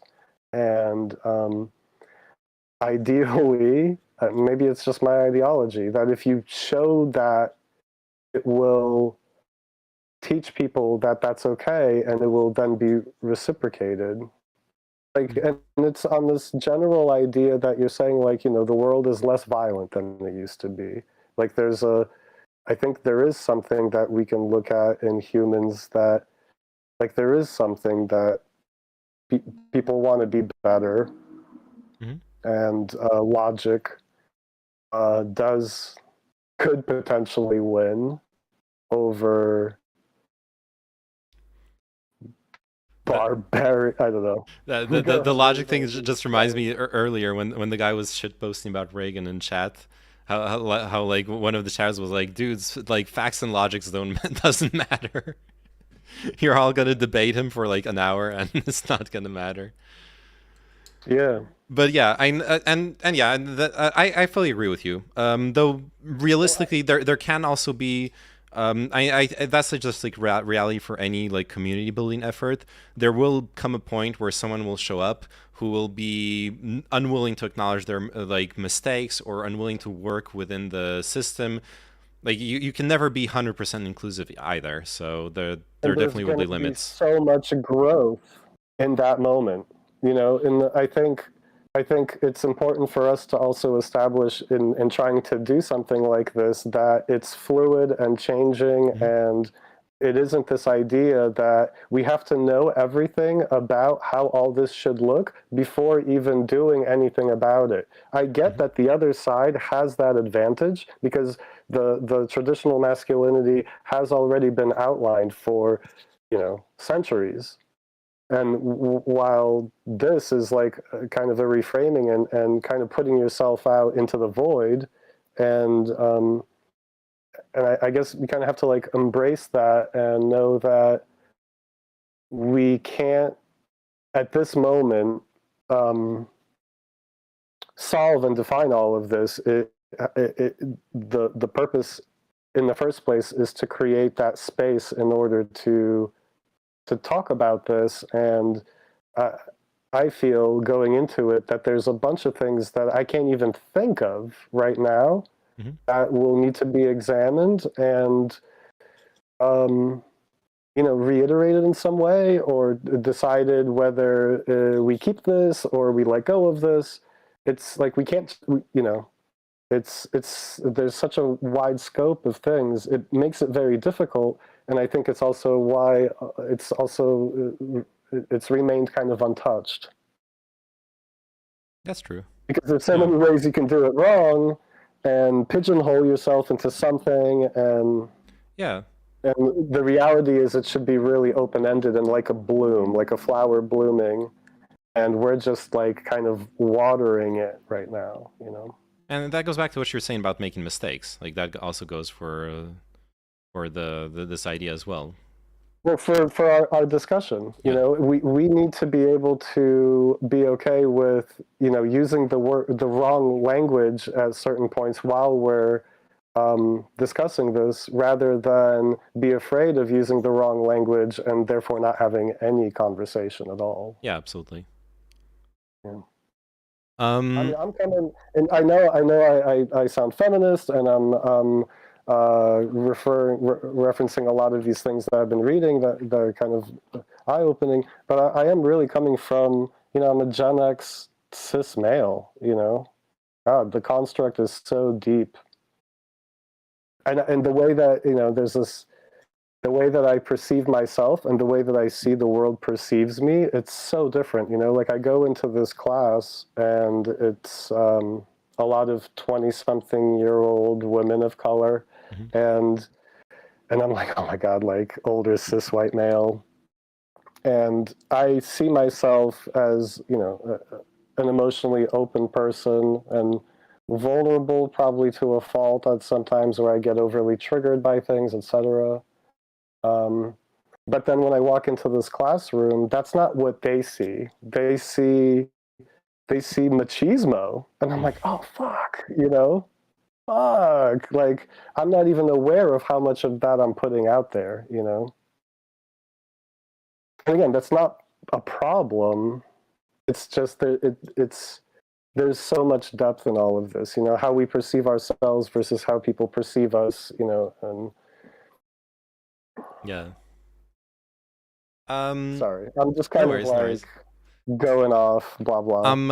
I wanted to like go back to the list maybe, and just like go kind of like center us back onto the list, go like point by point and describing this idea like more in detail, what this positive masculinity would look like, and maybe kind of like wrap it up after that.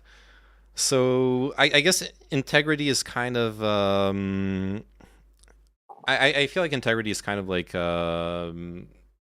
self-explanatory, but maybe there's more you want to add about it. Well, yeah, what I wrote, fairness. Yeah, I got integrity and fairness side by side. Yeah, I mean, the only thing, but again, maybe it's stupid that I'm like repeating this, but I feel like these are actually humanist things. Like it's a lot of this is actually what we define to be a good human. So yes, there's a couple more I wanted to add, I guess. Accountability, like responsibility, accountability, and again, I feel like it's another thing that everybody should do. And, you know, it just so happens, and I think this is a part of the problem with the discussion between men and women is, you know, feminists are kind of like, you should be accountable for all of this. And I'm not saying, I don't think men don't want to be. They're just kind of like, wait, what? Like, there's this, you know, like we want to just be accountable for our own actions. And it's a heavy weight to like be accountable for all that is patriarchy. Yeah, which also I personally oh God, it's like so easy to derail this convo. I feel like the a lot of people who declare themselves as feminist or progressive really misunderstand, and like a lot of people who declare themselves anti-feminist also misunderstand the concept of systemic problem. So like patriarchy is the system, Yeah. and so even if you're against patriarchy, you shouldn't be against men. You shouldn't be against like your fellow like male gendered human beings. They aren't And like that nuance is so important to separate the personal responsibility from the system of power Yeah. that you're I trying get what to you're saying. Like yeah, personal responsibility for the system like is that. I think that's wrong. You shouldn't feel personally responsible for the system unless you're like a fucking president, I guess. Then you're like Well, a bit more responsible. but I think it is important for us to identify the problem within the system and not kind of just lean back on it, but be a part of the solution too. Yeah, But this is short of being the one to blame. and but that also kind of contradicts. Not, I think that it's not that it's contradictory, but I think that's something that's like that's important, but probably further down the line when it comes to taking responsibility for like systemic problems. It's further down the line from the perspective of first work on yourself, because the way I understand that the goal is to have a space for men who are struggling, who are struggling like with their purpose in life, with their mental health, with those things, With their relationships, yeah. with their relationships. And I don't think it's fair to front load the manifesto with like, and now you should also take responsibility for the patriarchy. Like True. maybe address that once you're in a secure position, like secure with yourself, secure with your masculinity, and all those things. Right. So it's interesting because there is this. It's called Mankind Project, and the criticism has been that it doesn't address patriarchy. Hmm. But I fully agree that this you can't. It's again like putting the cart before the horse, which just undermines everything. Yeah. Um, so yeah. I agree, but I think I guess the accountability thing it does kind of go hand in hand with what we were talking about before, which is like civic engagement. You know, like being Well, it can be as simple as like recentering people on like like I don't know. I like small scale stuff because then it's much more actionable for like someone who's deep within their own problems. And like maybe look like taking responsibility for yourself in society, for your role. Like what like I like going fucking Jordan Peterson telling you to clean your room, you know.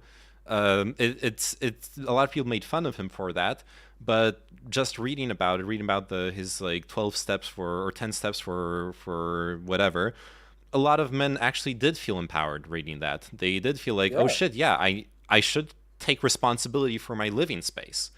And that sounds like so mundane, but it's actionable, like right away actionable. You can clean your room. You don't need to think about like joining an organization, or finding a better, like a job that has more meaning, or et cetera, et cetera. You can do it right away, and you're improving your quality of life, and you're finding some purpose in already just improving your life.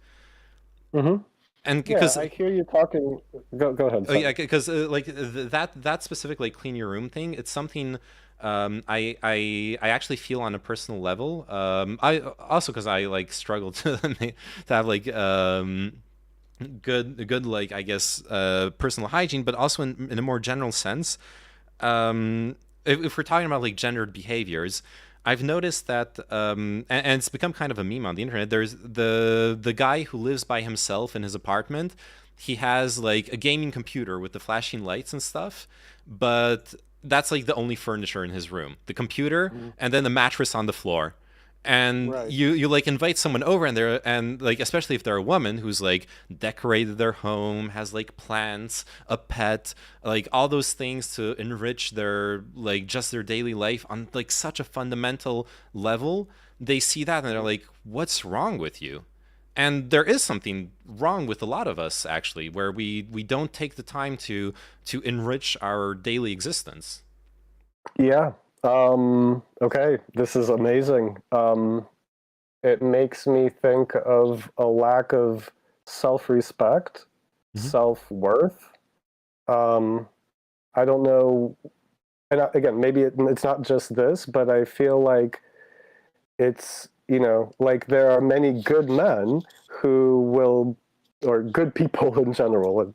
Let's get away from the gender thing and say good people who will really put themselves out there for others, help others, save others, but don't know how to save themselves. Yeah. And in that way, I also don't want to frame the discussion in a complete and utter rejection of everything that like somebody like Jordan Peterson or Andrew Tate says, because then we're allowing these people to take something that's good just because what they're using, this foundation they're using to come up with a different fuck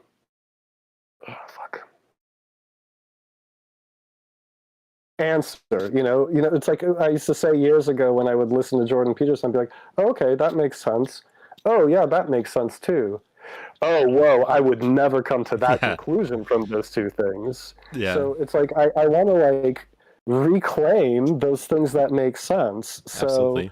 it does make sense. I was going to say earlier, like I hear you often talking about this, about taking care of yourself, going to the gym, finding certain routines that it's like you empowering yourself for yourself, and that could be a foundation to grow further on. And of course the emotional intelligence is a part of it, because then we're talking about mental health. Like it shouldn't be just physical health, Mhm. but physical health is a good step as well. Cleaning your room is a good step.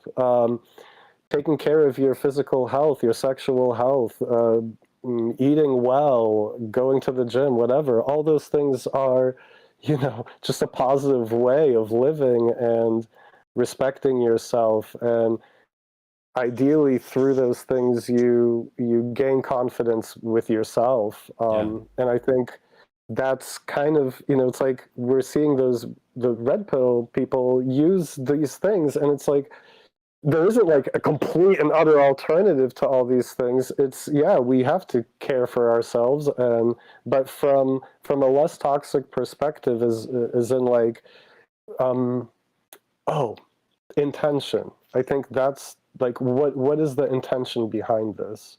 Is the intention behind me becoming a better version of myself so that I can dominate other people, Mm. so that I can win competitions, so that I can sleep with as many people, as many women as possible, etc. I don't know, like those. It's like reframing the intention, reframing the goals, and going, figuring out what it is that will actually make us feel more fulfilled in life, so that Yeah. there isn't always the next car, the next woman, the next something. Yeah, like aligning your what you're doing with your values, and not some like metric that you're never gonna satisfy. Yeah. That that and that and and so yeah, so on the fundamental level, self-care, yeah. those are all good things. Yeah, with the self-care, it's something I personally feel like is really in opposition when if like compared to more traditional masculinity, it's like really opposing it to the stoic approach. The stoic approach is like the mattress on the floor, and you should be happy with you should be happy with that.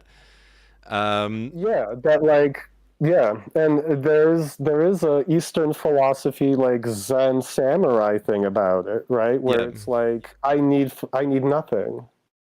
I need nothing to be happy. Or, well, I guess it's I shouldn't frame it that way, because I'm not sure happiness, or whether I'm happy or not, is a part of the discussion there mm, necessarily. Unless it is in the way of like, oh, I just don't want to deal with that, and not dealing with anything, gives me peace. Um, but yeah, yeah, because it's not necessarily that you have to, I don't know. acquire a bunch of material things, and your self-worth is now, that's the whole thing, is like, and I love this Zen thing, and this is great with cleaning your room metaphor thing. The Zen master will say, "Dirty room, dirty mind," but then you say, so if I clean my room, will my mind be clean too? Not necessarily. Yeah, of course. But it will help, it'll be one less thing that's distracting you. It's very difficult to focus when you have a dirty room, Yeah. Yeah, I just want... But becoming more physically healthy isn't automatically gonna help you be more emotionally intelligent, is what I was meaning to say. Yeah. But yeah, go ahead. No, I just wanted to bounce off the way you were talking about intention. The reason I framed it in like using the word values is because it really resonated with what I've been discussing with my therapist in concerning like motivation. How like you can justify trying to do different things from the perspective of what you want to achieve. In which case, I already understand like the desire to be, I don't know, like you're talking about the stream, desire to have more viewers, the desire to be more successful, etc., etc. That's not something that's ever going to be satisfied. Like if I had 1,000 viewers, I would get anxiety going down to 800 viewers. Even though if I had 800 viewers right now, I'd be super happy. That would be amazing. I could actually make income off of that. But then it's always so relative, and the feeling of accomplishment is never going to be lasting unless what I do aligns with my core values. Yeah. And like that's a pretty recent realization for me, that like I need to actually be trying to achieve things that align with what matters to me in life. And totally. And that's it sounds so dumb when you say it, because like, yeah, obviously that's actually important, but so much of what we do, we don't even think about it. We do it because our parents told us. We do it because our teachers told us. We do it because society told us. We do it because it's what's going to earn us more money. And social construction. Yeah, exactly. Social construction. So yeah, I added an intention, a little intention entry to the list. Establishing healthy boundaries. We talked about a little when talking about confrontation. So I guess I can add a little entry about that. I guess something like how to manage confrontation, because then I imagine a lot of men don't necessarily have that. Well, actually, I don't know. I do feel like it is a problem where when you see those videos where like men go from 0 to 100. This should go under emotional intelligence, I think. Yeah, you're right. It's actually the entirety of it is like emotional intelligence for sure. But go on. I'm sorry. No, I was thinking of those videos, like when you see like videos of bar fights or stuff like that, where it's just really mismanaged confrontations. Like very often there was a breach of boundary of some sort, like someone spilled a beer on someone, or like something bad happened. It's true, and then they like don't have the tools to manage that frustration and to manage the, like setting the boundaries, and then it devolves into violence when there are actually so many like tools of communication that can be taught to diffuse situations and resolve them. But I think simultaneously that's a difficult one, because like I can think back to so many situations where I've been in a confrontation and I resolved it peacefully and very often by like posturing submissively, by conceding things that didn't matter to me, and like letting things go. And I think from like a traditional masculine point of view, that feels terrible. And I did feel terrible, like in the moment. It's more like in hindsight, like 2 hours later, that I thought back and I was like, okay, yeah, I managed that situation perfectly. But like in the moment, you feel like shit. You feel like you betrayed yourself. You betrayed your pride. You betrayed your self-worth. You're a little bitch. Yeah, and that's a tough one. That's a tough one to sell to other people, because that's like a tough one to sell to yourself when you're in that situation too. Yeah. What's interesting is what it makes me think of is if, like, on the, like, this just surface level, it, if you don't have like the physical dominance, then it's like trying to assert some kind of mental dominance, like owning that person, you know? And next thing I think there is, could we possibly get away fundamentally within our value system of, and yeah, this it goes back to competition, like, and your self-worth being, because that's like, I totally understand what you're saying, but it's like I want to like figure out how to deconstruct what's actually really happening there, because you know that there's a, you know, the few hours later you feel okay with yourself because it was self-preservation, and you also see that there was no point to that conflict, and regardless, it just wouldn't have, like, would you feel good if you had like won a physical fight? Yeah, like punch them. Like what would that have achieved? Yeah. But I also don't think that this idea of like, oh, I'm going to own this idiot intellectually is also the healthiest approach. But that's, in my experience, that's kind of what I've leaned on in the past. Because it's like, but it feeds into this idea of not being a pussy. God, you know, it's like I'm using these words. You know I know what you mean. Yeah. Well, we even saw it earlier in chat, right? Like, I think that guy was probably trolling to a certain level, but a lot of that discussion was just competition, like intellectual competition, and that happens often. Like in the politics chats, people start arguing over the dumbest shit. Yeah.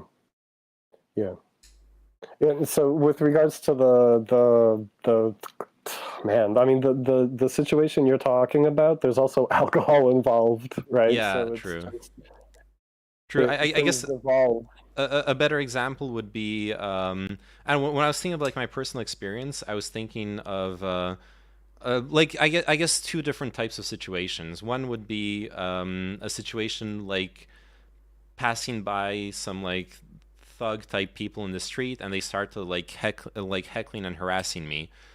Where like there have been situations where that resulted in me being mugged, and there have been situations where I got out of it. And quite interestingly, the situations where I got out of it were the situations where I was able to set boundaries in a non-escalatory way. And it was always like, when I think back to them, it was always like those key moments. One of like I remember one of them was like 3 a.m. going through Barbès, and some guys are like, hey, you want to buy some hash? I'm like, no. And then they're like, no, come on, come here. I'm like, no. Like that, like now I know you're not here to sell me hash. And then the dude like grabs my arm, and like I was lucky. I feel lucky because there was like nothing conscious about it. I just pulled my arm out of his grasp. And at that moment they stopped. They like stopped chasing me. That was like, oh, okay, he's not passive. He didn't like freeze, you know, the fight or flight or freeze reflex. He's not like running away, and he's not freezing. So, okay, so maybe he's gonna fight. So let's not like confront him. To put in like very animalistic terms, but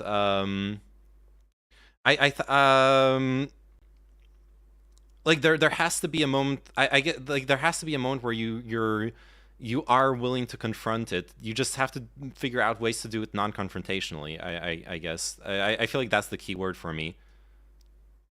Yeah. Or not non-confrontationally, non-escalatory. Escalatory. Yeah. Yeah. So Yeah, I know what you mean. I mean, and I think again, I think like I don't think that learning how to fight, or let me put it better, learning how to defend yourself, I don't think that that's wrong, and I don't think it's necessarily toxic masculinity. I think, you know, over the last 30 years, it's fairly known that, you know, gay men very often knew how to fight because they would be in difficult situations, and you know, you just learn how to defend yourself. And yeah, that's not escalatory. So in this, it's like I think of like the stupid, you know, not stupid, but the stupid Tate and the Vice documentary about him, and them like being there fighting and doing the punching bag thing, and I'm like, oh god, I don't mean that, but at the same time, I feel um, like we do have to deal with what the reality of the world is, and yeah, you're not in that situation. You're not going to win by saying, "Come on, you're just, you know, you're just controlled by societal things, and you know, deconstruct this, and why Yeah. can't we just get a like." You're not gonna have that conversation of telling the person that this isn't actually what they really want to be doing, and they're a fucking slave, you know. Yeah.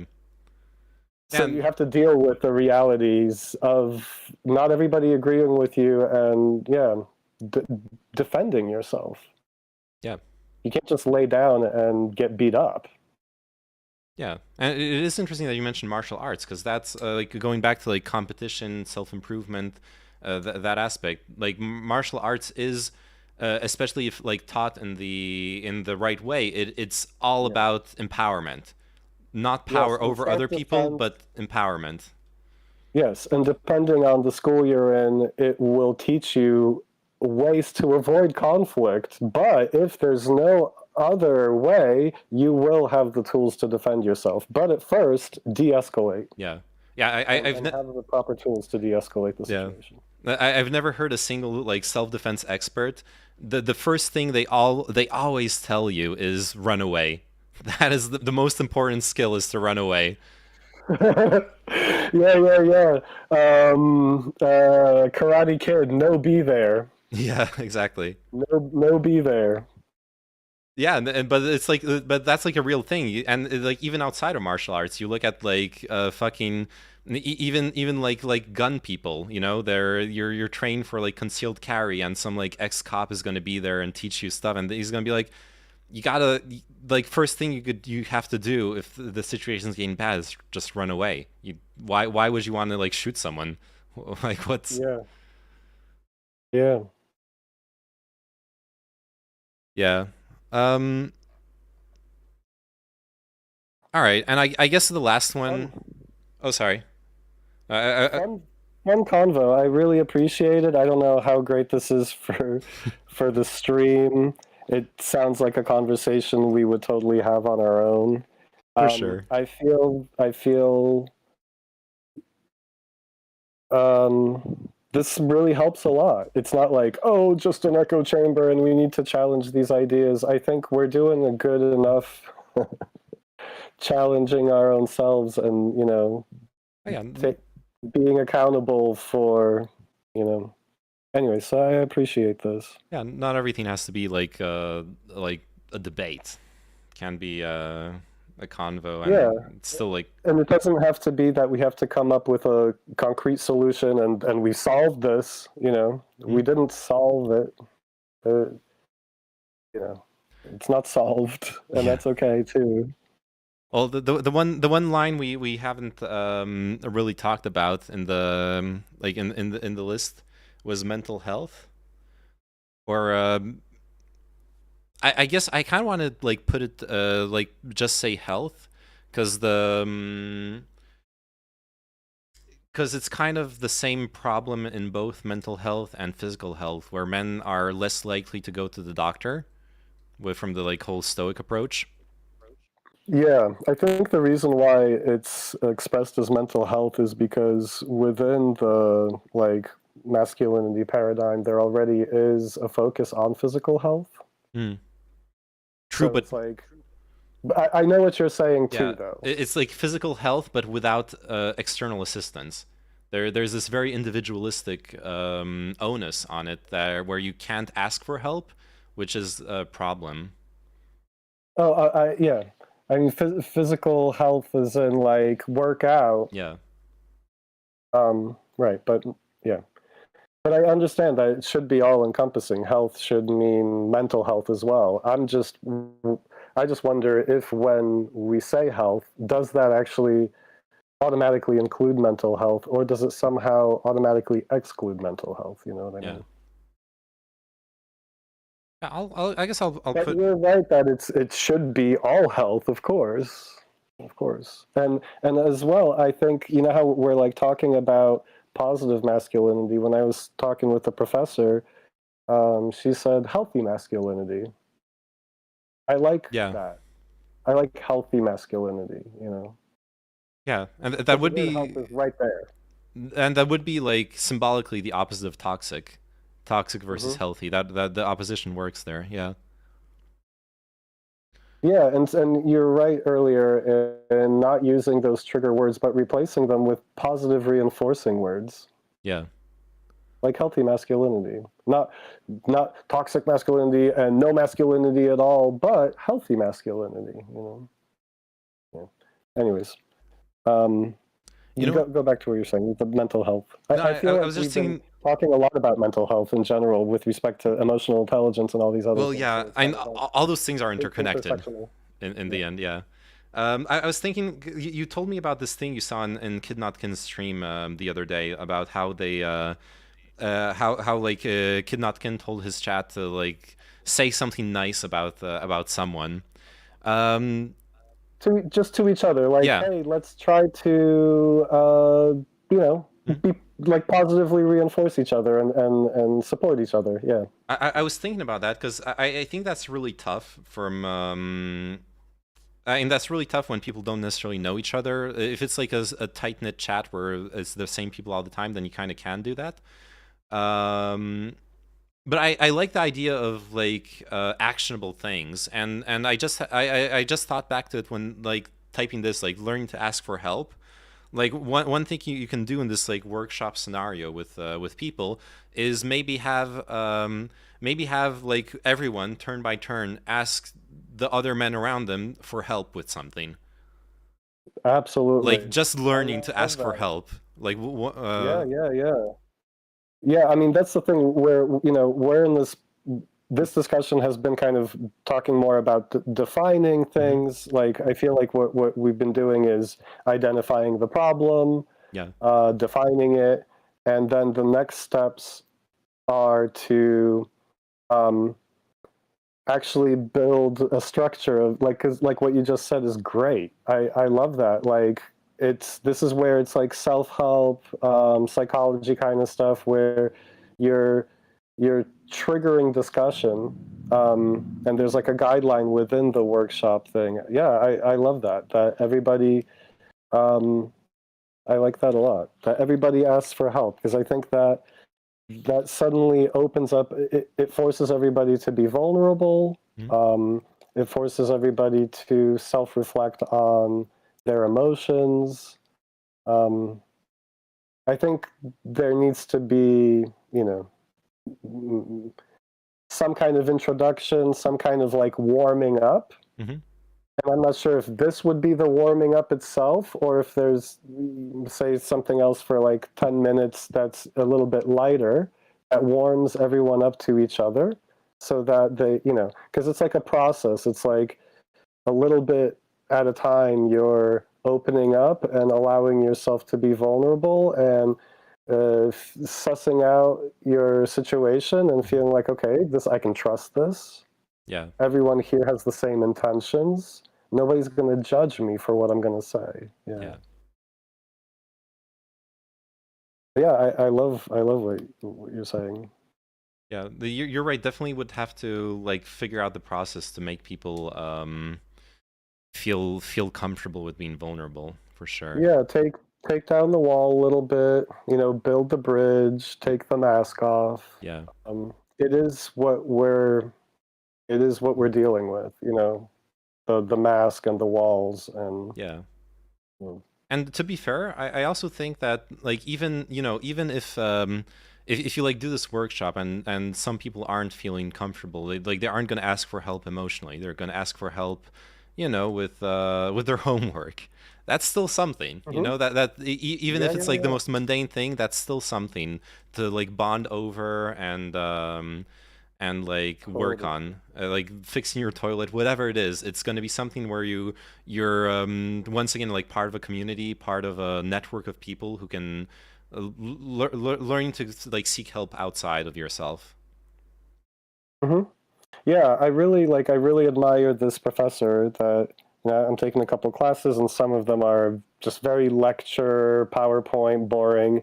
And then there's this class, and it's like I feel like I'm not necessarily just learning the topic, but she's helping us socialize. So every class we go in, and she has some really simple question, and we go into small groups with the people around us, and it'll be something mundane like, what are you going to do this weekend? And we all are going to do something this weekend. So it just starts a conversation, and we're learning about each other in a very, light way, and also hearing our own voice.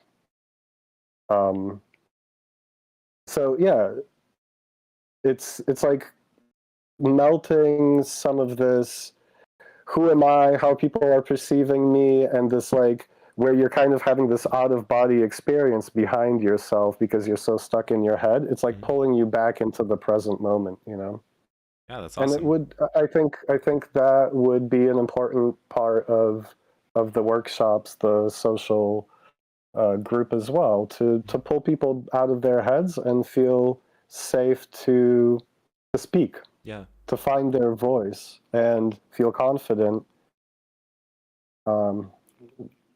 Yeah.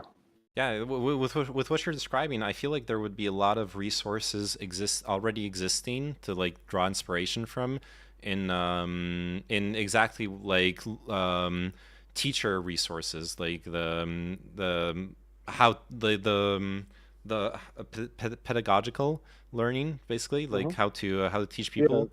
Because I know I recently had that discussion with someone in Strim's chat who's like who's a teacher, and who was or like no, actually it wasn't with him. It was a different situation. But I'd recently seen like teachers discuss exactly that question of learning to socialize in the classroom, and how like that's an important part of education as well. So I imagine those resources are out there and could be adapted for like a workshop scenario to like have something to base this process off of that's like tried and proven. Because self-help exists, Yeah. and the mindfulness and all this stuff, like it's all very mainstream now. And I think there's a lot to pull from and just kind of direct it into this topic, because I think a lot of men in general, think that like the new agey stuff, for example, is just kind of lame. I don't know. There's a lot of prejudgment there, and I carry some of that as well. This is why I have a hard time using the word spiritual, because it's loaded, and depending on who you are, you might have a different idea of what that means. But so what I'm saying is it's not like we have to reinvent the wheel. Yeah. It's like just doing the right research and choosing things that make sense, and replace some of the words to define it as such for people for it to be approachable, and then ideally long term shed those words and have it be more of like a humanistic approach. Yeah, there's a lot there. I mean, humanism in itself is a great resource. Yeah. Yeah, I think Yeah, I think this was good, but I would Yeah, love I, to. and I think Oh, sorry. Go ahead. I think in general, in the beginning stages of men getting together, it would be building just a foundation, you know? So the idea, and then like having this conversation as well, the idea is to just put stuff out there and see if people have input because, you know, like crowdsource this shit. Like, it doesn't have to be just one person is gonna like write a book and now we're all just gonna follow this book. But I think also it should be, you know, this is where I kind of go into a little bit of a genderless solution, I guess. I was right. I had wrote this down um, because I wonder, it, should there be a strict, some kind of strict rubric in place of toxic masculinity, or should it be where through this process many different types of masculinity come about and people define it more individually? And again, that as a concept, it's going to be really hard to make a group, but it's the idea of, instead of making it a bottleneck, you know, start from somewhere narrow, but then just give it that, where using the tools that we would potentially outline and provide, people can make their own identity. Yeah. And it would go back to, you know, going back to the feminist ideas, which is your identity can be whatever you want it to be. Yeah. Yeah, I think that's like the ideal to strive for, especially once you, especially like when you understand the social construction of gender, you know that you know how vague those concepts really are. Like even it's funny how you know, do you know Matt Walsh? He's been this like really anti-trans pundit and like content creator in the American Yeah, I've sphere. heard of him and I've seen, yeah, the beard guy. Yeah, he's I've never really listened to him though. he's horrible to listen to.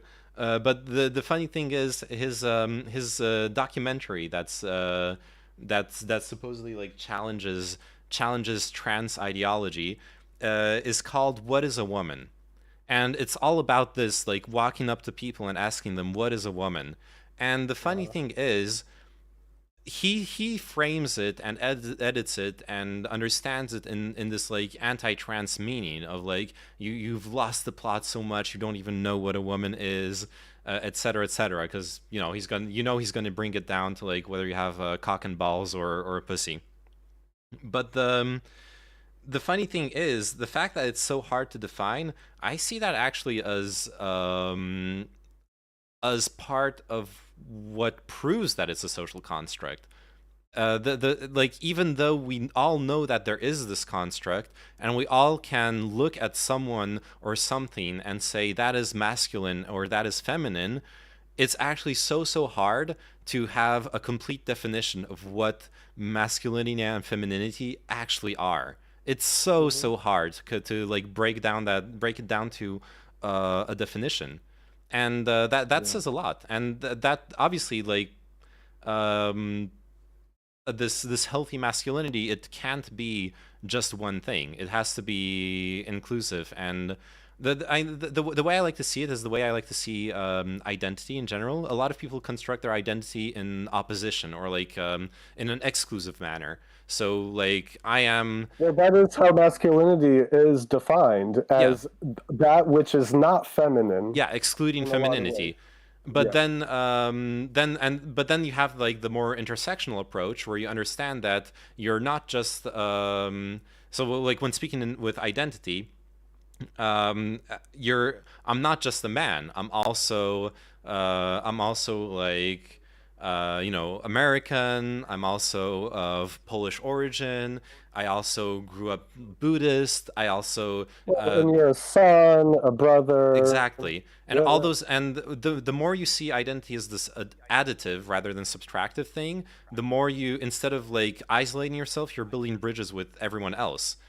And so I think with masculinity, it's like you shouldn't be, we shouldn't be afraid of offering up ideas, and like what we have here, for example, the constructs that can be like a starting point, and but it should, the end point of that journey should be constructing yourself, and who you identify as yourself, and realizing Yeah, that. yeah. Like a liberation. Yeah. Like a liberation away from the prison of the that which has been, the, I don't want to use the construct again. There's another, um, from like developmental psychology, but yeah. Yeah. Sorry, I'm having a mental block. No worries. But yeah, It's yeah, it's yeah. been it's been a long convo too, so it's It tiring is too. it is what you're saying, and it is yeah, yeah. I agree. All right. I'm not saying anything. I'm just I think it takes a lot of mental gymnastics to have this conversation and keep it on course and not trigger things and not put your foot in your mouth as well. Yeah. Yeah. I think one last thing I want to say that I'm starting to really understand now, when I've been, and again, I don't think that's why I didn't put it as one of the points, is to expect like men should read more feminist theory.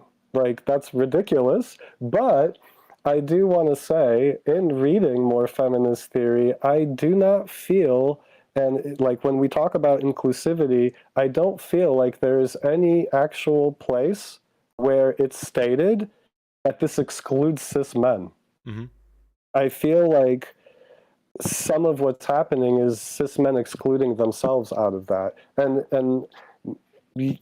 I get it because it's feminism. There's these definitions and these ideas, but in looking at some of the philosophical ideas, I feel like inclusivity, it just includes everybody. Okay, I get that it's a patriarchal society and it's been built as such, but we're all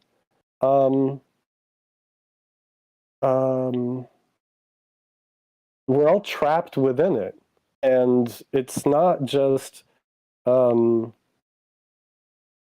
everybody else besides men that are trapped by this and like a slave to this system. I think men are as well. Yeah. And you're right. Like And they, yeah, go ahead. I was just gonna say you're right. Like everything I've seen from feminists, especially like in the who actually like read and understand the theory. I'm not talking like random wacky Twitter people. It's absolutely that. There's an understanding that men are victims of the patriarchal society as well. It's not just like you're privileged and you're exploiting me and all that stuff. There's much more nuance than that. I personally, as a cis man, am feeling empowered by what I'm reading. Yeah. It's not excluding me. It's not making me feel like this doesn't apply to me. It feels like, oh, like I'm like, what I'm feeling, what I'm starting to feel is, oh crap, the struggle I've had throughout my whole life, suddenly I feel vindicated in it, and I'm reading this and I'm like, oh right, like I don't have to, it's like, okay, I'm not the marginalized group, so I didn't like, it took me a really long time to get there. But thanks to that research, thanks to these marginalized groups fighting for their right, they've brought something forward that has made me realize that I'm in a dominant place, so it's easy to take for granted, but I'm also I hate to use the word, but a kind of a victim of all of this as well. Mhm. Yeah. Yeah. What's interesting is Simone de Beauvoir, who basically coined this idea of social construction, and a lot of feminist theory has been built upon. She was an existentialist philosopher, and let me look it up real quick. Simone de Beauvoir.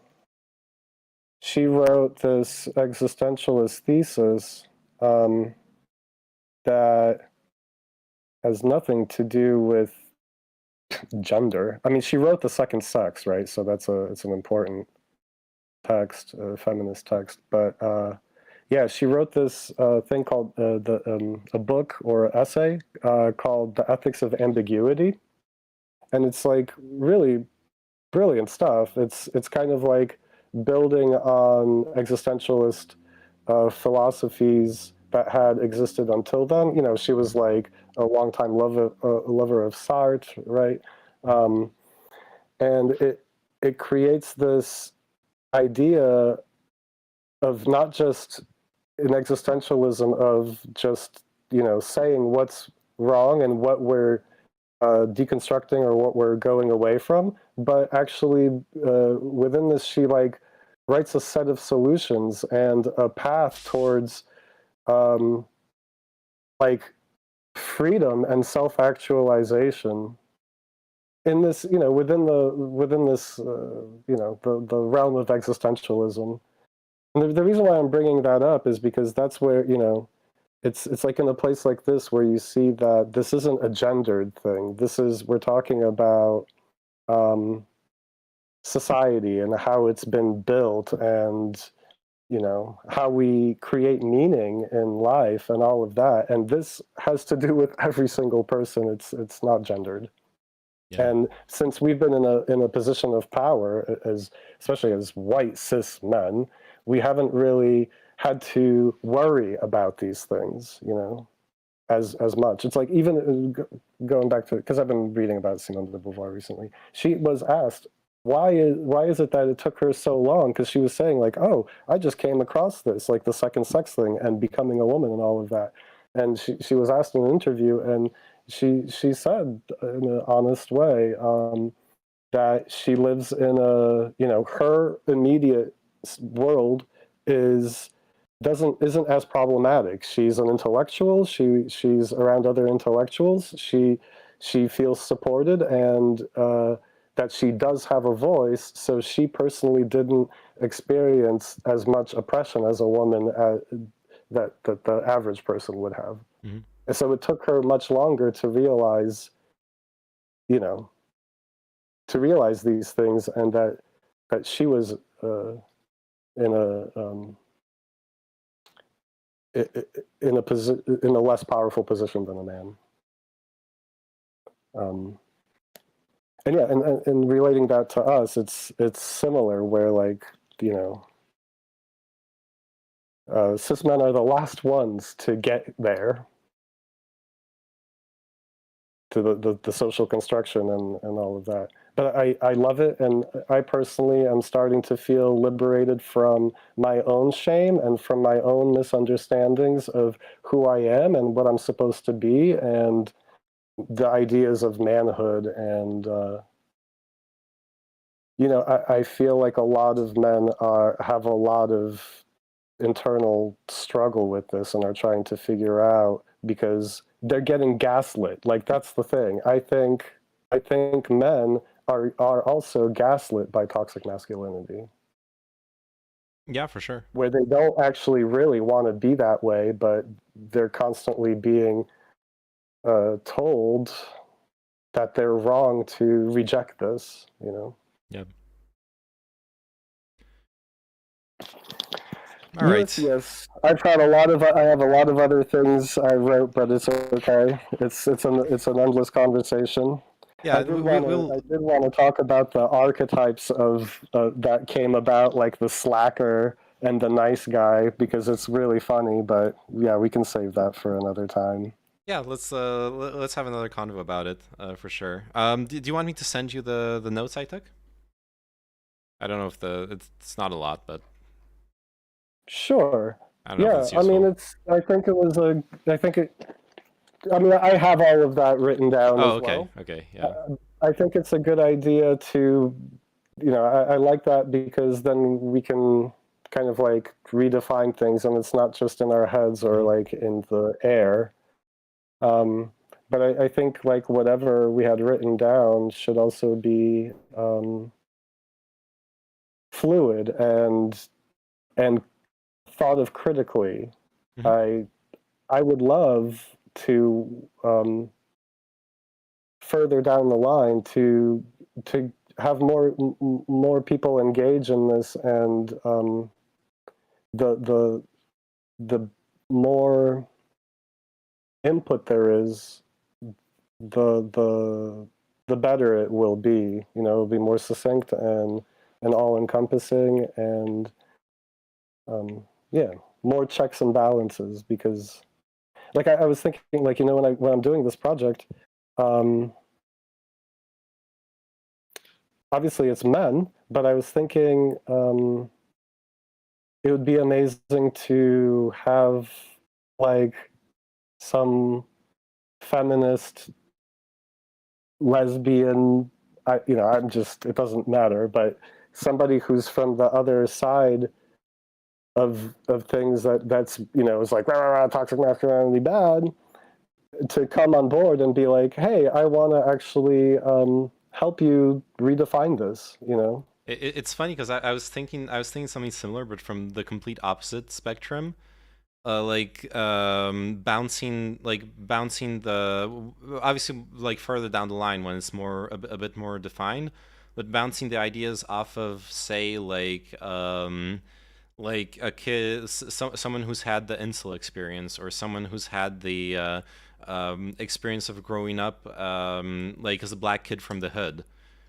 Because like I feel like those are, I feel like I don't know. It's maybe I'm biased on this, but I feel like it's not going to be a hard sell for people who are already into this kind of stuff, and regardless, the people who are going to be hard to reach are those that that the most effort should be put into. If you see what I mean, because Yeah. like I mean, I know. I just remember seeing this, what I mentioned earlier, like seeing those people argue about like learning socialization in class and stuff, and one of the teachers who was in the debate was like, I got I got like I got like kids from there's too many kids in the class, and I got a bunch of kids who are like from poor communities, who half of them are like truants. They like have problems with even showing up in the first place, and then there's this person who shows up in the like once every month and takes over the class to like teach them about it was something about like inclusivity and stuff like that. And he's like I this is a waste of my own time. Like, I can't teach them the curriculum, and they think it's a joke. And like that doesn't mean it's a bad idea, but it does mean that it has to be framed in a way that's going to reach people who aren't going to care about feminist theory, who aren't going to care about like yeah. listening to, and that's why. But like, you're right. Like, having like the more perspectives you have, the better.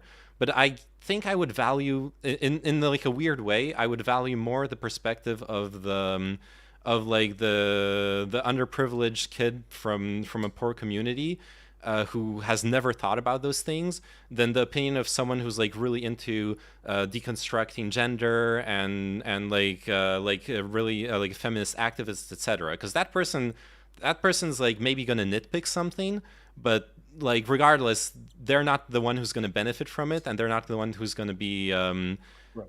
like you know what I mean? Yeah. Yeah, I fully agree, and you're right. First of all, it's really hard to get somebody like that to engage because they're not going to benefit from it. Like, it's not it's not their world, it's not their action, Hmm. to take. I was thinking about that because I would like to. I was wanting to have the group. I was wanting to have this project be a group thing in the class, and then I thought like there's a couple people that I would love to engage because they're like really smart and they would just be a great resource. But then in reality, like why? This is something I'm passionate about, and they have their own issues that they're passionate about. Yeah. But also going back to the first thing you said, I completely agree that there has to be. And inclusive storytelling. Like the way that feminism is and marginalized groups do. There's this idea of storytelling, and everybody's individual experience has value, and you can learn from it. So absolutely, like the, we are two cis white men, and our experience is quite specific because of that. So how can we truly understand what somebody, in an intersectional way, with like it isn't just race, it's and gender, it's socioeconomics, Hmm. and intersectionality takes into your social status as well.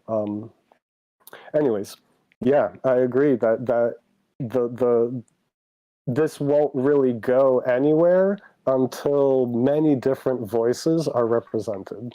Yeah. Yeah. And yeah, I guess what I was trying to get at is I think it's important to care. God, this is like such a weird thing to say, but like from all this talk about feminism and stuff, but I think it's important that the voices that are represented are men's voices. Yes. And Yes, of course. Of course.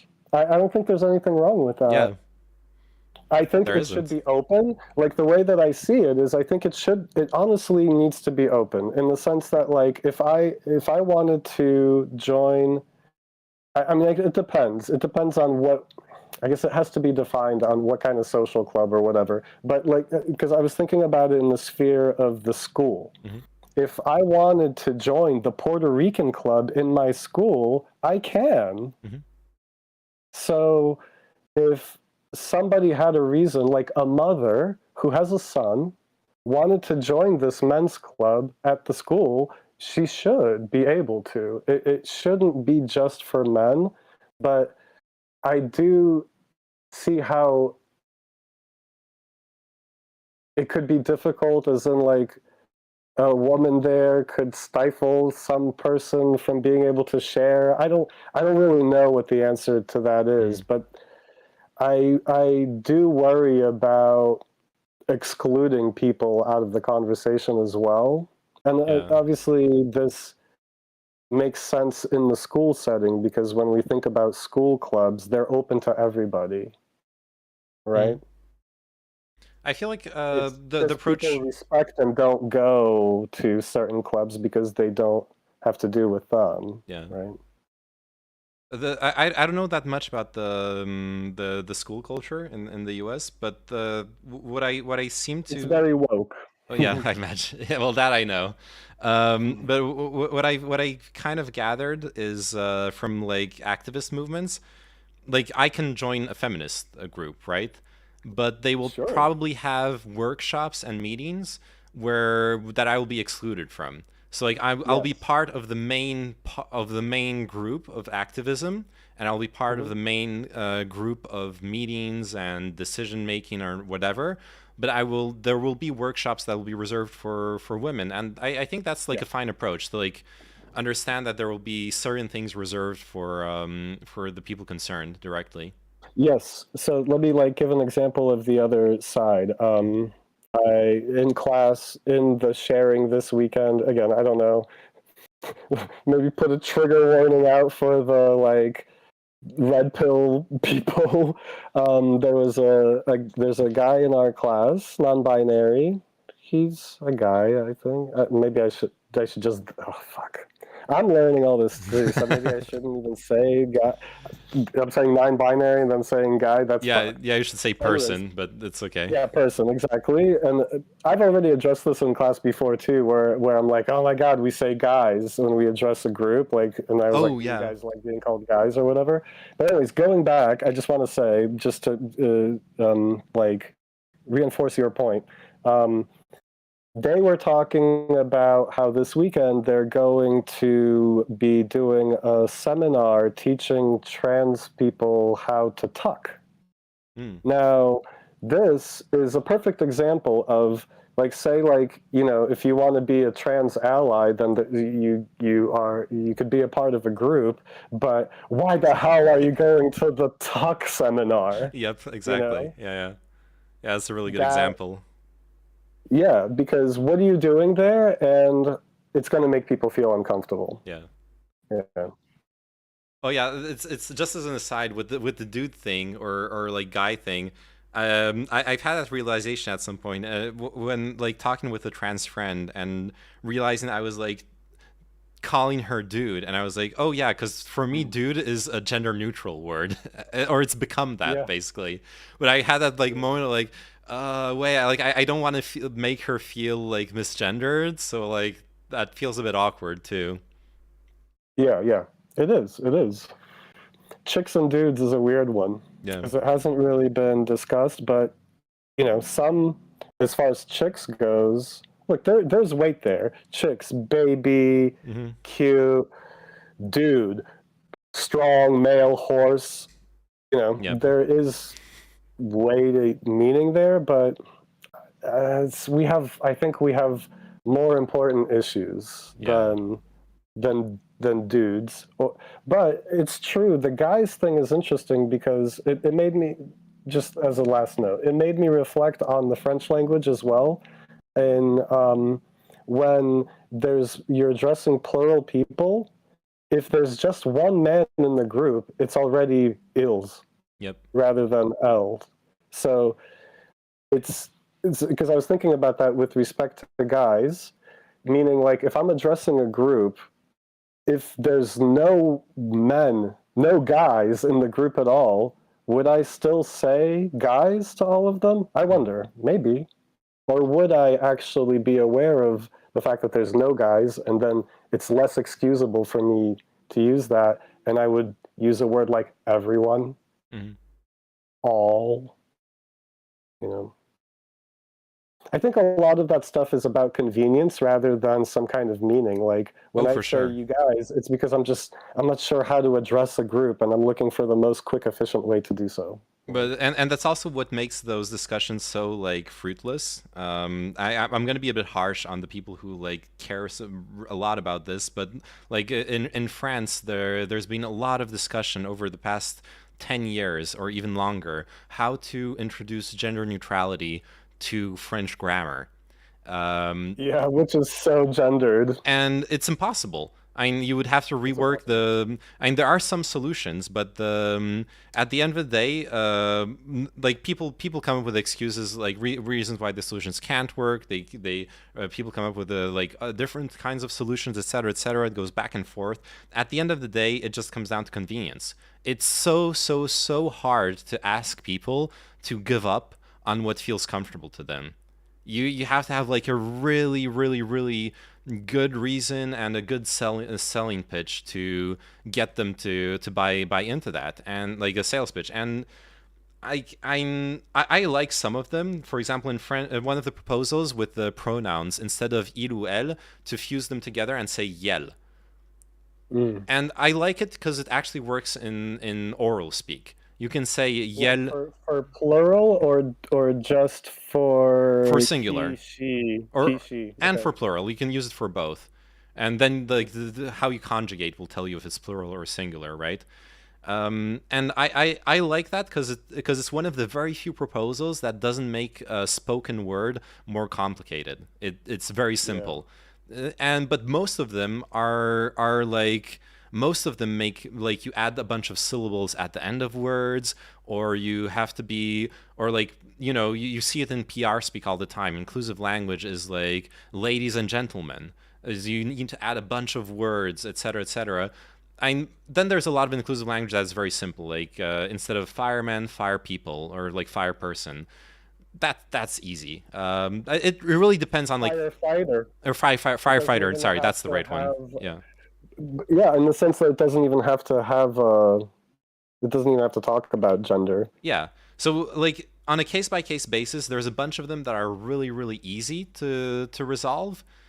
Um, but then there are a bunch of them that get like really complicated, and you lose a lot of people when you start to want to make those like widespread changes to language. Yeah. Yeah. Yeah, and I agree, but I also, and I think you will agree as well, because like, with respect to these very nuanced things, totally, but with respect to things that are more blatant, we all have actually. Well, I mean, I think the interesting thing is like you and I don't think we've necessarily ever used a lot of that language, so it hasn't been this like hard shift and like making the mistakes over and over again. But I agree with what you're saying, especially with the nuance things, but I also do see the other side where it's like, it's not, as a marginalized group, it's not wrong of me to ask for you to put in an extra effort in order to not double down on the marginalization of me. Yeah, of You course. know what I mean? Like it's a strong point and it's important. And I think that's why we are all, or most people, besides some Twitch streamers that are purposely doubling down, we decided to stop using the R word, Yeah. which up until recently was totally okay. And I was using it with respect to Tropic Thunder. Mm. Full R word. Yeah. Never go full R word, because it's this meme. It's a funny joke, and it's great to like. You could put it on so many other things that have nothing to do with that. But I'm educating myself to not go there. Yeah. Yeah, that one's and understanding. Yeah. yeah, that one's been that one's been I don't have problems with anymore, but I still sometimes get the like it like comes up in my brain as the word I want to say. It also has a lot to do with like edgy internet or edgy gamer culture. Yeah. It also has to do with local culture, local colloquialism, because like I come from New England, and okay, I'm gonna just say it once to do this context. Kid, you're freaking retarded.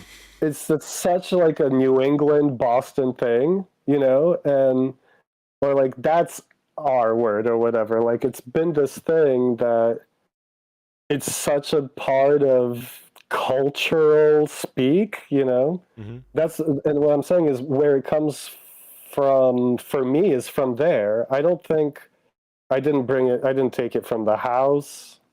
I don't really have any kind of prejudice towards people with disabilities or with whatever. But yet there was this phrase that I would use as well. Yeah. Anyways, yeah. All right. Yeah, and this will, sorry. I was just gonna say I think this will be like an ongoing conversation anyways. I want to like continue like in private, come up with ideas and stuff, and like brainstorm. Yeah, and I mean, I haven't been paying attention to chat, and I what I want to say is that this, anybody out there that feels like passionate about this or wants to add or be a part of it, like I want that. I want, ideally for me, it's like I don't have a motivation of like, ooh, maybe I can try to like make content out of this and go viral. I would love for more people to take you know, if we ever get to the point where we build a foundation, for people to take it, make it their own, and build upon it. And it doesn't matter if whoever started it or pushed the conversation forward is left behind in it. I want it to progress, and I want anybody who wants to have input on this to feel empowered to do so. Yeah. Yeah. And it would be awesome to see it get to that point. If definitely would be down. Yeah, we'll talk more about it. We can definitely have like more convos on stream. I told you, like, I know this this guy who used to identify as an incel. It would be interesting, I think, to like like once you have like some more concrete ideas of like workshops, how to approach people, etc., to like see, like maybe bounce them off of the like extreme depth of where like a person can descend to in like self-loathing and like toxic thought patterns. See if something sticks. Well, of course. I mean, and what I'm saying is that the idea is to have a multiplicity of voices, and this is again something that I'm pulling from feminism, from Black feminism, etc. Like I'm reading these things that they're saying like everybody should have a voice and all this, and I'm like, oh yeah, that's just that's just good and human and makes sense, and I want to build it if we get there, to build something in that way too, where everyone, everyone's voice is heard ideally, and everyone has some kind of input on this, as long as it's good faith. It just that's all. Yeah. I want to work with people who want to make meaning out of this, rather than just leave it at like debate, and like take it out of the classroom, take it out of the discussion, and I get it, and wield some real action all together. Now. And it's true that the goal is, like you were saying, to like make a club at the school you're at. Yeah, I mean, that's one of the ways of approaching it, because I think there has to be one first physical, and there's other people that are doing it. I've found a little bit, like there's this older trans man, it's like positivepsychologynow.org or whatever, and there's a few people out there trying to make this content and have seminars and workshops, and obviously the grand idea is to create like a flagship that could just be replicated. And on some level, some kind of social media content that reinforces that and makes it local on a global level. You know what I mean? Sure. I mean, this is just like the lofty ideals of it. So, of course, the first place would be to make it in school, but I'm not sure if that's going to happen this semester, and I'm not sure if, what I'm doing is I just want to put feelers out there, and if like there was a community of people that wanted to create that online, that would be amazing. Let's have a weekly Zoom talk where we provide a safe space for each other, and well, that's something that it's all very open-ended. Yeah, when we were talking about it earlier, what I was thinking of, like, this idea would work really well for a Discord server. And exactly that, like building a community, and you could do like weekly calls or and do the workshops online. Absolutely. Yeah. So on that level, I feel very much like I need help, and I want a group of people. Like the reason why I even like thought about it in the school setting in my class to like get other people involved is because there's other people that are more into like making content, or there's other different people are good at different things. I don't want to sit there and think. What I don't want to do is make a bunch of fucking TikTok videos where it's just me talking. Like who wants to, it's not going to touch any Zoomer. I'm just like some old fucker with a gray beard, and you know what I mean. I'm not. I'm being self-deprecating to the point, but there needs to be like inclusivity and all of that too. The reason why I say that is just real quick. When I went on the Positive Psychology Now guy's TikTok, it's literally like hundreds of videos with his face and him talking. And the moment I look at that, I'm like, I don't relate to that. And okay, I might relate to that, but like a 20-year-old is absolutely not going to relate to this like 50-year-old gray bearded man. They're probably not going to like even click on it to listen to what he has to say. They're going to judge it beforehand. I think I disagree. There are a lot of that's my judgment. There's a lot of like successful TikTok videos that are just that, and that are like, and sometimes it can be even like really preachy. There's a couple different ways that I see stuff pop off. Obviously, I'm no expert. I'm not like making a career off of social media, but the stuff I'm seeing. You know so much more than I do, for example. I guess already, so, yeah. You know, and most of what I'm seeing is there's some like specific. I was gonna make a joke when you're talking about TikTok. It's because all you need to do is put like a kinetic sand video on the bottom half of the screen, and it's because there's this trend on TikTok and on other platforms where you just put some like video that has nothing to do with the talking head. And the thing is, and it works on like my monkey brain. I see a video and I see like some like someone like cutting up kinetic sand, and like I stop and I want to just watch them cut up the sand, and then I like listen to the video to the end. So there's yeah, so there's like small tricks like that. There is a lot that goes into the presentation basically. There's that. There's like dynamic text.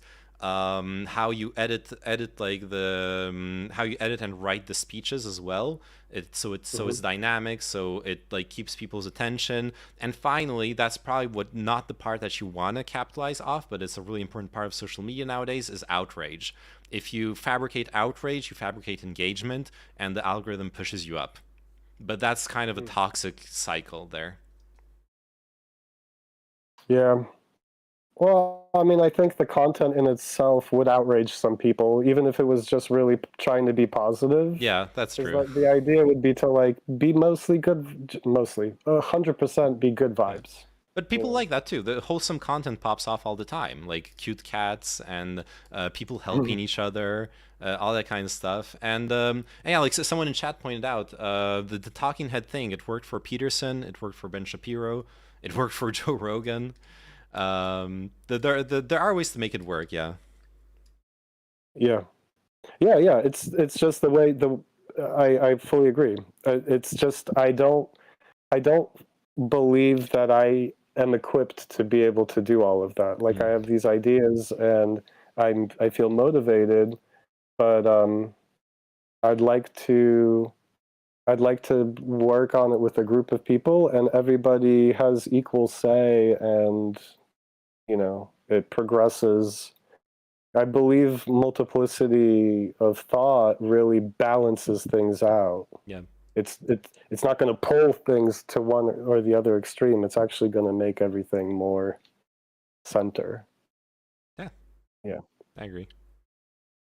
So yeah, that's, you know, it's a good like mission idea, you know. Yeah, for sure.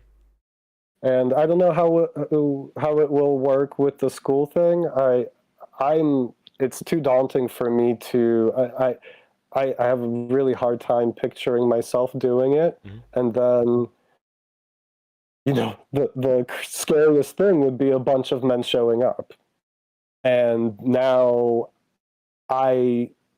you know, like now it's all on me. You know, that's why I kind of, the way I envisioned it in the beginning is like-minded people who want to create this as well because they're looking for a safe space to grow. So it would have to start in a way with people who already do have some kind of basis. It's the Plato thing of like, who's gonna teach the university people?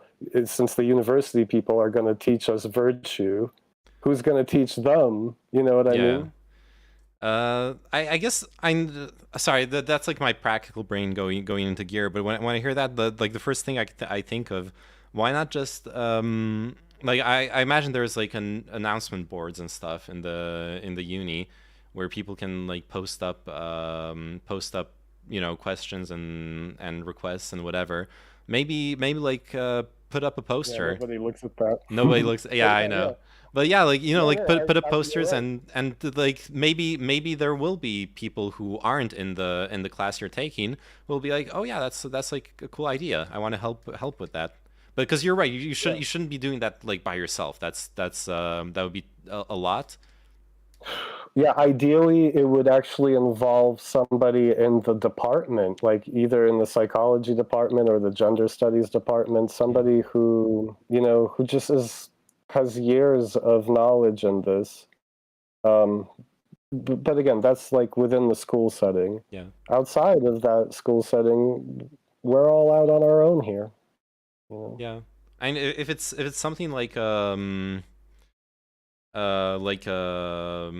Discord community, I'm terminally online. I would love that's something I would love to help with.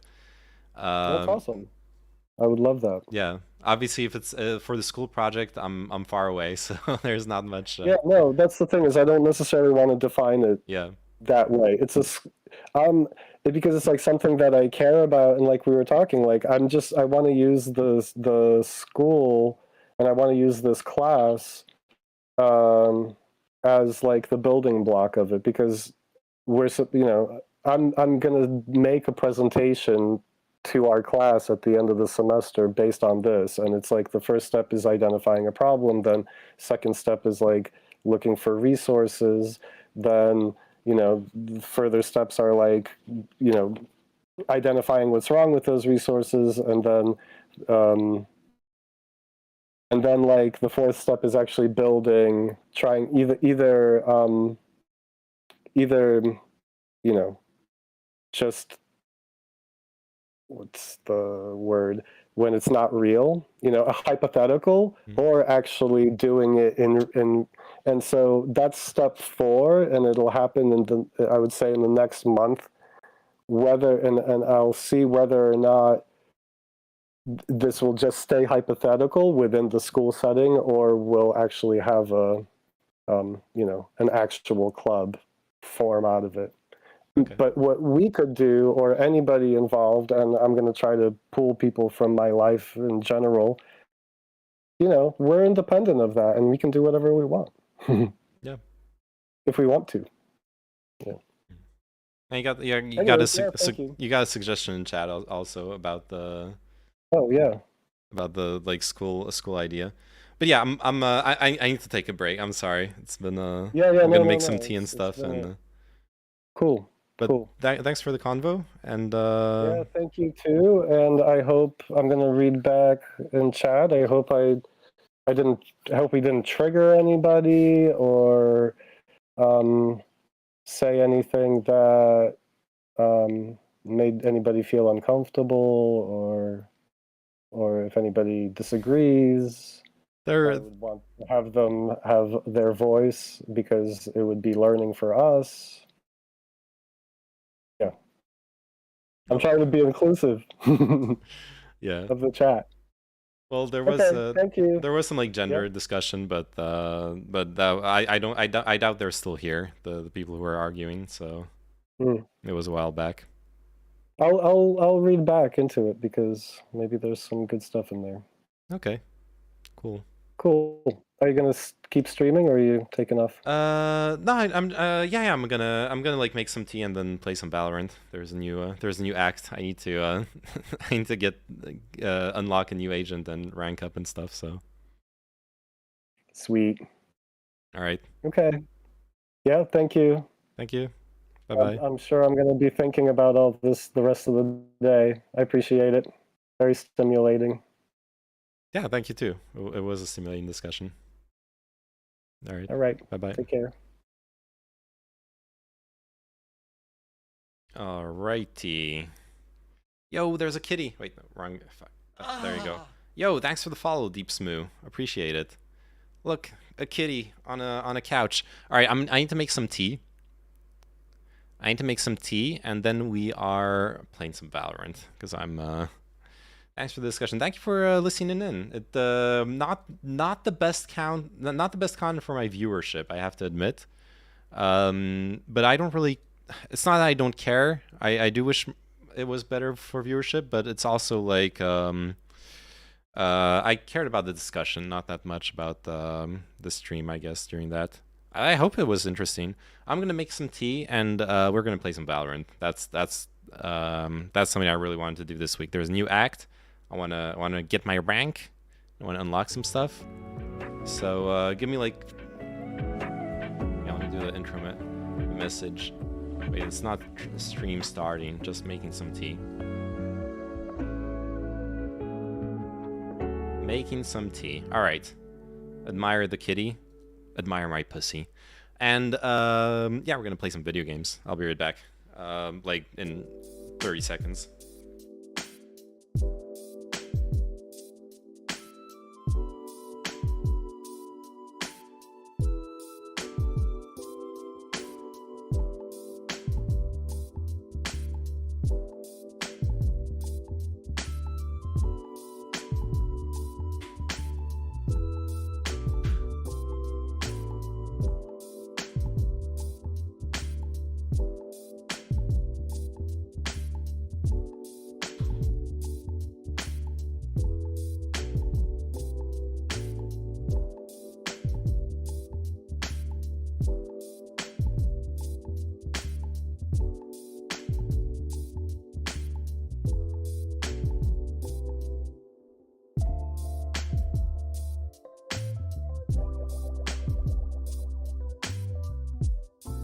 Ooh, I also need a bathroom break. That's what I need. All right, bathroom break, and then I'm back.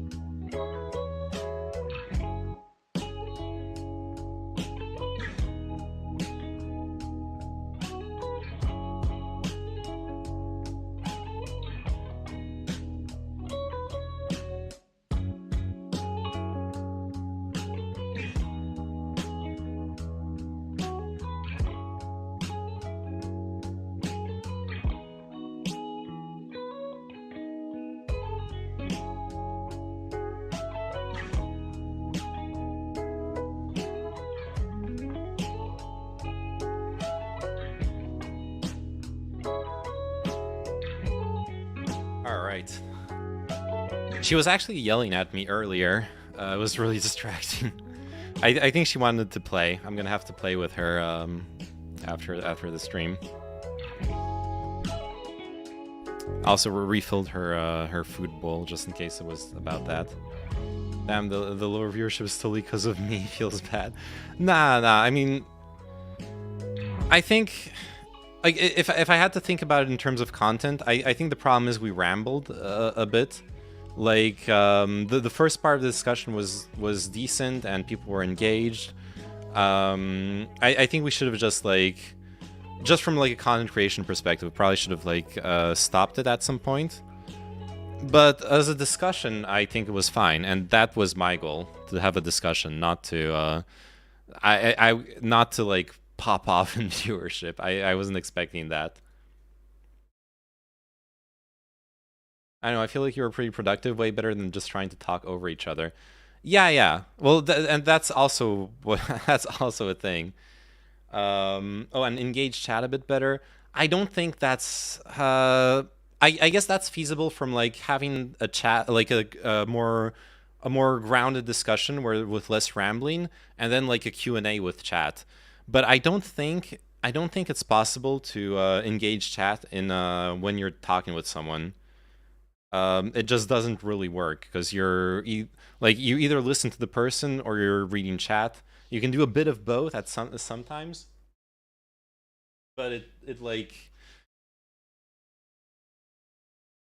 she's like digging at the floorboards around the food. I'm like wondering what the hell she's doing. But like you can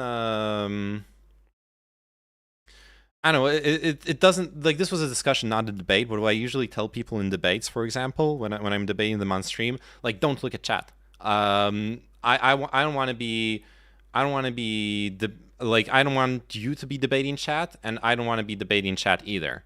Like, I want to be talking with you, to you. So generally, it's just chat just gets ignored, and that's fine as well. Probably tidying up, yeah, I guess so.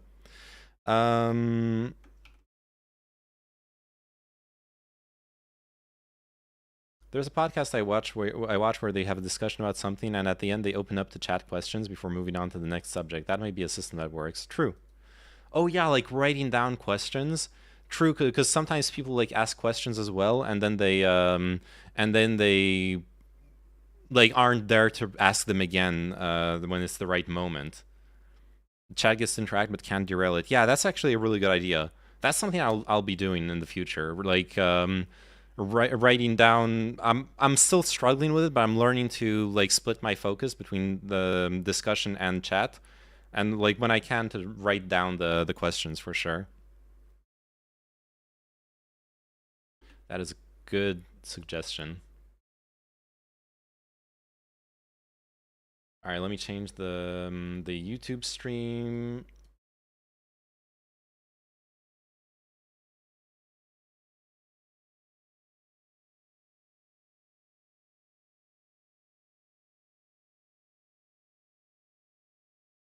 Category gaming. We're gamers now. There we go. But yeah, man, it's such a weird thing because I do come, like, in this Twitch world, I do come from the debate scene. I used to be a Destiny viewer, and I used to be very, very into let me have chat up on screen. I used to be like I love watching debates, especially if they're one-on-one, honestly. And like especially if they're productive to a certain extent. But then like recently, whenever I've tried to watch debates or like panels, and it just devolves into what you're talking about, like a shouting match, and people are just playing for punchlines and like owns, and like it's. I can watch 15 minutes of it. I understand why it's successful, why it's good content, but I can't watch more than that of that. It's not something I actually enjoy, personally. But I understand why other people enjoy it. Like, it's not wrong in as of itself. It's part of the discourse, too. I remember when the discourse on Twitch was, is debating productive? There were all those people, like, riding their high horse morally about debate bros. Someone coined the term debate perverts back then, which I absolutely love. I am like a debate pervert IRL. I get sucked into debates all the time. But then But like, oh, and people were quoting stats about the fucking presidential Match debates found. to argue that the debating is unproductive because like when there's debates on TV between presidential candidates, it doesn't change people's opinions, stuff like that. It was really funny to me. Like what's that got to do with Twitch debating? Hello everybody. Oh fuck. Oh. Hello? Damn it, I forgot to be I need to unlock the new agent. I forgot to select the to go into unlocking the new agent. You didn't miss my food pics message, did you? No, I did not, but I don't have food pics right now for you. Maybe later. I like watching debates that are actually debates with a mediator and timed back and forth to do rebuttals, but I can't stand debate bro style debates where it's just who can talk louder and command attention better to silence their opponent. I don't think you need to go so far as to time people's interventions. Like, funnily enough, you know how people call Destiny a debate bro? But then people have calculated like the time he talks in debates. He almost always talks less than his opponents, and it's also got to do with the fact that he talks very fast, and usually his opponents talk slower. So maybe he conveys more information than them in less time, and that's why people have the impression that he like talks over them. But yeah, turn-based, absolutely. Yeah. When people like cut each other off, it becomes a shit show really fast as well. For sure. Aw. Look at her. she's like looking at us like, what the fuck are you doing? It's midnight. Is that me? Yes. Wait, oh, nope, there you go. That is me. That is the creature that's actually controlling me. Where's Sophie? She had to go back home for tonight. She will be back. She'll be back tomorrow. But she had some stuff to take care of at home, so she left the kitty to me. Finally, I'm the winner in this relationship. I get the pussy. That's what Andrew Tate taught me. You know, Andrew Tate taught me to to get the pussy.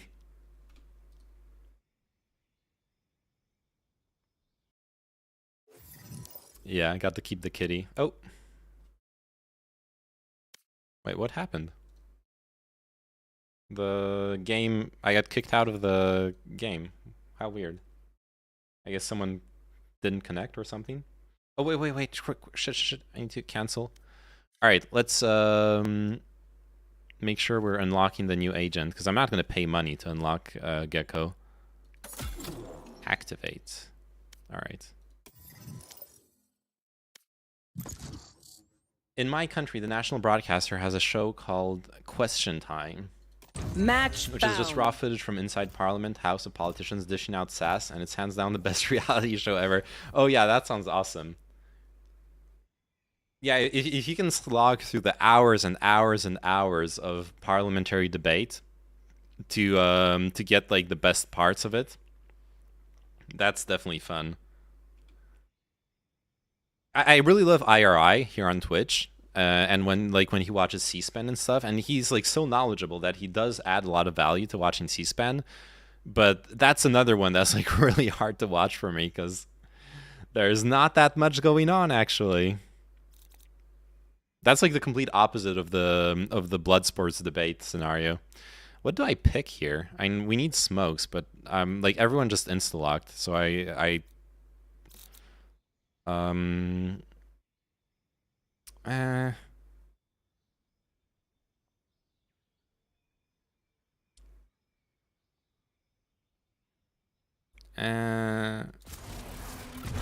think I'll just go for smokes.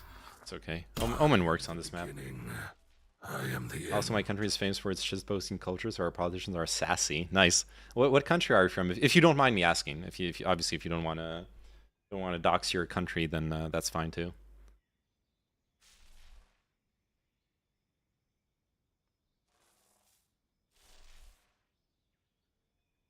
Australia. Oh shit.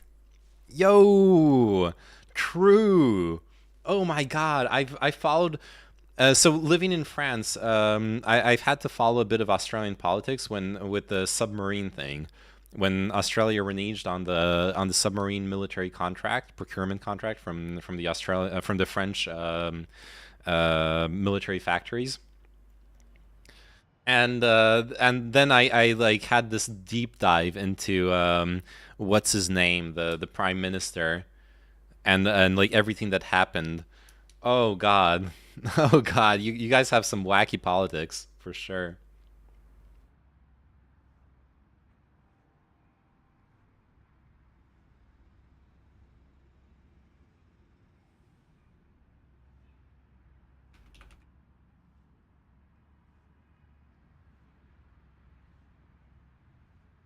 Yeah, that was a shit show. I mean, I'm not salty like a lot of French people are, in the sense of I'll just make sure to be extra collateral. oh, it was under Morrison. It was Morrison. I'm not as salty as like some French people were about that.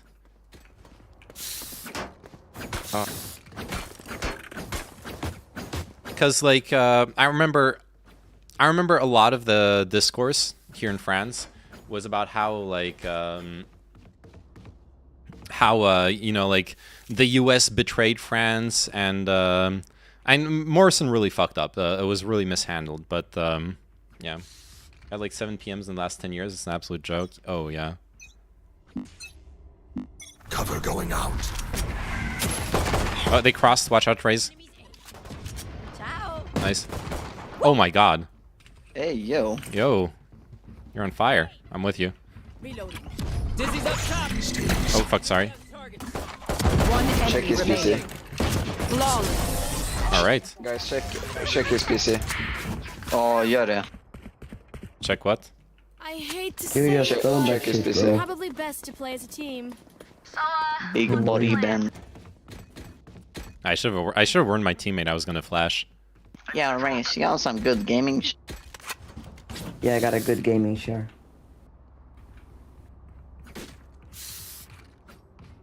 Yeah, that's a good start to the. Oh, I forgot to put a marker. Yeah, that's a good start to the game. Good opportunity to listen to that Your Mind lecture while playing Valorant. No, Valorant's not a game that's conducive to listening to lecture. And Mid. oh God, yeah, 3 mid. Oh my God, why? Oh God, guys, why is no one watching mid? Jesus Christ. Blocking sight. They're running it. I don't know if lectures are really the way to go with Ouch! streaming content. And depends on. I guess it depends on the lecture. Spike planted. Last player standing. There is a balance between education and entertainment that I want to strike, and full-on lectures are probably too far in the education side. Time to take these arms for a spin. Well, especially from the perspective of like, what value am I adding? If all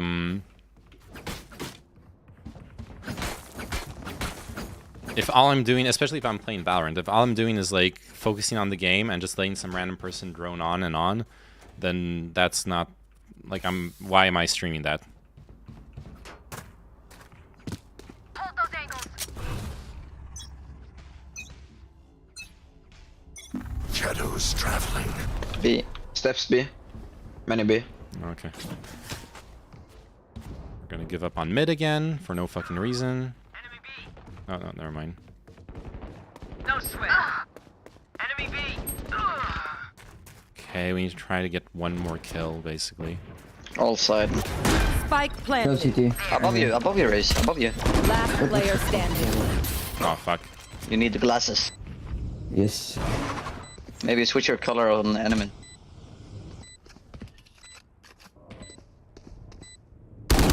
Ah fuck. Ah, I should have peeked when I saw her shoulder. I should have peeked when I saw her shoulder. I just see it as adding to the content. As a viewer, I get both gameplay and politics as opposed to one or the other. Yeah, fair enough. But I think there's other games that are better when it comes to like stacking up content.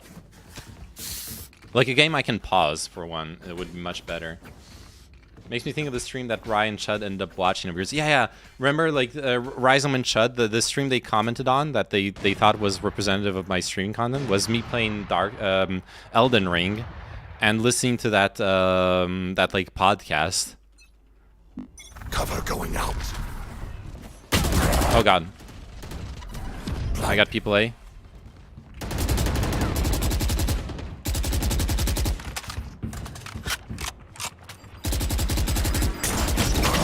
Oh, come on. Ah, I got owned through the smoke.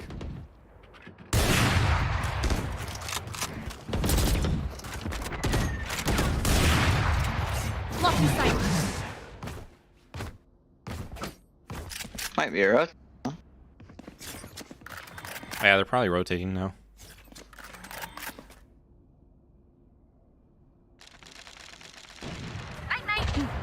Alright, there you go. They rotated through mid. Steps B main. Flash out. Yeah, there it is. Retired.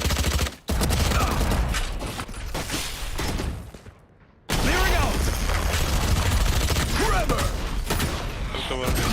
2 heaven, 1 site. Sage is one shot. She probably healed herself. Oh man. Bro, they're all on site. All site. 30 seconds left. I feel like the Planted. Reach was in such a good position there.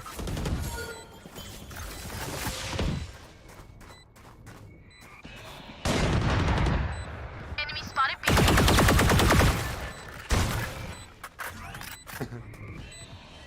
Oh. Like playing with her ball.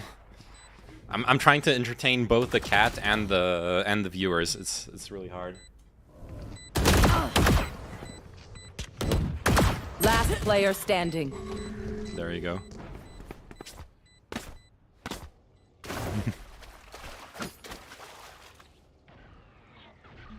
Perfect. Alright, she's having fun. Mission accomplished. Let the cat entertain the viewers. Yes, that works as well. Especially if I'm dead. I could just get up and play with her. Hey, little man, pump us up. Let's hear it. Oh god, are we forcing? I guess we are. Sheesh.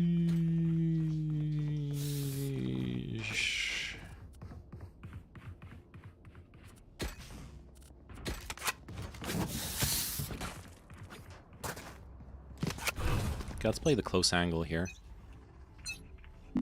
Cover going out. Enemy spotted mid. Enemy spotted mid. Oh, fuck, I was aiming too high. Oh no, 1A. Nice trade. Spotted mid. I was aiming too high. What was I doing? I was also like only half focused.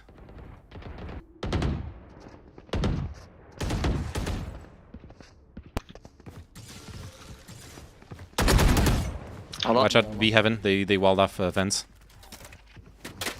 They have like no communication from my team. Not a fan. Nice. Spike down B. Dude, oh my. Okay, one main. Last player Oh no. standing. Minus 74. Blinding. Well played. Operator. Alright. Oh, you took it. That was way too close. I have so much money too. Stay safe. We're going back in. I need a drop. Game's not gonna be easy.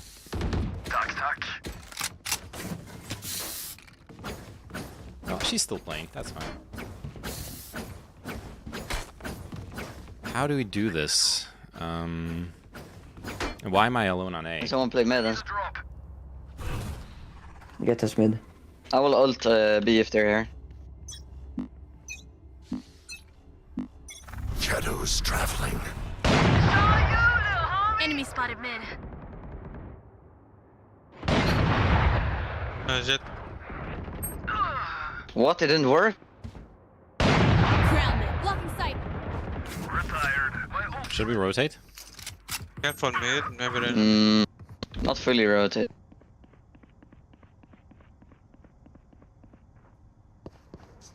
Okay, I rotate. Oh, steps on. I think I heard steps on A. You will not kill Or was it mid?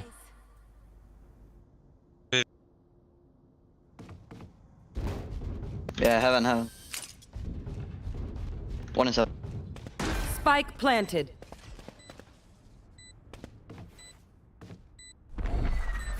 Last player. Ah, she peeks while I'm. Ah, no. Yeah, one's heaven. My ult's ready.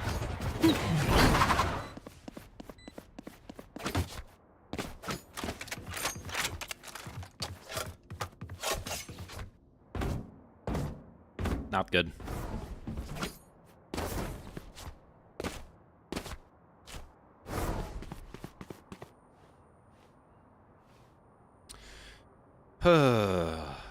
Now, one guy on our team is communicating well.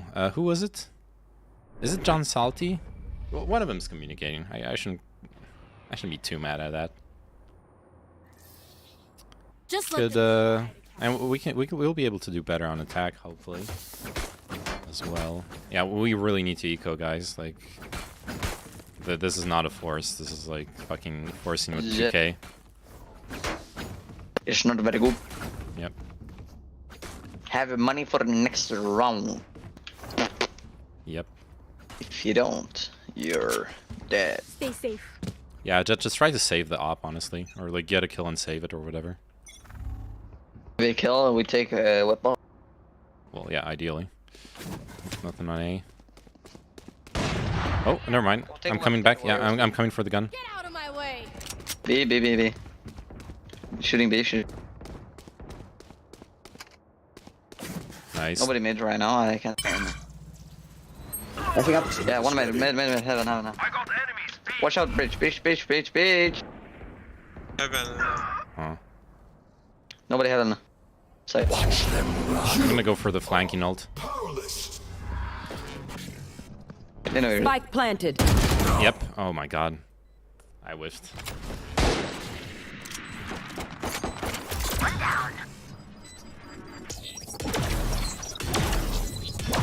Last player standing. Oh, she could have had the shot. 107 yet.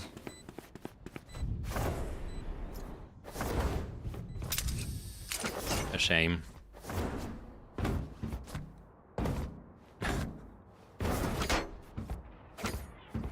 The enemy Rain is so mad at just saving. It's the right choice. It really is the right choice, though.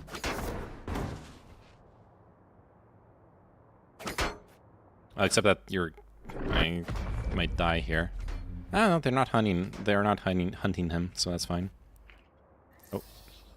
Okay, I only have Alright. like 78 grenades Cool. left. Hopefully that's enough.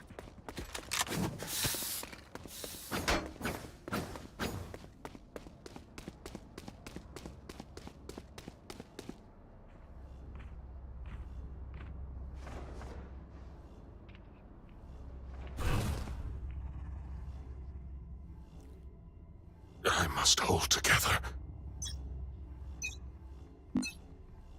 Yo, if you flash. Out.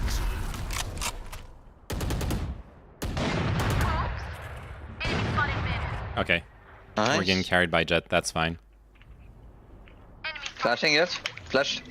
That is perfectly A-okay. Nobody there. here. No one's here. Two there.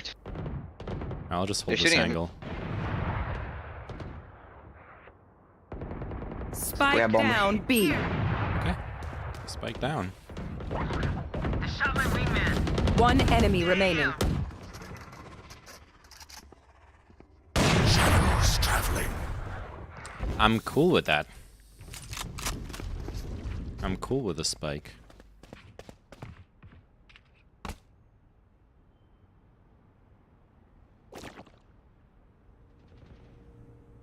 Right there.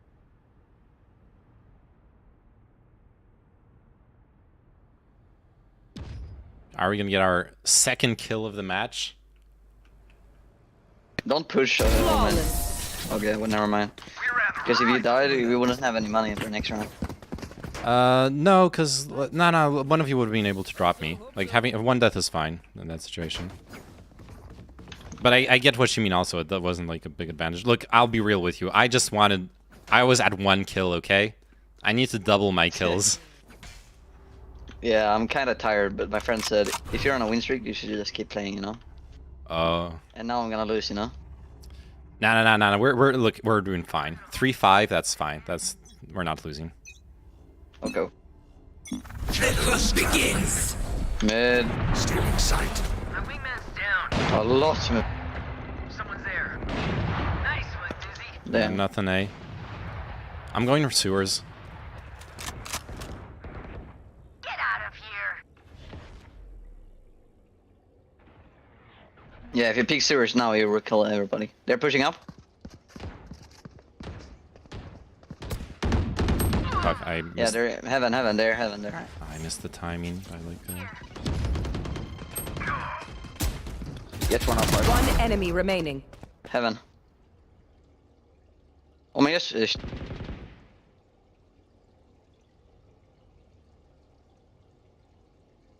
I can't really push her. I'm 1 HP, so What is that crosshair? it's a sexy crosser. Sure. Uh-oh. Okay. With the spike. 10 HP.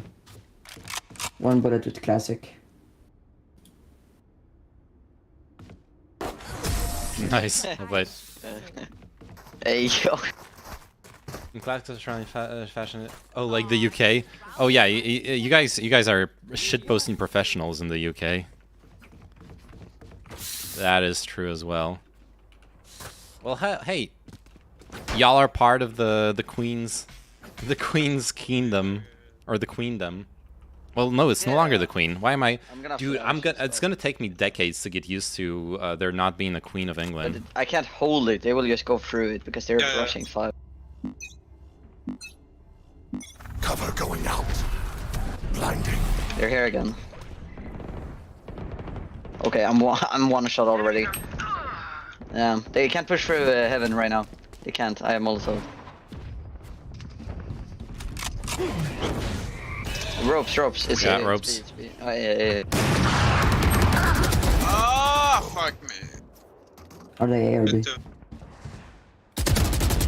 Ah, fuck. Jett's CT and one's ropes. Got her. They're pushing in ropes. Sage 1 HP. One is sewer. Yeah, they're both ramp side. Right there. Stage heaven, one. They're planting. You have ultimate. Spike planted. Australia's not kind to the monarchy. Really? Oh no! All you had to do was One enemy. Sage is. Oh, let's try. Oh my! Sage was so low HP too. Oh no! We got this. That was unfortunate. Yeah. Yeah, Sage was low HP too. I mean, I don't know if she healed or not, but. Heaven shields can heal 30. Bro, we need a Sage. Can someone switch? Yeah. Hey, bro, we need to wall this shit off. You want me to smoke mid, actually? That would be a better use for the smoke at the beginning. Bro. Cover going out. Wait a second then. Okay, they're going mid again. Prepare for B? hellfire. Yeah, BB. Oh, damn. Jet's grounded. Nice. Crash is ready. Multiple enemies B. I will ult, I will. She's going again. Oh, I'm blind.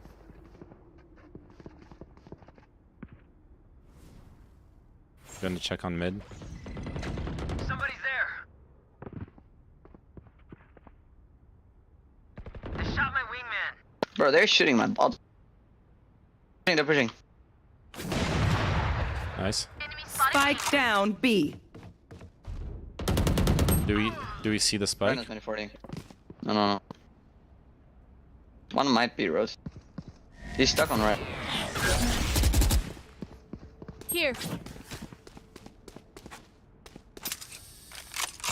I think they're rotating. Ah, fuck, they're both mid, yeah. 30 seconds left. Ah. Shit. I should play more passive on mid.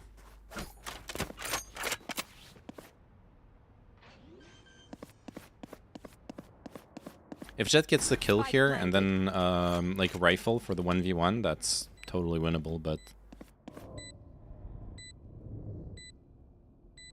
otherwise it's a hard sell. Yeah. 125. Yeah, last round. Last round before. Yeah, let's make it 5-7 and we're fine. Spend it all. Yep. Yeah. They don't have any like good protection. Jett, can you go B? They never go A anyways. I'm gonna go play mid. And what's the smoke for mid? I think it's like this. Yeah. Shadows traveling. Reloading. Uh-oh. The hunt begins. Tied already. Somebody's there. Gotcha. You will not One kill my HP. ally. Spike planted.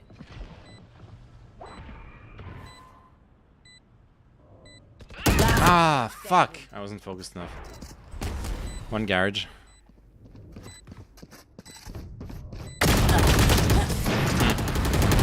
My reflexes are not on point. Turns out having like a 2.5 hour long discussion about masculinity is not proper warm up for Just swapping in. for gaming. See, this is why gamers don't do social progress. You gotta have priorities in life. Are you fragging, or are you trying to change the meaning of gender identity in society? You gotta make choices. You gotta have priorities. You gotta understand that some things are more important than others. And once again, gamers are the most oppressed class of all. They're gonna wall me. It's okay. We can break it. We can break it. Yeah. Keep it together. Or let's play with them. Let's play with them. Let's play with. Okay. They detected us all. They know that all 5 of us are here, so. We need to wall this. Sage, can you wall this, please? Maybe go back. Oh fuck. Yeah, we can go back. We can go back. We don't need to fight this. We're already in. We're already in. Use the flashes, guys. Fuck me. Last player standing. Flawless.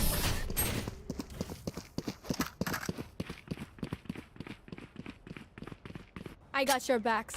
Just, you know, Saving. from the front. I should have stayed mid. That was a shit show.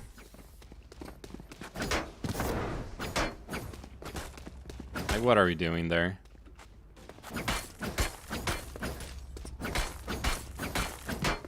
Everyone just insta-locked agents too, and they're like, well, actually, we need a Sage. Yeah, good job. Nice call. Wait for you. Cover going out.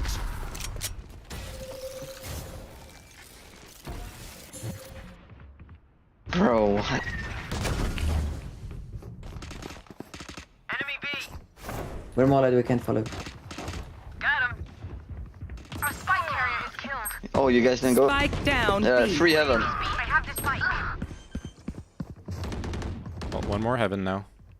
Good luck. Last I'm player useless. standing. Okay, I need to go die, actually. I just got down the bomb for money. Yeah, good job. Stealing sight.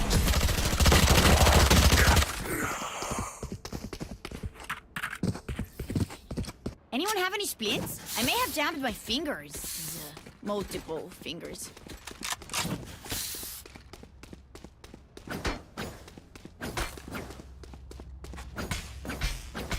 That would have worked if I had the TP. I should have bought like 1 TP so I could TP over the wall and then try to do something like that at least. Yeah, If I got 1 kill.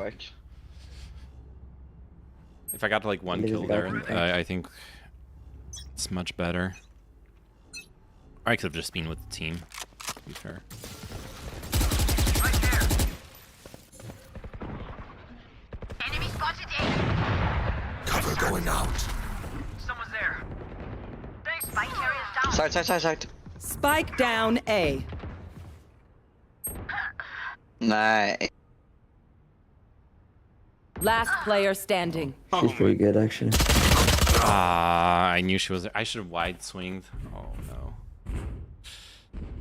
Oh, GG. All right, homies, chill. We'll go again. Damn, you love being here. Like, way too much.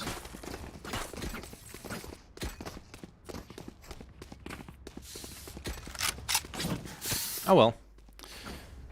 At least the team's not toxic. I have to try to find joy where I can in all of this. There are teams with I've played with teams with far weaker mental. This team, not their best communication, not best team play, but at least we're not hating each other. Enemy mid, reloading.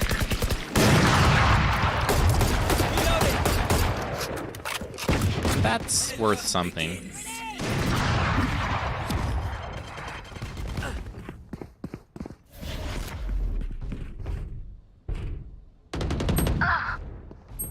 What Our carrier is dead. Spike down A. Ah! I was stuck on the wall.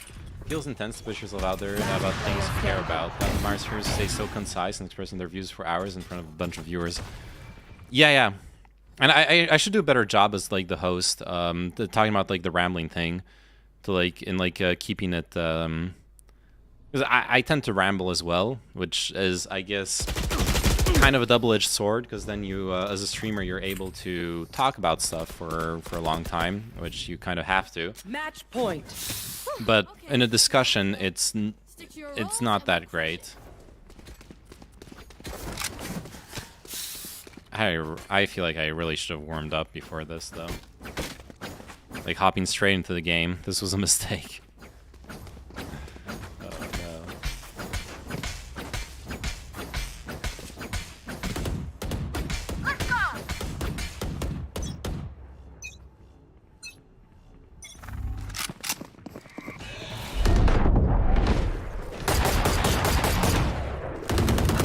Reloading.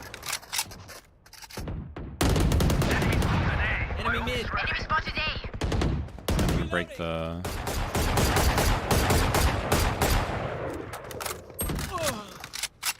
Okay.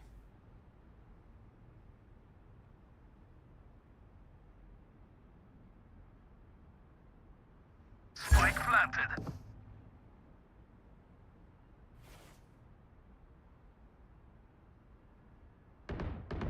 One down. Ah, the timing. I thought I had the timing on her. One's mid, going vents. The angel's dead. Ramp.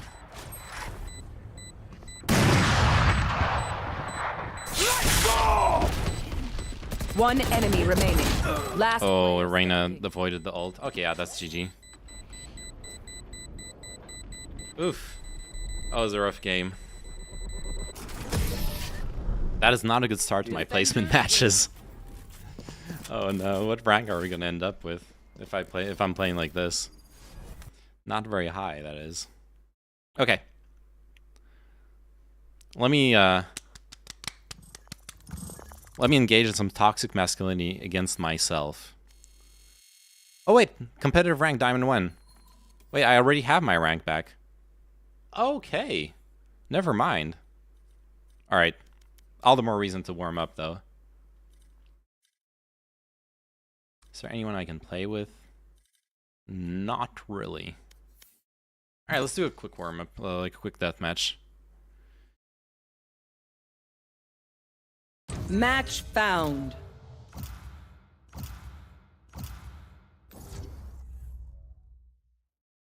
Yeah, at the end of the day, though, as far as viewership goes for like the podcast or just like a discussion format, the reality is, I was talking a bit about this yesterday with Chinchilla. Like, if you want to have a lot of people listen to you, you need to prove your credentials. You need to prove why should people listen to you. That you're not just some random other bloke with like some random ass opinions, and you do that by doing things which show your competence, or that you have interesting positions. There's people who accomplish that by being edgy. People who accomplish that by being ridiculous. That's like a good way to get invited on in the panel circuit. It's to just be a ridiculous person. People will want to talk to you because you'll make them look good, and then you get to have audiences. People want to like clown on you. But like a healthier approach to it is, yeah, prove your competence. Be that person that other people turn to have like an intelligent conversation that whose opinion they respect. And to prove that, well, you gotta put yourself out there, do something, and like beyond just talking about shit online. But like, say your project you end up like truly building a community out of this, and that community has like a lot of people. Has like a lot of people participate in it.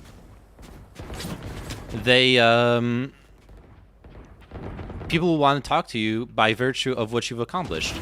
See ya. And that's a good thing, actually. What do I think about Kid Not Kin? I mean, I like him. If I was to be entirely jealous, I'm entirely honest. Oh no, the Freudian slip. If I was to be entirely honest, I'm mostly like jealous. Because he's like started after me, and he's accomplished like 1,000,000 times more than what I've accomplished. But it's okay. It's part of that's part of the truth of the world.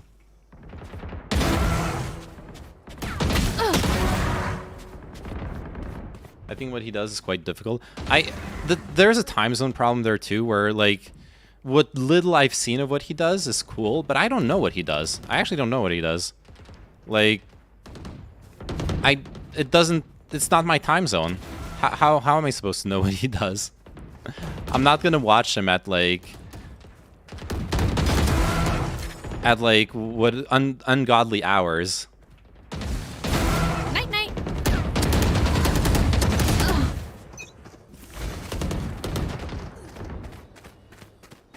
Someone just spawned next to me. I think they did, yeah. All I've seen him do is the classic, like, political streamer stuff. I've seen him on panels. I've seen him, I guess I've talked to him myself on, like, not one-on-one, but, like, discussions. I've seen him, like, react to content or, like, comment/analyze content. But I haven't watched enough of him to, like, feel like understand what it is that he's trying to accomplish.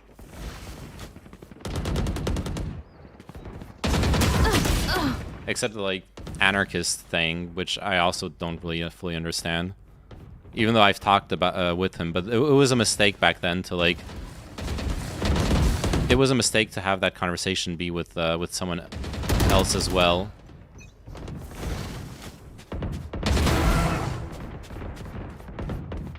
I was like too much in the mentality of I don't want to be a debate bro, when what I actually wanted to do was debate anarchism. So I was kind of disappointed with that conversation, all in all. And then I like never talked to him with him again.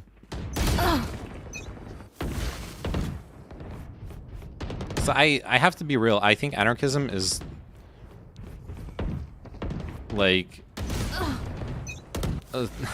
I'm gonna be edgy, but I think anarchism is a stupid concept.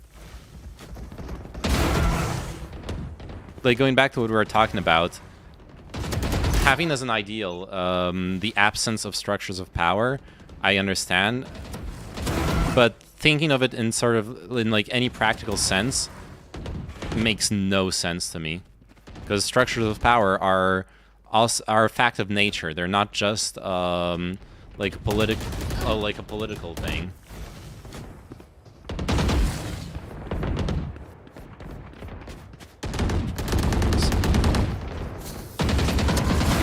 Oops.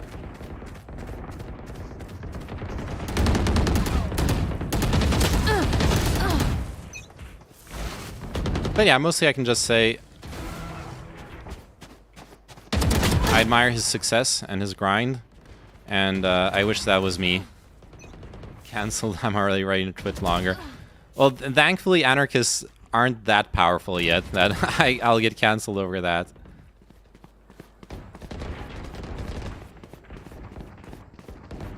I thought we could even talk about it in terms of bridge building, but... Or bridge burning, rather. Oh, stop! Stop shooting at me! What do you think? This is a first-person shooter? Why would you shoot at me? Come on, bro. Why? Have I done anything to get to you? Like, chill. Oh, no. Shoot each other, people. Oh god, they haven't killed each other yet. Well, now they have. There you go. Uh-oh. Stay down. I was supposed to die there. Someone behind me? Always. Yep. Ah, I whiffed. Yeah, let's jump down.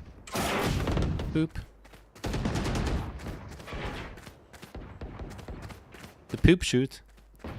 5 kills I remaining. skip shooting.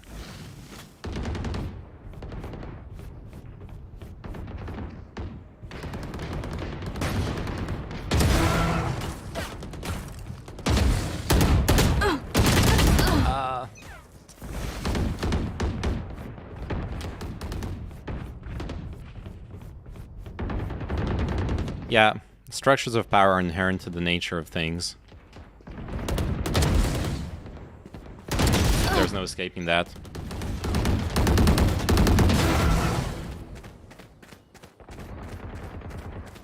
That's why I prefer like ideas for organizing society that are based around mitigation than like changing the nature of trying to change the nature of the world.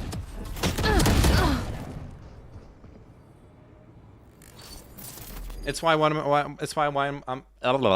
I'm one of those pussy ass reformist sock dems.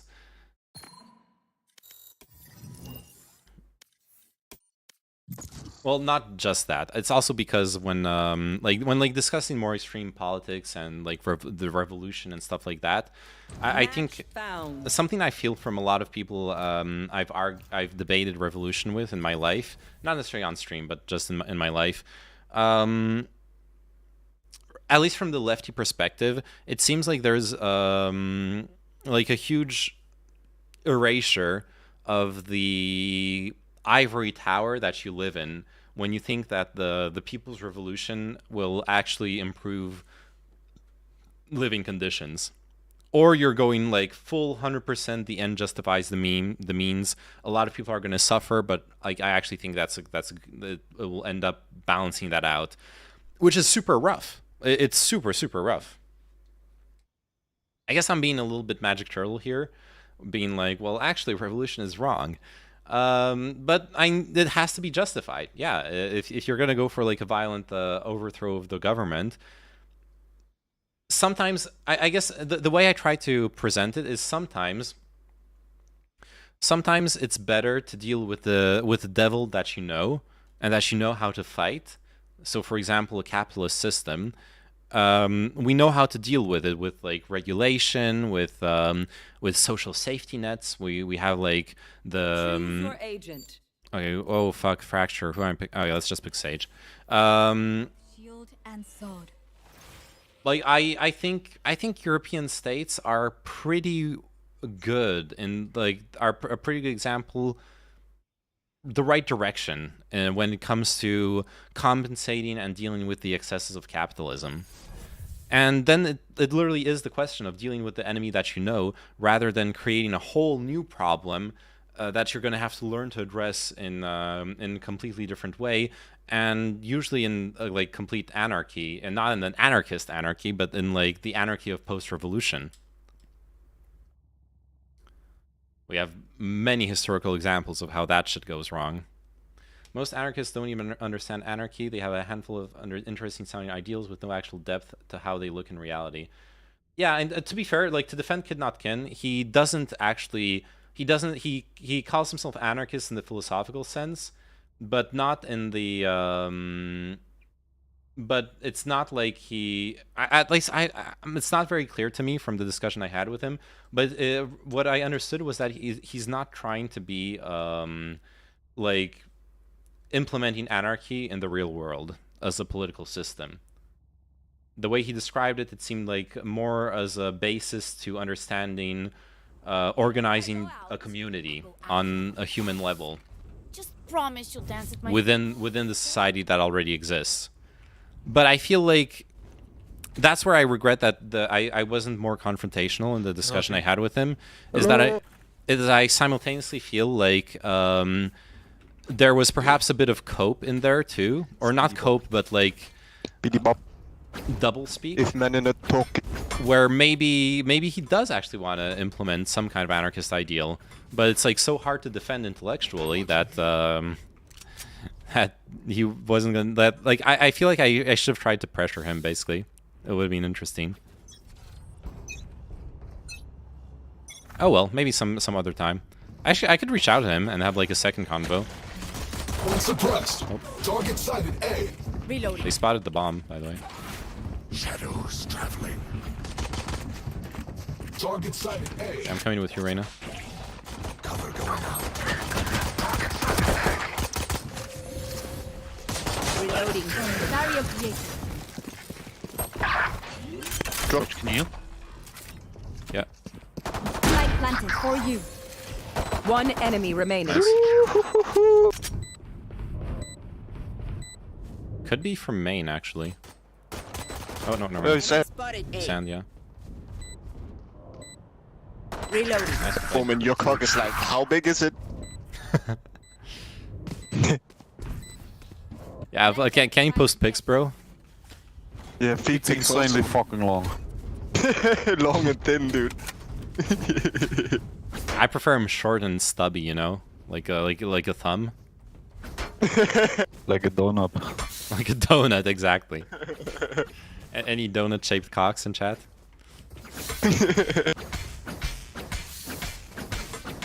You heal their healer. Always compliment your brother's cock, okay? That goes in line with Kiss a Homie. Smoking tower. I'm not entry fragging this. Cutting their vision. Wall raised. Enemy spotted B. Oh, this is a bad plant position. See there? I get shot from there. Oh, flank. 2 on flank. Reloading. Let's go. Never One mind. KT, one main. Sorry. One enemy remaining. It's not me. Shit. Anarchism is when no centralized monopoly of force. Okay, please explain how that's different to voluntarism. Yeah. Now let's go pick up some pistols. Maybe on. Never mind. Reloading. Flawless. Reloading. Yo, we got a perfect gonna be perfect steep. bonus round. Keep the momentum. Let's go. Time for a second bonus round. And perfect anti-eco, but in perfect bonus round, like we don't spend money now. I hate it when people fucking. Excuse me. Yeah, I hate when people like burp in my ears. It's oh my god, like this is like on top of like having weird takes on Ukraine. You want to know the main reason why I can't watch Hassan? Cause he's burping into his mic like every 5 fucking seconds when he's like eating something. Reloading. It's super rough. Reloading. Can you flash us out, Reyna? Sure. Still in sight. Oh fuck! I fucked up. I put a wall up though. Spike down. Oh, they broke the wall. Oh no, I fucked up. I fucked up bad. I should have gone out with my gun out. Shadows traveling. Ooh. Shutting them down. 3 suppressed. Flashbang. Last player standing. 140 on 6.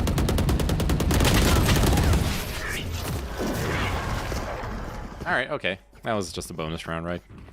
We're fine, we're fine. If I'm powered down, they start me. You leave me for scrap, I'll kill you.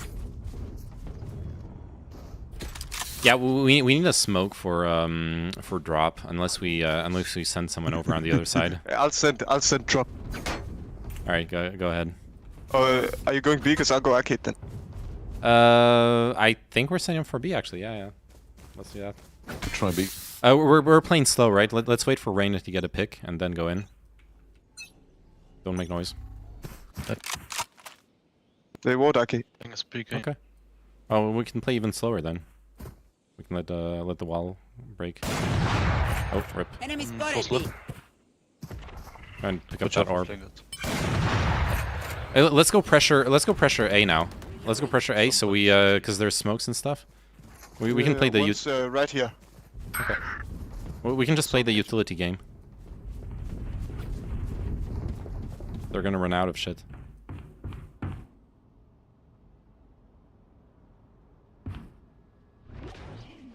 How is critical theory? Jett's on site. Cypher as well, be careful. Maybe we go A on that. I'm flash. No one pushing door. Yeah. We're smoked off from the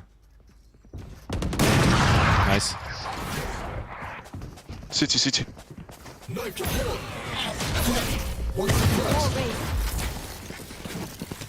Oh fuck! From. Player standing. Oh no. Oh, his spray is so good. What the fuck? I fucked up. That's I all sh- of I his should've- skills right there. I should have walled the heaven. Oh He man. just runs out of a smoke. I wonder if a critical theory is anarchist in a sense. What do you mean by critical theory, by the way? Yeah, what critical theory of what? Great them.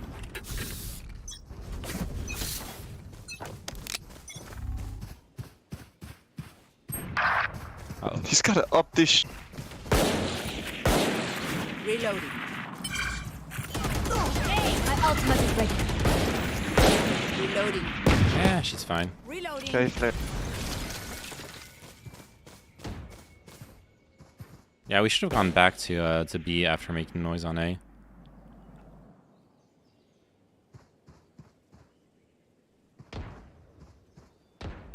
Enemy spotted B. Oh, fuck is this?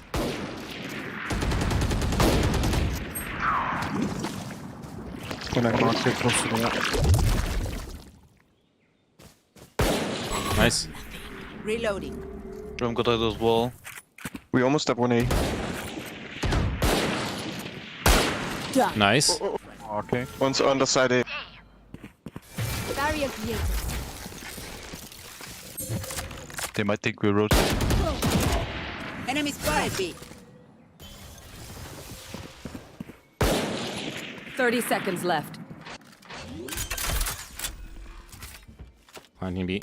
Light planted. Yeah, I'm coming. Ah, fuck, she got me. So, oh, I'm empty. Go get him. One tower. Last player. Oh, that could have been good. Wow. Well, good eco. Also, very brave effort battling it up with a glass. Yeah. I like your bravery.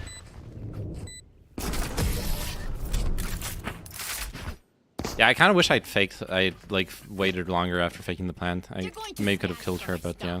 Super easy to pick off. Didn't she see through the box? Yeah, she saw. I think she saw my shoulders sticking out because she killed me through the box. Nah, none to do.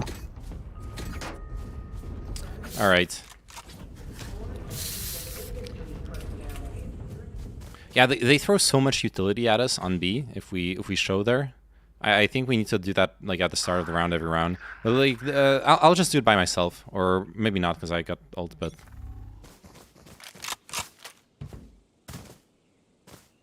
Sage wall arc.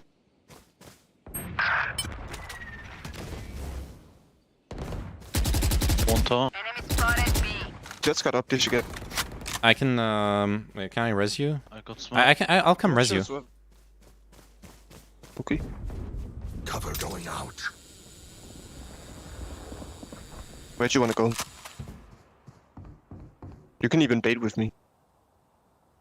If I don't die peeking this. Wait for me, wait. Yeah, I'm waiting. Gonna flash and then we Cutting their vision. go river. Your duty is not over. Thanks for the reboot. Reload. My knife deployed. Okay, we got drop clear. I think we're going A, yeah. With his string. He's on rope. 2. Ah, fuck. I should have just walled it and rezzed. Oh, no. At least 3 here. Oh, no. That could have been such an easy pickup for KO. I didn't think of that. There's a social theory that could be applied to critiquing and changing society as a whole as opposed to traditional theory. Now, critical theory is a social theory that could be applied to critiquing and changing society as a whole. I mean, if we just play it slow, they don't push, do they? Not really. They take like peaks, like in on dish or in B sometimes, but like they don't re-peak after if they don't get a kill or whatever. They haven't peeked B aggressively. Playing it dev on B. Okay. I think they did it once, but yeah.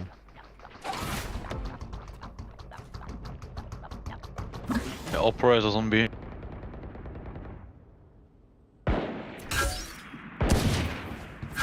At least 2 on B. Sage and Broom. I'm walled off again. There's a gap though. One's still A. I showed on Cypher Cam, so. Enemy spotted me.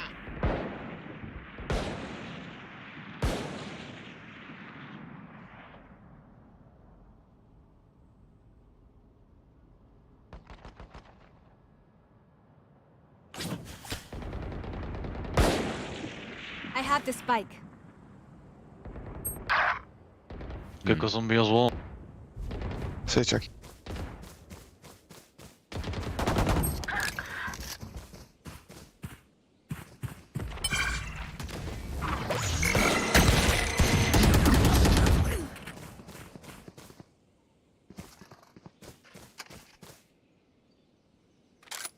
Thirty seconds left. Shadows traveling. Reloading. Last player 100 standing. on Brim. Spike down B.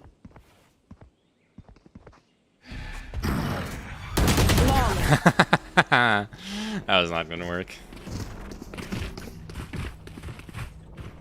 Look at me.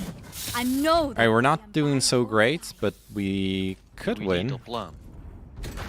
Yeah. Maybe we. They don't really fall for fake either, do they? What? Okay, rush it.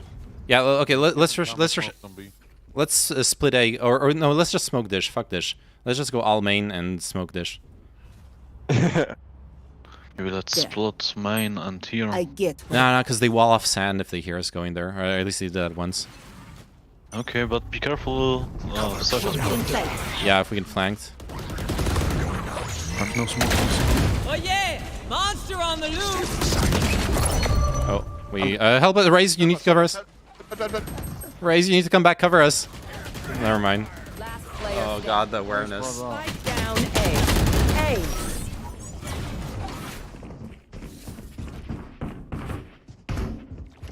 I'll make them remember.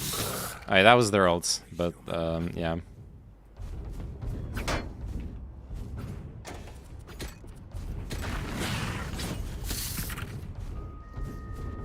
Yeah, if we get hit by Gecko ult, then whoever's not hit needs to save our asses.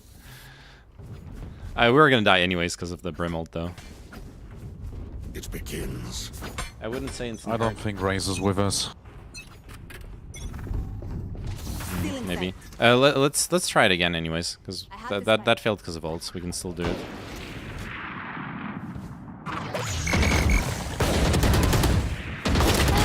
She's low. Nice. Spike down A.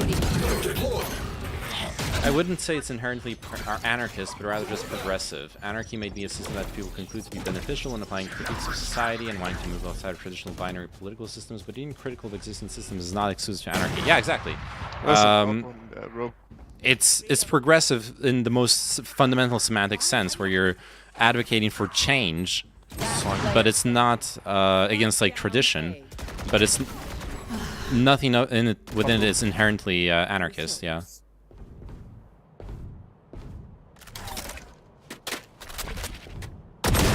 Oh, if that was a headshot, that was gonna be a win. 135 damage. Damn it. I want their God damn life, it. not yours. That was so bad. Judith Butler isn't an anarchist per se. I haven't read Judith Butler, but yeah. Yo, Raze, you can get a drop from Omen. Yeah. Omen, can you drop? Thanks. Good job, thank you. Shouldn't have forced last round. Her fault. That is true as well. Operate on dish. Rash isn't done with you. Reloading. Unavoidable. Up still rope. Cover going out. Cover going out. I can go for a res after a plant, I guess. Oh, fuck. There's at least 2 here. I think you might just want to run it back. I'm kicking. I'll check city now.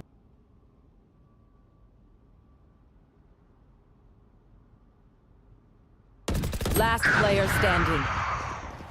One rope, one below. Message sent. My ultimate is ready.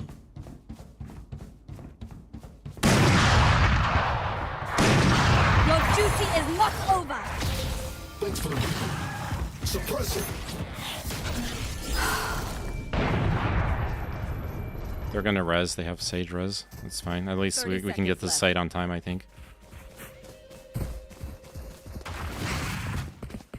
Last player standing. One more. Spike down B. It's winnable, actually. Spike planted. Flash. Our team's so salty this time.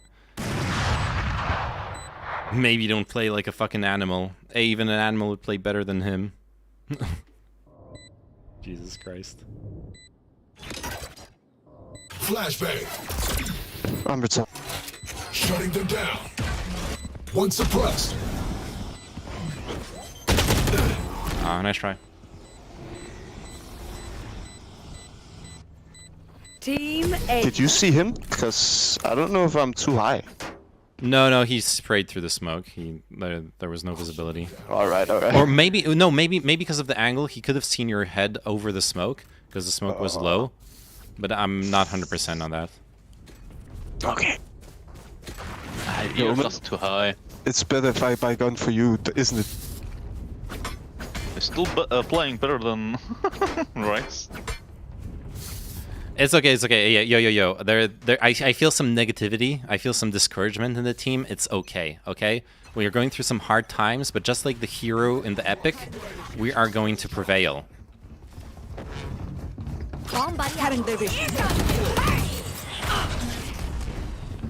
It's important to let them know.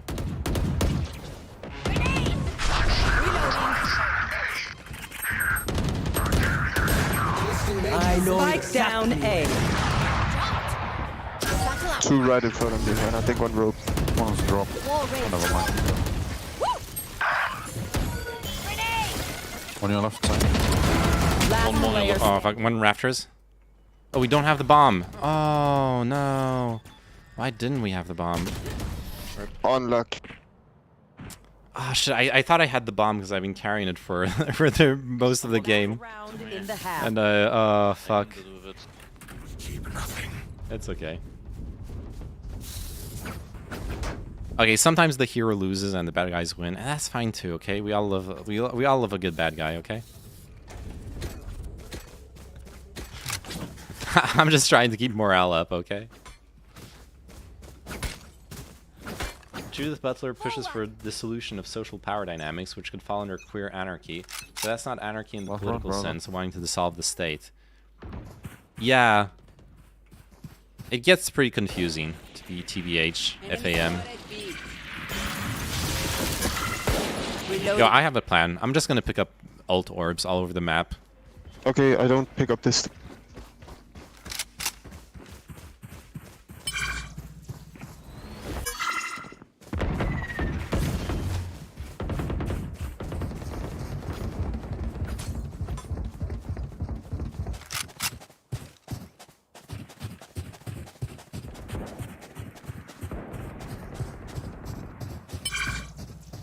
Bad stuff is coming in. Yep. Oh, and once rope still without. Maybe we go back. Yeah, let's go back. Yeah, we can't push that. I agree. I guess it's B. Oh, look yeah, how yeah, far. yeah. Yo, Omen's in good position. Yeah. Oh, no, never mind. Oh, fuck. Nice try. Let's drop. Suppressing.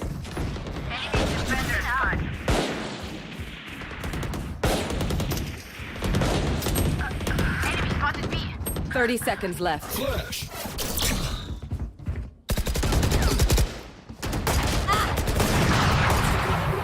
Yeah, I got the plan. Chill in heaven. Don't die. Fragment. Light planted. My ultimate is ready. Wall raised. Last player standing. One heaven. I got this. I don't got this. Ah, fuck. Oh, no, sir. Oh, fuck. I like finally got my ult, but I'm just stuck in a corner. I can't res anyone.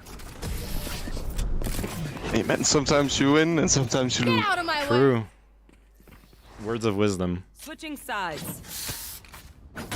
Hey, also, it's a defense-sided map, okay?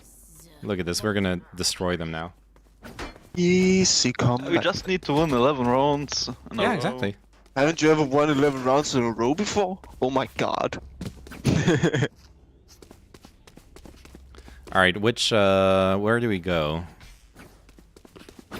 I think I'm gonna wall B for this pistol round. I think that's gonna be the call.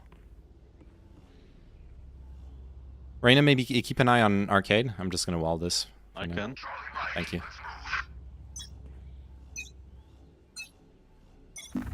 Barrier here. Hey, snaps. Okay, I'm rotating. Enemy spotted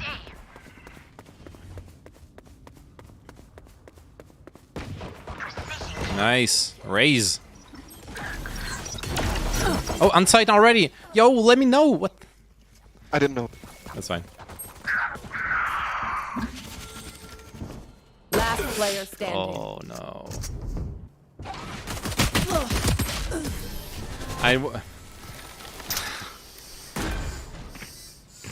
Oh, God. My power does not end. I thought it was safe to throw the slow there, but absolutely not. We almost have to, don't we? Okay. We should. Otherwise, we are playing for a tie.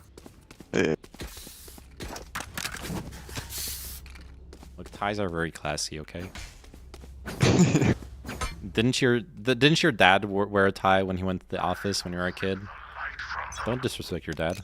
Dude, my What dad's is an a dad? alcoholic. Oh shit, sorry. No ties. Okay, two people B. Oh shit, Barrier let's go. created. Oh fuck, arcade. Oh my god. There's a million people here. Going tower, going tower. Careful, careful. Spike down B. Oh fuck. I should get my gun out. One main with the spike.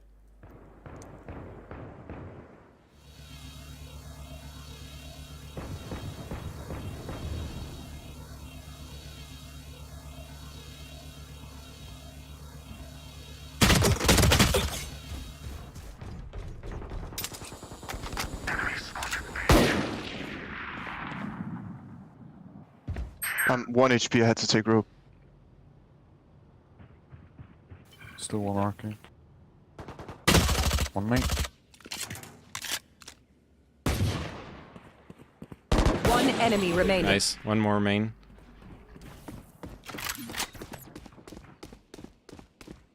.30 seconds. Probably running A. Watch out, Raze. I'm grabbing this one. Oh no. Good job. Let's go. Let's go. Whoop whoop. And the last thing they'll see before they die. Lucky them. Yeah, I need to get utility here. I need to get utility and yeah, let's just go full Playing armor. It's kind of risky, right? Sage. Yeah, we need to whatever you do, at least get full armor because they're gonna have shitty guns. So like you literally survive one more shot if you get full armor. True. Wall raised. Step saying. Okay, I'm rotating. One of us rotate. 2 on D. Oh, Actually, yeah, I don't think we need to rotate yet. Yeah.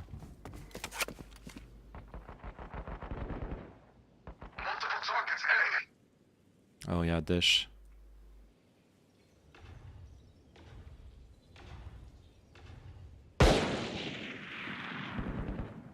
Spike. Spike down A. Nice. I'm coming, KO. I can heal you. Mad. One enemy remaining. Flawless. Nice, well played. Let's go. Alright, that was just anti-eco though. Time to stop. Yo, Omen, what did you say about race? True. Probably something not so nice. I would say it again. It's a piece of shit. Alright, chill. We have a chance, okay? Why? Not playing as a team. Not communicating. Spamming FF votes. True. Good points. But hey, That doesn't make him a it is what it is. Wall raised. Step say. One on dishing. I'm just gonna pull up. Leave him dish. I got people main B, at least 2, 3. Or arcade as well. Oh, that's Jett. He was from dish.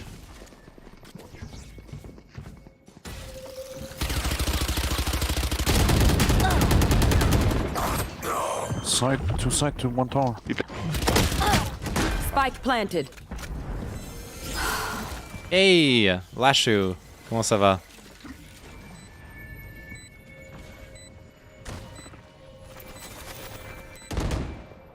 Okay, one main. I think them too. Fuck. Can't I click the head? Want to play after this? Yeah, for sure. I'm not doing well. I'm about to D rank from Diamond, that's what I'm doing. As you can see. Match point. Everyone's motor functions okay? I know humans get tired. Alright, we got money at least for something.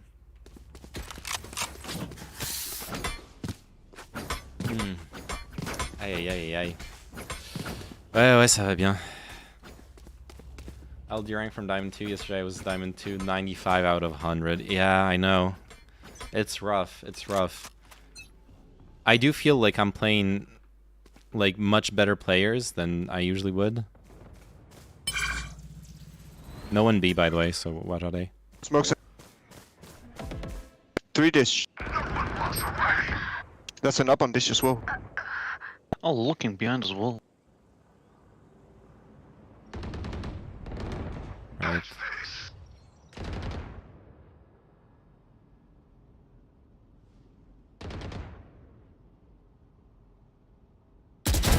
Enemy removed. Dish is danger. Okay. Yeah, dish. I'm going sand.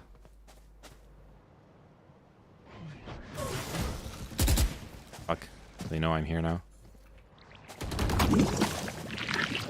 Spike down A. Last player standing. 80. One enemy remaining. 80k. Spike planted. Ah, sorry. See, bro. Attackers GG. win. Oh yeah! Monster on the loose! Monster on the loose. Is this me? Yeah, I saw this post in my Discord. Yeah, this clearly is me. And you can tell. Come on, like. Except I changed my glasses. Clearly, this is my previous glasses. All right. Oh no, not D rank yet. Okay, this game is gonna be the D rank game. All right.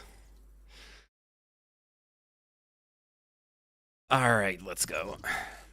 But yeah, it's a Venn diagram. Like, I wouldn't say they're a social anarchist, not a political one, because those things are inherently intertwined as long as equality is a political issue. But at the same time, I don't see how I don't see them saying anything like the only way to equality is by removing the state. Though to be fair, I have not read their writings.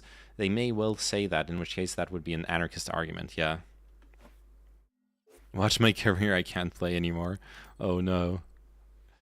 Ooh, yeah, that's painful. I mean, those first 2 games you were doing good.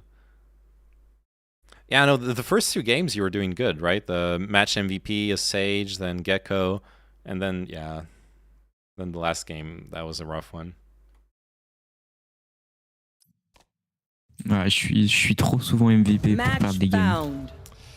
Ouais, ça arrive.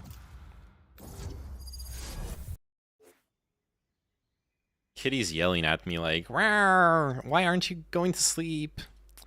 Hi, guys. Hello. Hello, team. Can I play smokes? Yeah, please do. Please. Thank God. Someone who likes playing smokes. I love playing smokes. Yo, is your name Harry? No. Okay. Sorry to disappointing you.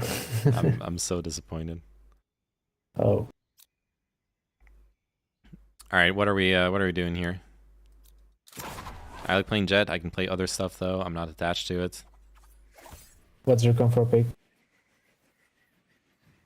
I don't know. It seems like this seems like this will be a Jett game. Because I see everyone's picking like utility sentinels, so. Up to you, man. I was gonna say, do we have flashes? But Gecko flashes, right? So that's fine. Yeah, Gecko has flashes. Cool. All right, let's do it. On Haven. Haven's a good Jett map. I mean, every map's a good Jett map. She's just like she just plays her own game. Yeah, I've heard a lot about Judith Butler. This friend I have who's like kind of reactionary anti-feminist. He's I think Judith Butler is the one is the author he's read.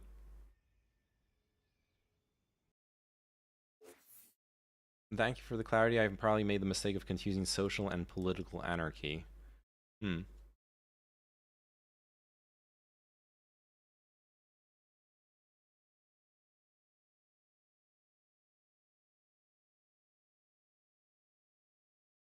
It is a confusing it is confusing though in general, because once you like, that's a bit of the confusion I had when discussing it with when having that discussion with Kid Not Kin and I forgot the other guy I was talking. Oh, Car is the issue I ran into is that, like, if you're arguing for anarchism as this like very nebulous concept, then what is it that you're actually advocating for in pragmatic, practical terms? And I wasn't really able to bring the discussion back to that. I was chopping Kylie at the store. High average ping? What? Still standing. 19 ping? What? You don't speak English, or? Yes. Oui. Did you? Sorry, what? Sage?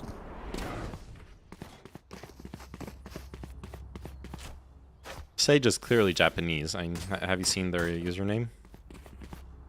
I think it's Spanish. Konnichiwa. Daijoubu desu ka? ¿Es español? Una cerveza, por favor. Joder. Stim beacon here. Okay, I'm going short. They're rotating already. I hear steps. Here, please. You plant here. Why did I just get smoked by my own team, by the way? I'm very confused. Like, why? Why the fuck would you smoke that? Like, he's actually trolling, right?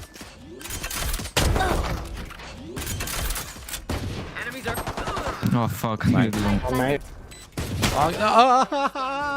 One enemy That's on main. No. Guys, I'm so sorry for this smoke. I failed. Yeah. Oh, you want to do one way or something, right? Oh wait, no, that one way helps them actually. So. I misclicked. Sorry. Okay. Yeah. I was wondering what the fuck was up, but I didn't want to like flame or anything. My bad. So It's sorry. okay. It's okay. That explains it. Yeah, like I said, most anarchists don't even understand anarchy. There's a long history of propagandizing and co-opting the term. True. Like ANCAPs, for example, right? The original anarchy, like Proudhon and Kropotkin. That's like some serious fucking. That's like some serious fucking lefty shit. Oh my god. Sorry, can I get a heal, Sage?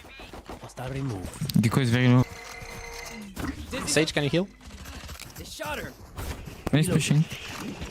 Like, if I stand in front of her, will she heal? No? Thank you. Enemy B. Reloading. Yo, Sage, can you play it different, please?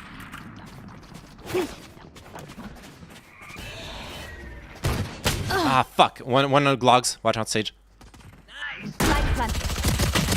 Oh.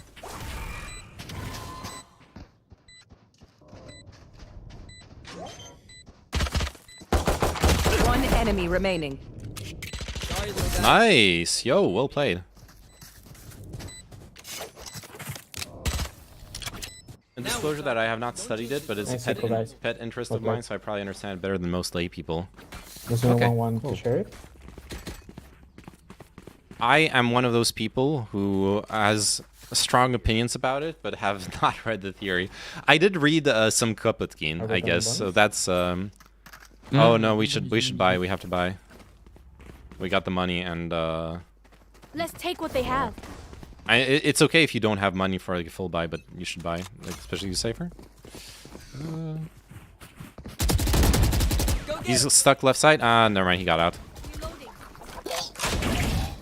He stands. Yikes. Reloading.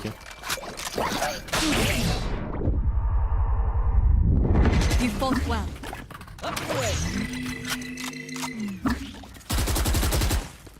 I have lineup. Plenty here, please. Right there. You have lineups for Gecko? What? Yeah, bro, I'm a fucking nerd. I'm flanking right now. I got her. I've got lineups for this, too late. but for Gecko? Yeah, bro. Nice. I'm fucking Killed nerd. it. Yeah, And me them. too. We definitely killed them. Good news, so.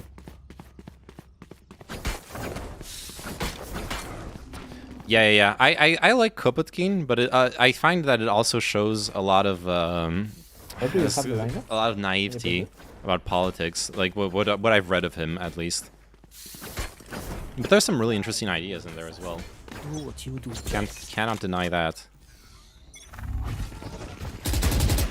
2 mid, 2 on B. Got him. My ult's ready. Ult's ready. Yo, bomb. We need you on. We need you on A, I think, because we're executing. Wait for Steam Big. Stim beacon down. Somebody's there. One tap. Down. Can you plant here, Sage? Oops. Someone is A. Plant here, yeah, nice. Spike planted. Oh, one Find flank. the flank with Vanda. Okay, no. Enemy spotted. A. Short, maybe short. Behind you, Sage. Okay, no. Behind you, Brim. Behind you. No, 2 on site. 2 on site. Oh yeah! Monster on the loose! Oh, watch out. Reloading. My ultimate is ready. Oh, not defusing. Cover me, I had lineup. Separate. Player standing. Molly. Need to go, bro. She should have fired it before the defuse sound. Thrifty. My bad. It's okay. It's okay. Just a tip. I in that situation, just fire the molly, even if you don't hear them defusing yet, because by the time it lands, they can already half it or even more. Like you just need to eat it, anticipate the defuse. Safer, can you trap the flank, please? Okay, thank you for the tip.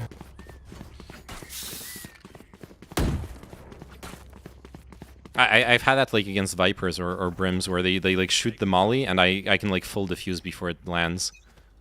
You know what I mean? Yeah, that lineup takes a lot. Yeah. It's a good lineup, it's just slow. Stim beacon. Wow.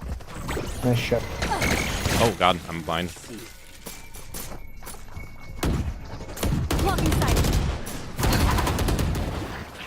Plein tir, please, plein tir. Where is everyone hiding? One enemy remaining. And you second. Oh, CT. Look at that brimstone. Wait, where? Ooh. Reloading. Oh, the lineup. Nice. You love it, Perfect. bro. It's perfect because we have the same lineup.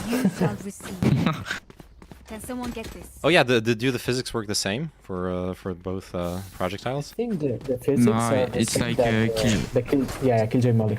Okay, I see. And Viper's Molly. Both.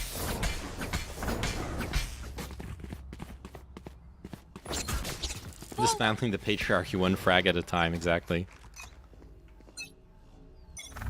Get out of my way! Healer down. Beacon down.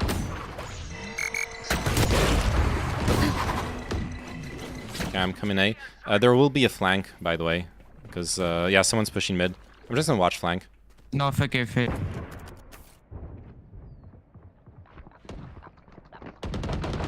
Opponent's killed.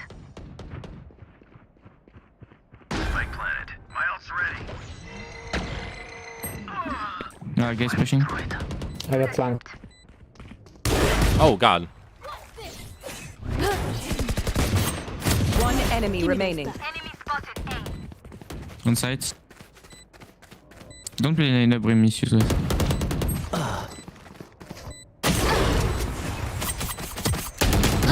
Sorry. No. It was short. No.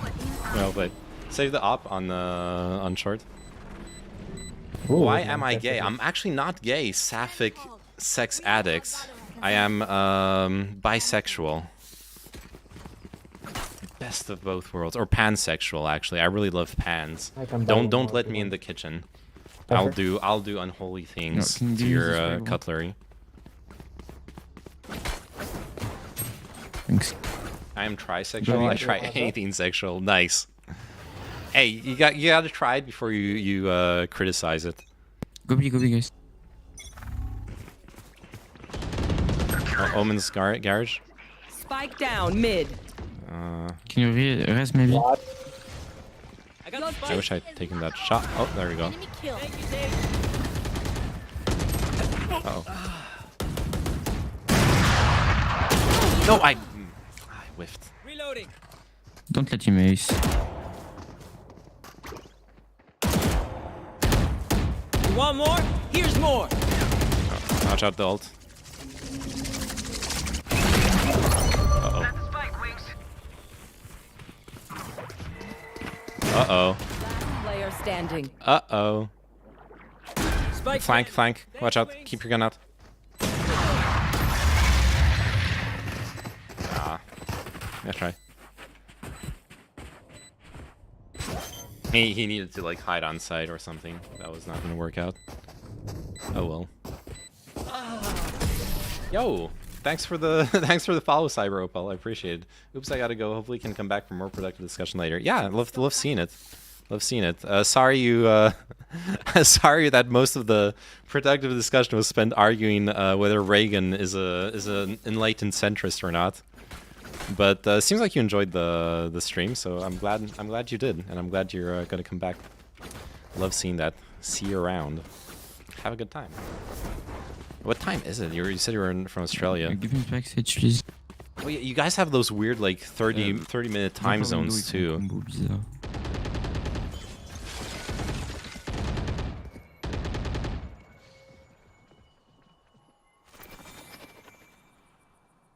Gonna peek A long. Just so. Okay. no Watching one's here.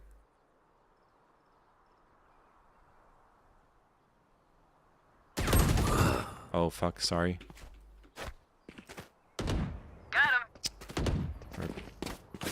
Okay, we got one pick on B. Let's go. Let's set up for a split C, I think.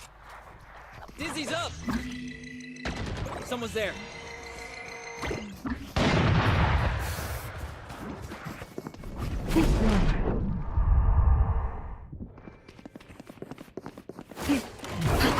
One backside.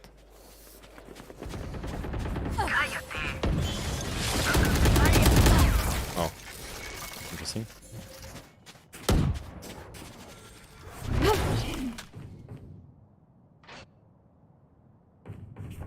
Here, garage. Oh, fuck, you're... Oh, sorry, the bomb was there. Last player standing. One enemy remaining. Un OP.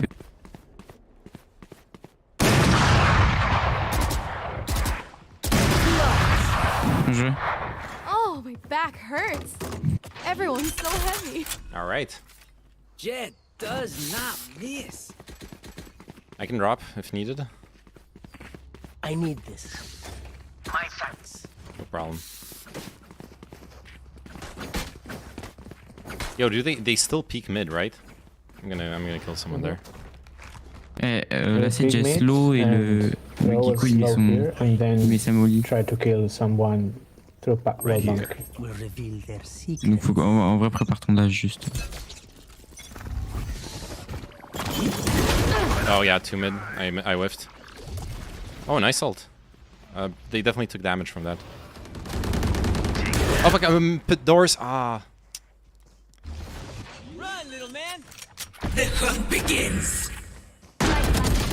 Flank. What? What? He's down. Comment mid. Comment mid. One mid, yeah. One shot mid. Reyna killed. Take here, Norman. One enemy remaining. On site. Nice. Well played, everyone. That's right. You tell Let's him. go. We are too damn good at this. On va play vraiment. How much damage did you do with your ult, Brim? 100 only. That's good though. More. It's not a Yeah. kill, but that's like as good as it gets without killing Oh, someone. he got 2 kills before. After. Yeah, nice. Let me find you again. And then Omen killed me running. Okay, I'm gonna dash into short. Get out of my way. Didn't beat him down. One long. They're rotating. Launching smoke.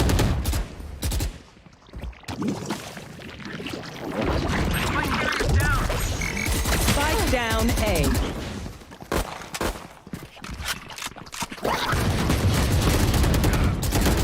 Enemy spotted A. Reloading. Oh, we could rotate. Especially since Gecko's lurking, so... Come, Brim. Get out of there. Alright, let's go. Thank you for the discussion. Was distracted cooking. Okay, that's 2A with the res. Let's just go C. Or B. Yeah, let's go B. Let's go B. It's okay. We're B now. Smoke's down. One's coming from mid. One pushed up. Oh, fuck. Watch out mid. Watch out mid. Right there. Tripwire is cage triggered.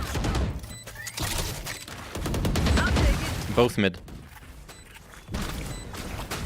One enemy remaining. Camera taken out. Last player standing. Hmm.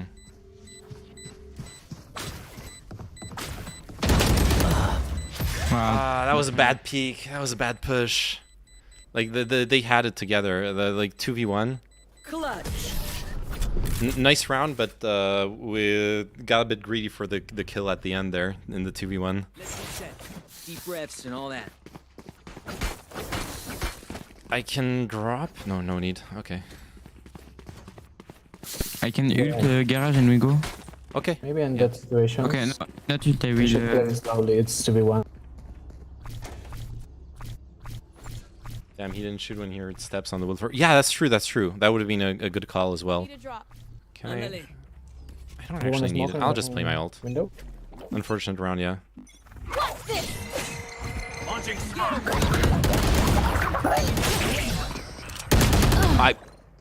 C'est mon truc qui t'a stun? Ouais, je crois. Mais quoi? J'ai pas trop compris ce qui s'est passé. En plus, j'ai complètement whiffé, moi. Je fais de la merde. Jett is sincere with the ping. That was so bad. That was so bad. Yeah, you guys can rotate. You don't need to. Still got it. My ult's ready. That was so bad.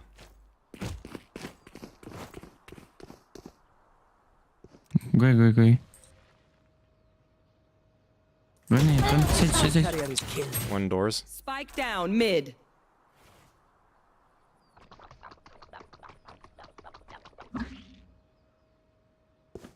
He should like cage it to pick up the bomb back up. Safely, I mean. Don't pick me. We try to go away. Yeah, you can put a cage to pick up the bomb if you want. 30 seconds left. Nice shot. One more on B. 20 seconds. Jett. Bomb's still out. Bomb's still mid, dude. You need to pick it up. Safer. I should post this and guess the rank. Oh yeah. I have One enemy remaining. Run. 10 seconds left. Garage. Okay, you have time. Here. Last player standing. 40. Planted the spike. Cage triggered. Nice try. Oh no! Oh, yeah, I need to play guess the rank, dude. I had some really good rounds this game, and then and then you tune in and that's what you see. Like you can see, I'm top fragging, I'm doing good, but yeah. Last round before the switch. If you saved, spend it. Cap. No cap. No cap on a stack. We have no much money. Yeah.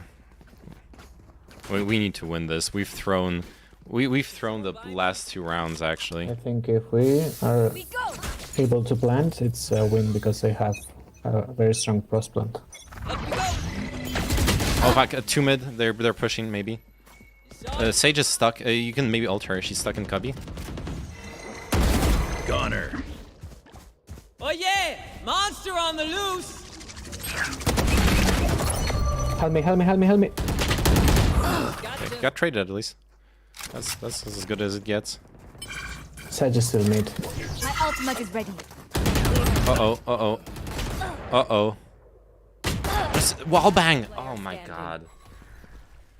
Oh no. I'm cringing so hard. Okay, that's a kill.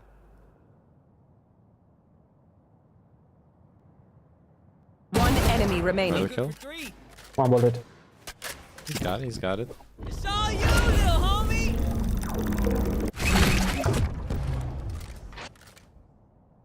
Clutch. Oh my god, well played. Your first What a mistake was round. assuming I Oh. Switching sides. If they try something. Well played, Kiko. Thanks. Oh putain, j'ai... GG. J'ai pas cru non plus. Hein. Alright, where are we going? With, okay, I guess I'm going A. I should play B or Link A because they have range of both sides with the smokes. I have 2 agents that can just jump over the gap in Omen and Jett, so... Don't know if this is going to be as awesome as it should be. Playing this angle. We will see.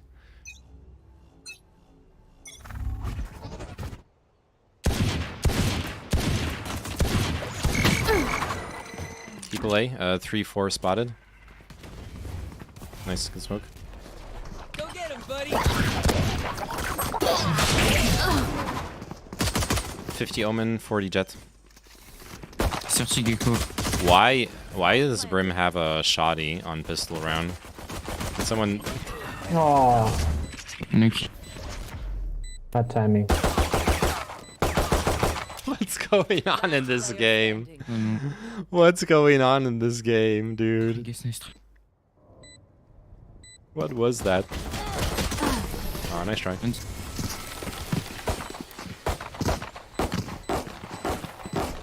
So, do we mix it up? Double down? Let's talk. Oh my god.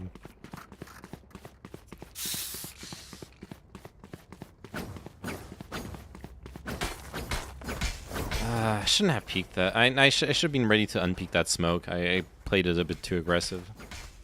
But the thing is, I have to. No, I did play too aggressive. Like when I whiffed on the, I was shooting the stupid gecko thing instead of shooting the rays. I should have just gotten out of there.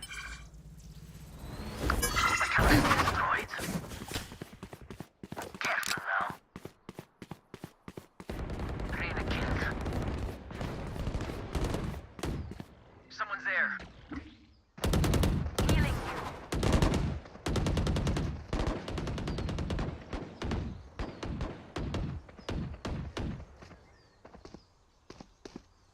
One's coming back mid. Watch out.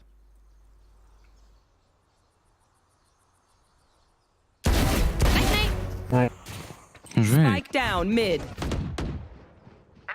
We got weapons in mid. You got him? 1 HP. One enemy remaining. 1 HP last. 1 HP. Thrifty. Nice, well played. We need nothing but our gifts. Nice. Where will they go this Tu as vu la vandale? Je la donne. Right here. Jett. Non, ça va, ça. Garde-le. Okay. Okay, thank you.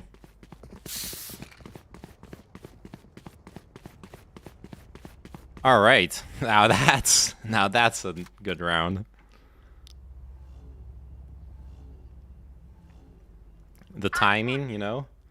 Like I that was perfect.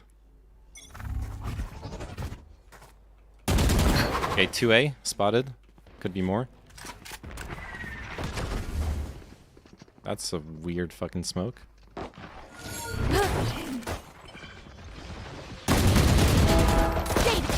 One more? Okay, got him. Oh. Oh, nice shot. One enemy remaining. Nice shots. Now they will 5-man rush you. Yeah. That's kind of what they tried there. Show me where to go. But hey, we got him anyways. I'm gonna go see this round. Can someone switch with me?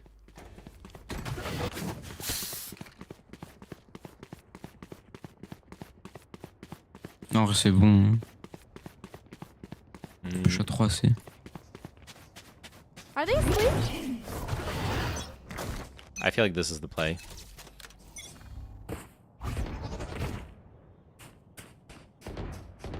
Or maybe not. They're mid, right?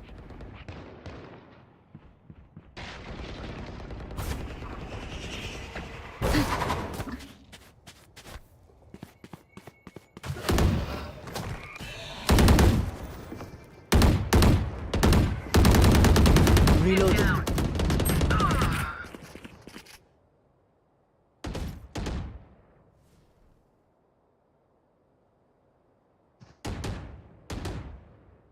Caution here.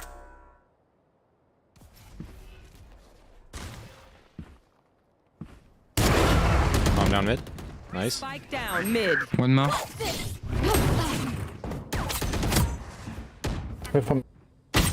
One enemy remaining.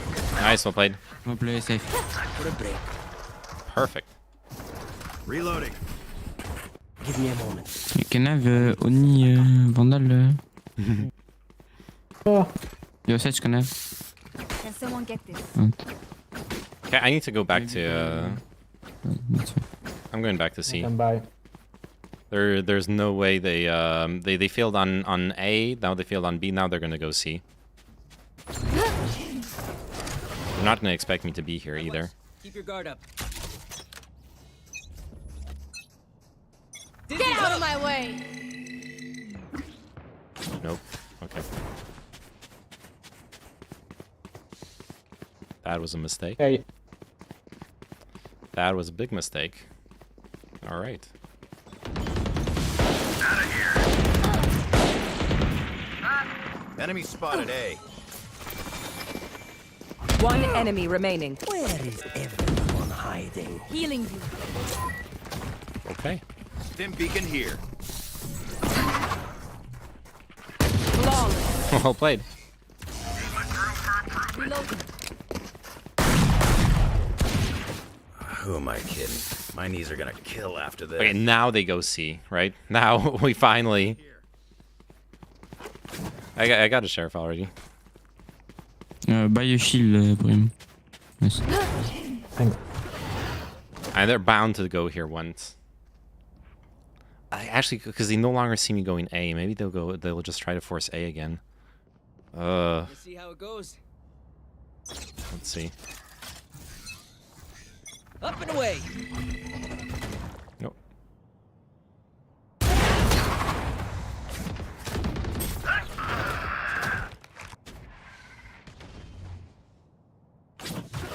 They have garage control.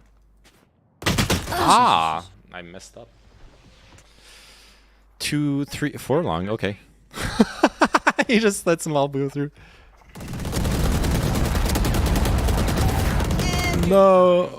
He did so much damage to them, but got like, okay, 2 kills. Spike planted. Blow him up, Mush. On the money. He's got his ult too. The wingman's down. Last player standing. Go to your right. Oh, shit.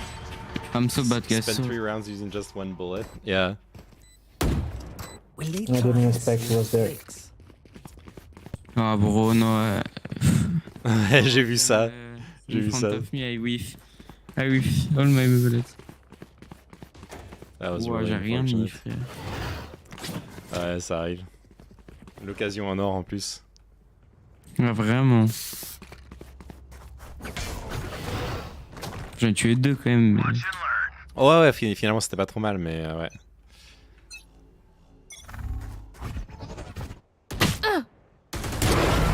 Nice shot. Oh, there's more. Okay, there's 3A at least. Ah, fuck! It's not his fault, but fuck. Just got killed through the smoke. 19. I think Brim should have ulted that. Open up the sky! 1 under heaven and 1 short. Under Hey, heaven. he should have ulted the plant. Honestly, there's no reason not to in that situation.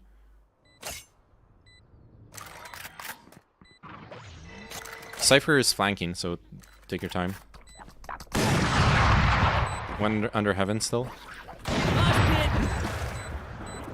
Oh, someone's there! Oh. Just as he looked away, the gun showed. Ah putain, au moment où tu t'es tourné, il y avait le baril de son flingue qui dépassait le coin. Ah, Laurent, le timing. Ouais, il a attendu juste quelques secondes avant de sortir.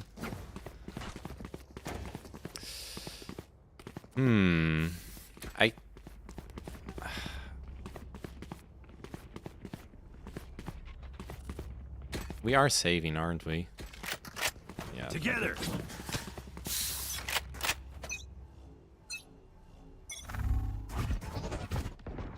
Governor taken out. Enemy C. Somebody's there. Oh, one's close, Brim. I think they heard me step. 120 Jett. Many enemies C. Ah! I whiffed. Enemy spotted. At least they're not going to expect the Brim as well. Player Oh, standing. where are they? Spike planted. Yeah, no one. Down you go. That's a kill. That's not a kill. We can pull predictions for stuff. Oh, yeah. I've been, Not nice enough to die in. Alright. Wouldn't get out of here. Okay, this is a meme prediction. Let's do it. T'as quoi comme vandal? Oh, never mind, I need to play. Ah, j'ai le truc dragon là. Need a Tiens, drop. si tu le veux. Thanks. Merci. Okay, never mind, I'm not doing the pull right. I need to go up here. Get out of my way.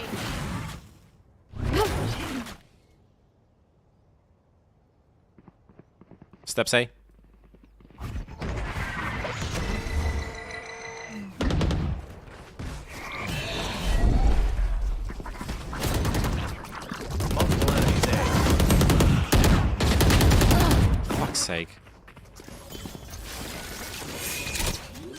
I just interrupted the plan, but... Spike planted. One enemy remaining. Nice, well played. Sheesh.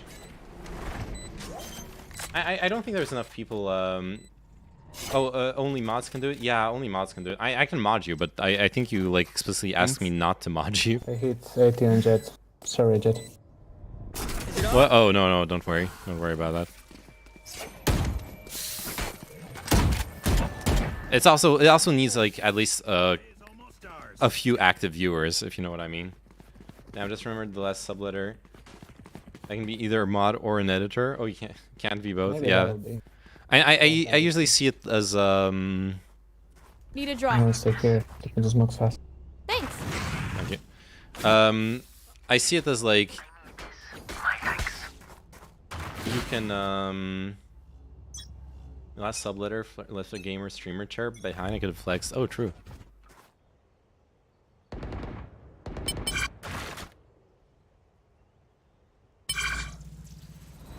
My ult's ready. Even if there aren't many viewers for doing, yeah, sure. But it's I've had like once or twice predictions. I need to remember to do them. That's, I guess, the main thing.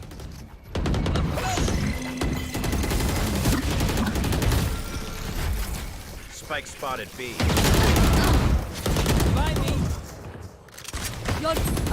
Oh no. Oh no. Okay, never mind. GG, well played. Was that supposed Pleasure, to be a guys. fight? Reloading. Problem is now I'm asking too much. Mod should just drop random predictions. Ideally, yeah. I like I was watching. I like to watch like Valorant streamers, and they usually have their mod pretty much do that. Yeah, drop like random predictions. Like, are they gonna win this round? Is a streamer gonna achieve like this or that? Is the streamer gonna achieve this or that? This many kills, or like random stuff like that. 15 kills this game, exactly, stuff like that.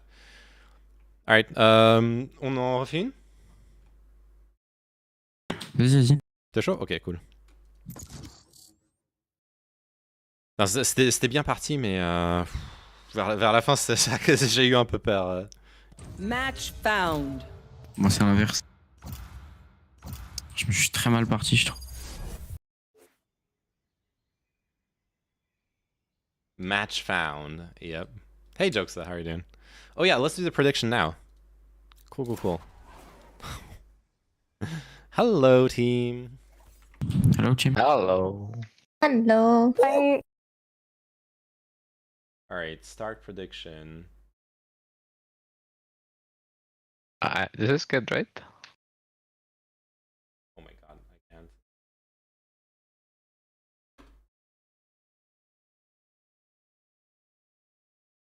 Will Oyoyo... let's just do win or lose. And I'm giving you 2 minutes. You're gonna see like the first pistol round. There you go. Cool. Let's go. So you get an advantage too, a tactical advantage if you wait a little bit. It's what I always do when there's like predictions. Oh shit, people predicting that I'm gonna win. Oh shit, someone bet on loss. Alright. We will carry, so yes, we will win. True. If I play the same as last game, then this is 100% a win. Absolutely. If I don't, then maybe, hey, Lashu was gonna carry me. That will happen as well. Where's all the believers? 5.7k points on lose? Jesus Christ. You guys are disgusting. I have cultivated a toxic community.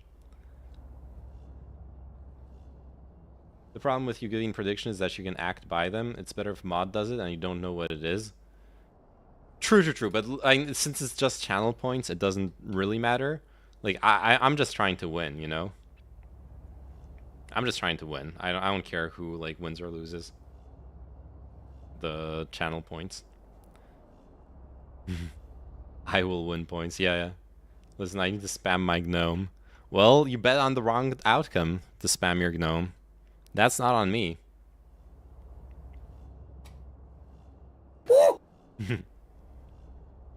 I love that gnome sound. That's forever staying in the stream. Especially when you're like having a serious discussion and people just start gnoming. Oof. Oh no, eventually one thing, if the stream ever becomes bigger, then the one thing I would definitely do, I would put it into like a bits or a dollar donation. Like, you know, donate 50 cents or $1 to do the gnome sound. Gotta monetize that shit. But for now, it's obviously should just be like channel points donation.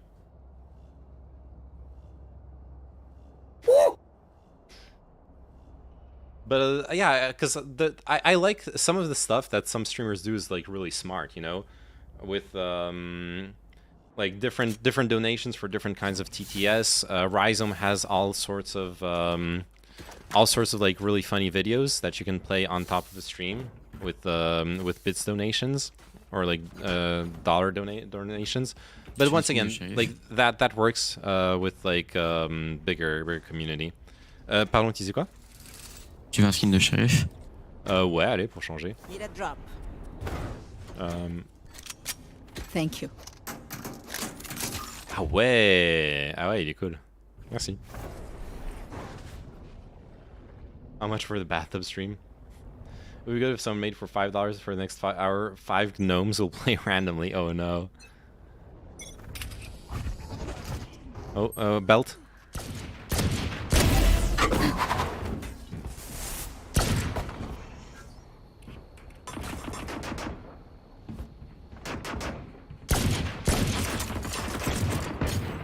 Increase sheesh to 2k bits.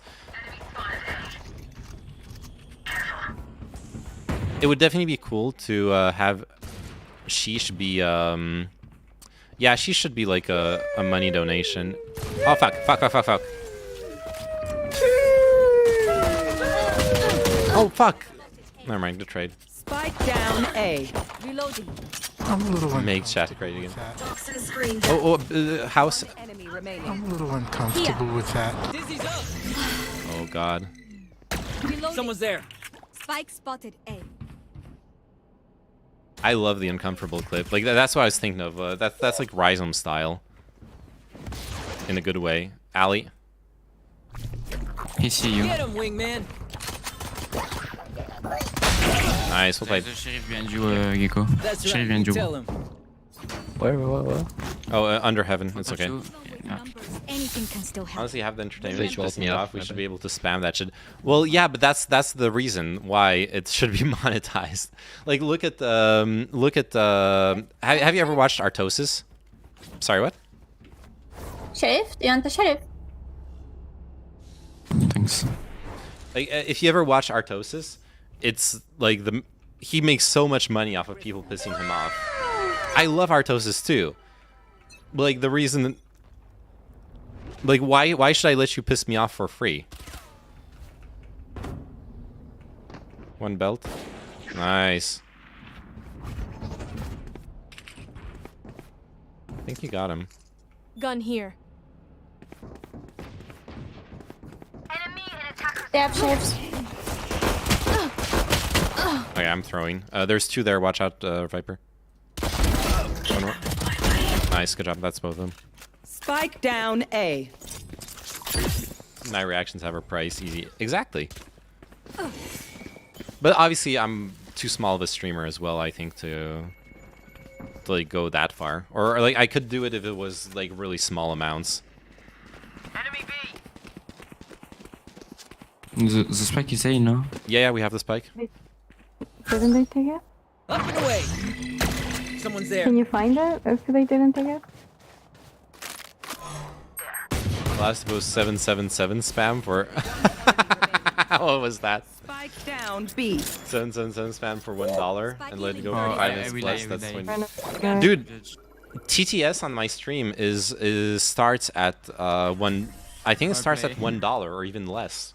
You can do 777 spam. You absolutely can.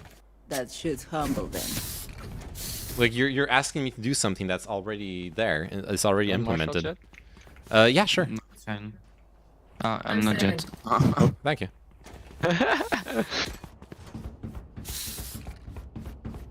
You're Jett. Oh, the TTS link. It's just the PayPal, like the Dono link. It's in the it's in the description, I think. Can be limits to last for an hour. No. You gotta play with the character limit. Just macro it or something. Well, I don't know. On B. Oh my god, that shot. 100 Sage. Last player standing.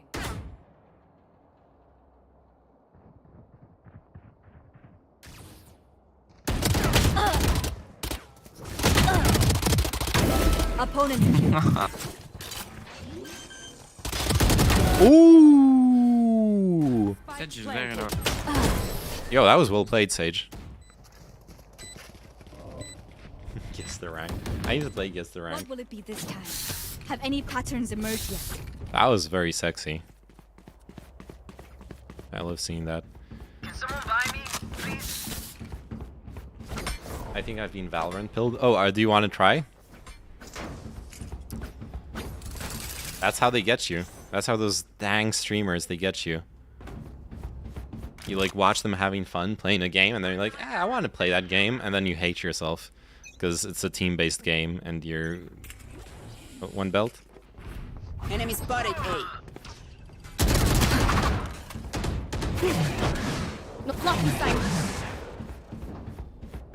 Neon will be 2 belt, Sova and Jett. Pipes.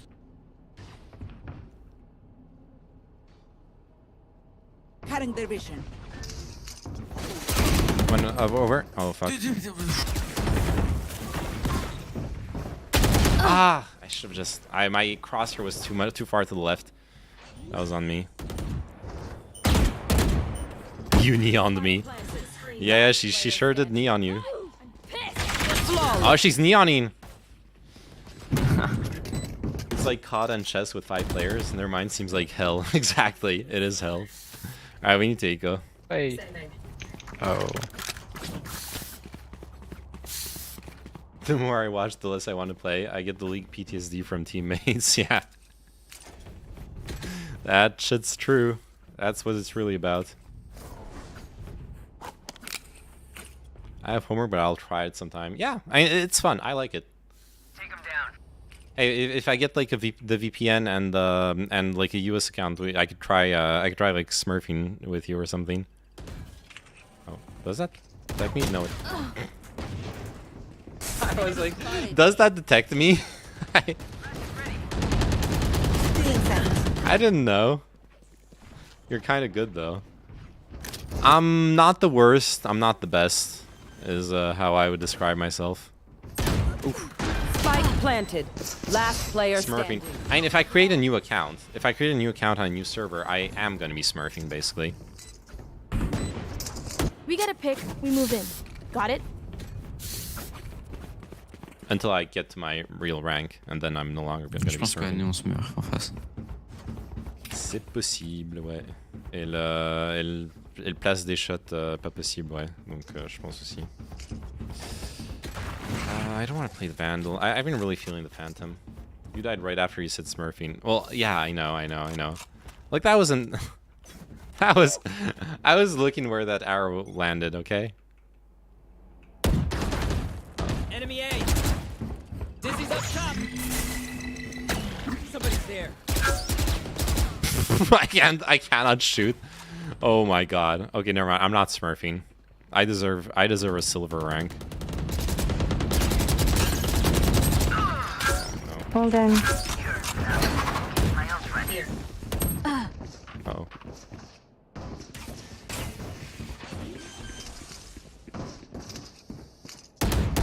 Spike planted. Oh, fuck me.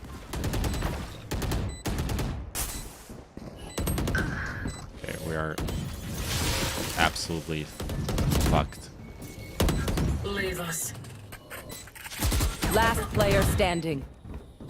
Oh man. I'm not getting kills. It's okay, it's okay. 2-4. 2-4 is fine. 2-4 is still playable. I can drop one. I'll just play my ult. Yo, Sage, ask for a drop. Get full armor. You've been murdering them. There you go.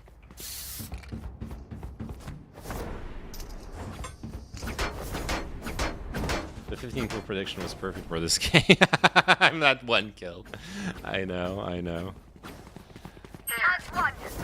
Oh man, I did land. I did do a lot of damage last round. Look at this. Joke's over! You're dead! That's mid and B. Okay. Oh. Hi! Pissed! Oh, that's kitchen.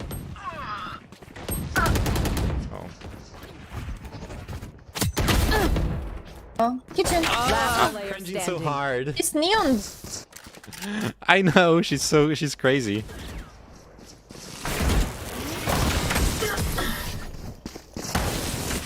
Thank you for the 5 bits, Screwster. You will not kill my allies. Deep breaths and all that. I'm saving. Alright, yeah, so if you want to do TTS on my stream, that is, that image, Ripumaru. That was such a good meme, that image.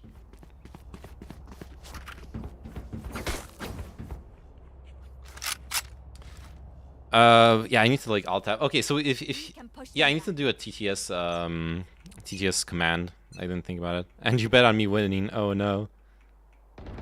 Lashu bet on me winning too, or so, like a soprano sauvage in the.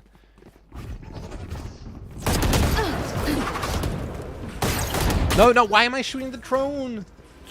Last player standing. Why is no one using their ult, by the way? I mean, Sage is normal, but... I know, like, use your powers.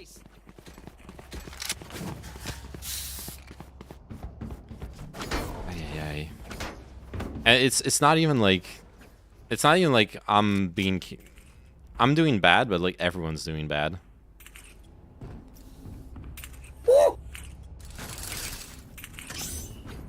This is gonna be fun.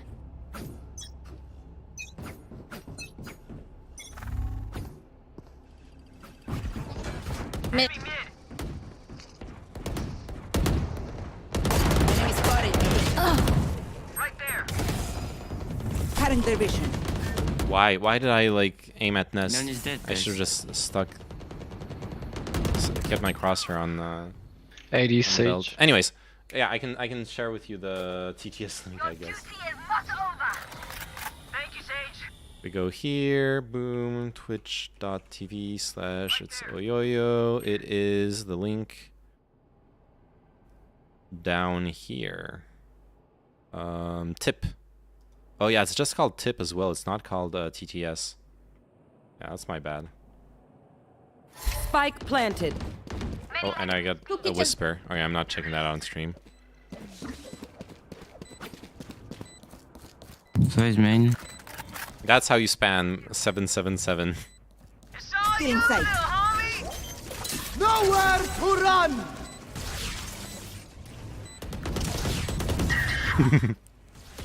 One enemy remaining. Oh, My buddy's defusing. nice. Que padre! My little guy did it!